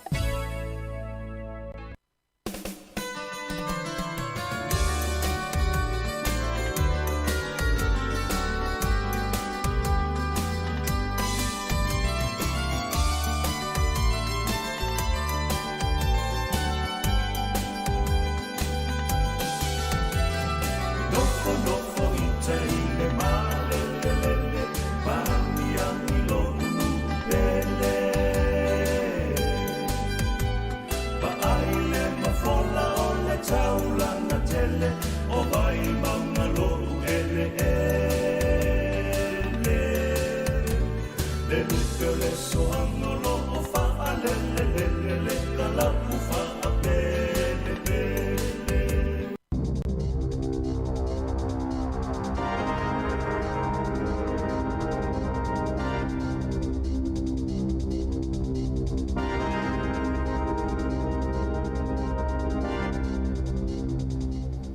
toi whaatala whahatol whaapoponga o telefon ma le si o fonga le lau mua mo le nei vaenga o le awa uli. E ulawa ina toi fo ile atunu o le whaatino whaatununga o le loka ma le tāpuninga wa onga mawhale o loa. I lalo le pol kalame o moli whailo ilo mo le COVID-19 pe a whai ai pipisi le Omicron po o se isi vaenga o le COVID-19. E ui o lo atu maupea le pipisi o le Delta i le lalo langi beitai o lo o vave tele le pipisi le Omicron ma ua taatele i Ngelani Amerika ma Afrika i saute. Ele o tu e se alfa aton silon soifo maloloina Dr. Ashley Blomfield. Se fai unga leo no loka leo vaenga ese o le tunu o, pe a fai e pipisia ia vaenga o le virusi. O le traffic light system po moli fai loilo, sa fa atuina fa apitoa, ina ia iaisa tūlanga mausali, ile le mautinoa, mo tangata mapisinisi, ma fai titi le loka ato o le tunu. Peita isa fa atuina fo ina ia mafai ia le malo, o na whaiani whai unga isa taimi vave pe amo o miaina, mo le puipuinga, o au nangalo soifo maloloina male atunu. E u whailo so upala matanga luenga albali mia malaka peneta mo le COVID-19, ni fōlinga wa ai o lea o iai ni whaatinonga e whaatauna o pe a tutupu ia whaafita uli, mai ono au fiele toeno no fofo i whale, tāpunia onga mawhale o loa, tuutuunga i whaatasinga ma potopotonga. Na tu ina te polofisa Michael Baker se talo sanga i le malo, ina ia whaataatia esel pol kalame o moli whailo ilo, o nei le ngā whatia ina le tūlanga yo iai, pe apipisi le Omicron.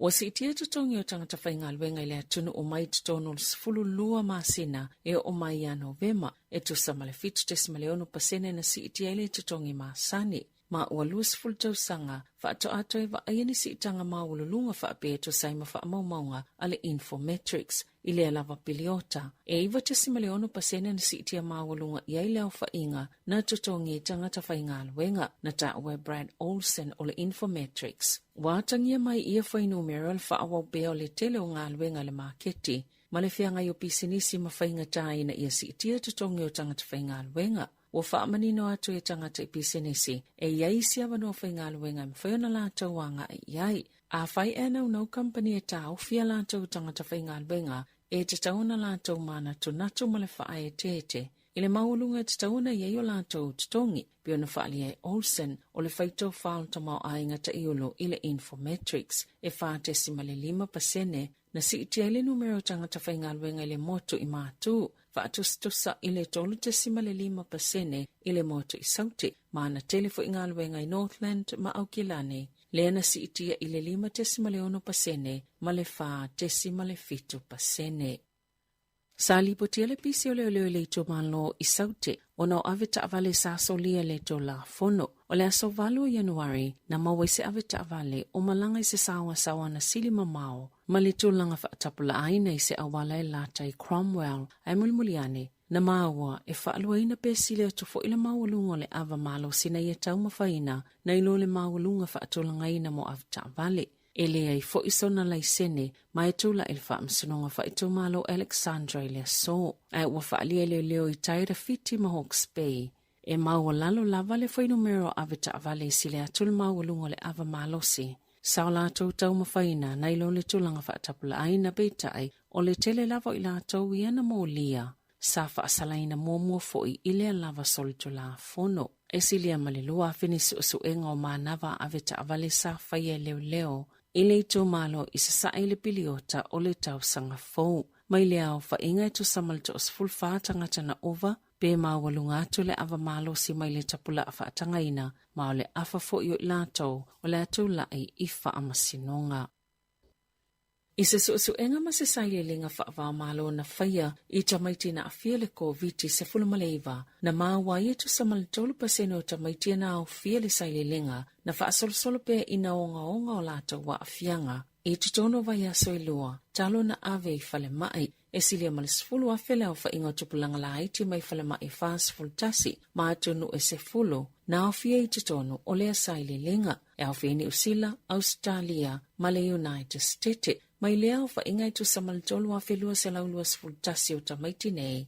Na whaamani ale COVID-19 mai a mati lua whelua sifulu e o mai a yoni lua whelua tasi. O I lātou na whaamani ale virusi. Na awhia le to fit se lau tolu sifulu lima na tau whia I whale mai mo tonga fitinga. Ma le to se lau male fitu na whia ngai mani whaafitau li o ngaonga. Pēna tinga I nei te tono vai a soilua, talo na ave whale mai, e to whāta mai tina maali leo. O tūlanga o ngaonga na awhia I awhia whaafitau li le fatu, o ne euro le whai ai, ma whaafitau li e whaingatai o na mānawa. Sa whaiale so enga sa I le tūlanga vave, whaatasi ma awhianga o ngaonga I whana witia awhia le COVID-19. Peona tawe Dr. Stephen Friedman, o se polo fesa I le Cummings School of Medicine, o le isi sa taita ina, le asai le linga. O le askulimi ngā usi New Zealand, le isi o loa awina atu I whafo le tunu ulea e iei le tali tononga o le amatua tau lia. E lo New Zealand I laulangi ana waina, whapea ma le hani sua malie, ai o lea wanga I fo iso enga fau I ana asikulimi. Na whaalauloa le minista o le tamau ainga Stuart Nash, I lea soana nafi, se ripote le malo o lo o whaawivi mai vaenga taitasi, e ono o veile askulimi New Zealand, ma le isi o loa leo le asaso o inele te leo ni tope mawai pe a awina atu I whafo. I se ripote la tamai o lo ta wai, e mawhaiona whaata watu I Australia, Asia ma Beretania. Na whaalia le minista e le tau mate, e ono mulimuli atu le manui o le askulimi le tunuu, I ana waina mahani e whaata watu I whafo, e tu sama le fast full valu company o lo ngā osina le asikulimi te tono New Zealand. O lo whaatuptupla I lava tupe mawai askulimi whaatau atu I whafo, pe tu sama 5 miliona tā la, a tu sama le tesi ma le 3% o oloa ni usila I ngā osi mai le susu. Na whaatawina atu I whafo I le lua whelua sifulu, o le 2% o ia oloa e awina atu I a pani masaina. O le tele o askulimi e na whaatau atu I Beretania I le tausanga lua whelua sifulu e mai Europa. E ta alonga, o maula wano e tole neile li talavo Nico Jones I New Zealand le moana Pasifika. O io le alo le li ilawilo le lakapi Sir Michael Jones, sa ile fofanga malangai Nico Jones I Amerika, e talia se ofo malta sanga lakapi o le Major League, ile masina nei, au le imaule wano e tole ni ai le moana Pasifika, e whaaleo leo mo tama manunua. Na toleni Jones I le Blues I tausanga I lua utuana I peitai sa amatona wawa ai e tono I whafo, ina ua le filifilia ma le mawaso na wano I le laina I luma, I le awa au kilani o le lakapi supa. O le tai au leo sane ia mataina le tamlusanga ni te polo le Quad Series I lone tona, I le waa o awa Engelani, Australia, Afrika I saute mani usila. O tamaita I tongi polo le Silver Friends New Zealand, le awa awinato mo le taamilusanga I whapea, o nisio I lantou, e le tutusa le sila fia maisi sa iai mua, ma o tamaita I o Maya Wilson, e pito sili o na lavalo na sila fia I le taalonga, Maya I lantou uma o le autongi polo ia o filfilia le taimi nei mo le taamilusanga, e fua I le tele o na taalonga whaitau lia, o Crazen Weke matiana me tuarau, e na o le tolu taalonga whaavao malo, o Fielda Vui, le wasau ni molo na taimi mua, e waiele whaatua tuanga o le whaia onga Dame Nolene Taurua, ilana autongi polo I le mama, ia ua filia mo le taamelo sanga. Tala fawia malisi ufonga le lau moa mo le nei vaenga o le au auli.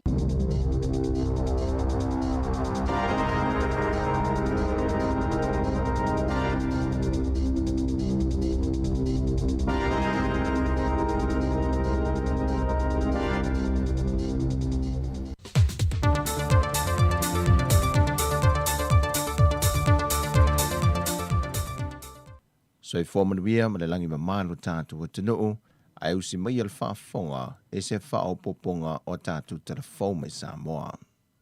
Wa tauli mai na nei au telefou te pepo whaam talanga o lo whaata atia mai ele kāpeneta. Whai ngā malanga wa lele mo le awi nātu mal toe whaafo I mai o tātou tangata nuu, o lo o iai pei atunuu I whafo. Whai lo mai lo official so upu, o whai unga whanoi nele kāpeneta I lana whai unga al wha kāluas fumaltasi, wha pitoa tolu se fulu le wha amau ni ai, o whai ngā malanga mō pāse se toe fo I mai Samoa wha apea ngā ruenga wha avaitemi, Mo Australia ma New Zealand ua fuafua mo le kuata mo te se malua felua se fulma le lua. E awhi ai ma le whaamawina le fesoasoani ua ofo mai le malo New Zealand. E awala mai le ofiso ngā ruenga mpisinisi. E le whata wina le commercial printer fau ma le lua laptops mo le awhi ngā ruenga fesoasoani le tu mau e toa lua mo le lomino visa. A to ai la malanga tongi pau le waalele a fiti. E au mai ita mei te a o ngana whaatalitali ungosu e ngā whaaiu ma tangata o lei tūlangi e ngā lulu i Samoa nei le vai asolo na tolu o Januari lua afe lua se fulmale lua. Ai o le whaanga solongo whai ngā malanga wa lele mo le masino Januari la tau e tolu. Aso se fulmale wha, le aso lua se fulu, ma le aso lua se fulmale lima. O malanga tongi pau o le Qantas mo le au inato tangata ngā lulu e whaavai taimi le i Australia. O le aso lua se fulmale lua Januari, o le malanga le e New Zealand, mo le toi whaafo i mai o tangata nu mai New Zealand. O le aso lua se fulmale ono, ma le aso lua se fulmale iwa. O malanga tongi pau i e lua le waalele New Zealand, mo le au inato tangata ngā lulue mo ngā lue ngā whaamai taimi. O whainga malanga mo le masino Februari, o le aso lua ma le aso sefulma le ono, o malanga tongi pau ia le Qantas mo le awina to tangata ngā lulue ngā lueng whaawaitemii Australia, whapea ma le awina mai e o tātou tangata nu olo i tutono le atunu. O le aso lima, aso iwa, aso sefulma le lua, sefulma le ono, ma le sefulma le iwa, o malanga tongi pau ia le e New Zealand, mo le awina to tātou tangata ngā lulue whaawaitemii New Zealand. Au le aso se fulu o Februari, o le malanga tongi paule e tasi mo le awina ato tangata e ngā lulue whaawaitemii Australia. Ma le aso lua se fulma le ono, o leisi malanga le e New Zealand, e au mai ei o tātou tangata nuu o lo i tono le hatu nuu wa te tau on toi foi mai. O le masino mati, o le aso lua ma le aso se fulma le ono, o malanga tongi pau i e lua le Qantas mo le awina ato tātou tangata, e ngā lulue whaawaitemii Australia. Male malanga muli muli i le aso se fulmali vau mati, o le malanga lea le e New Zealand, mo le toi whaafo i mai o tātou tangata nuu, o lo e New Zealand wata tau o na toi fo i mai, e awhie matangata ngā lulue whaawaitemii. Whailo fo i le pepo whaamtalanga ma le official so opo le kāpeneta, o a whaamau ni ai le whaawau ina pea o le tolu vai aso mo le whaanofo e sea, ma i lato o mai te liu mai le atu nuu i a Januari se i o antu i a mati, lua whelua se fulma le lua. E fua lei whautuanga mō tangata malanga po le travel advice, mai le matanga luenga o le soifua maloloina. O le komiti o whaalavelave te tupu whaafu se e ma whaalavelave matu ia le po le New York, o le āmata i tuwina le whaasolonga o nei malanga, a e tai mua i lava le matanga luenga o le soifua maloloina, e ala ele tau se sia o ai ainga o mawha asoi fua maloloina, mo le malanga mai i Samoa ina ia mauti noa, wa malu pui pui a pea le atu nuu, mai le wha ama el covitis furuiva, maona siama SSA. Watu ina mai se fautuanga mai le wha lapo ptonga o le malo si anga wha ele tise le APC, ia ilato umai whai ele tise, e te tau ona silsila mo le saunga le mou, au leito e wha au popo ni palaka o ni ki mo li o a lava ni ngā yoinga wha ele tise i se maota po o se lawa, ato fo ima malu mo so o se mea lava, ia mauti nolo o saunga le mo mai leona tūla i meo se wha lave muli ane. E a fua le fautuanga le wha lampo ptonga le EPC, taluei reporti i le tūla i mai ai o le malai le wha tama ia ai le malu le kale si e wha ka sai pata mea, o lo masalo mi ai se tūlanga wha apea e a fua ai. Wa wala au foi le wha lampo ptonga le malu si anga wha ele tise le au fai moli uma. E so se ngā luenga e te tau o na wha atino, e te tau lava o na wha atino e se tasi o lo iaisa lai sene, mai o le asile sile foi wha lampo ptonga se awala, e wha mamaluai, ma mata i tu wifi moli ua iai o lantou lai sene, e lantou te tango fia so se ngā luenga i mota malawa, fantasi ai malu. Peitai, e le ito e whaatali le whaafenga ingo le ka le sia e whaakasai pata mea, e se isi lava teimi lumanai, ai o le ua whaalawi loe le aso na nafi, le tasio sa ili ngā se le ni mo le toi fausi ino se malu fau, Talua i le whaalawelawe lea na whaatama i ele malu i le awhi, e le vai ason te nei. O le malu le nei, o whaamawina i li ato se 5 tausanga, lea na umusai le tausanga lua fese fulmalihiva. O ia sa ili ngā se leni, wa ta i mua i le whionga le minista o le sui pāle mea fo i o le atunoo, ia le whionga tuala Iosefo Bonifacio, o le whaipule fo i leo le i tu malo, le o le awha tautei e lumama to le whale o le malo ele ele fou, e le i tu lai fitu le tae o le aso toana i nei, aso se fulma le 5 Januari lua felo se fulma le lua. Wa wala au fo i le whaafea ngainga ma le ka le sia e whaka saipata mea, ia na tama whanau uma i so se vaenga o le larolangi, e na ia lo whangia le wha moe i le aso toana i nei. E lanta i le miliona tā la, le tau o le malu ua wha le angaina. Wa toi talusa ngatu le whionga le suipa le mia i le kampineta, le whionga tuala te vanga Bonifacio, e na ia toi whaia se aso malolo mo le Anzac Day, le whaia ia aperila le aso lusifu le 5 i tausanga te itasi, e a vea maso malolo e manatuai, le sao fita sa mo wa toi taliu mai le taua. Le whionga tuala o ia lo le president o le whaala puputonga o fita toi taliu mai sa moa, le na ia ta ua ua tele le whaata ua peo le aso malolo, ona e ui o le olo o whaamana tupe le ka lena le atu na umale malo, ai ua avesea le aso malolo e pe ona sawai. Sau no tuala, a whai ai talia le ka peneta le talo sanga, wa umana whaata atia ni se o fuafuanga mo le tausanga le nei, e whaamana tuai le aso ta ua. Ai o lo tu maulava le savali wha alo i lea vaveao, whaatasi e mateo fungala au moli atu, e pei lava o sauninga masane, e tausanga taitasi talu ona whaamana tumai, le nei aso ta ua i le atunoo. Mai o le no whanga le watitele le taulanga, o le maa whaamanatu le mo fita uma sa moa, na toi te liu mai le taua, mai lantou na malili wai. O a tātou talafauia mo le nei aso, manuia lo tātou tunoo, whasoifoia.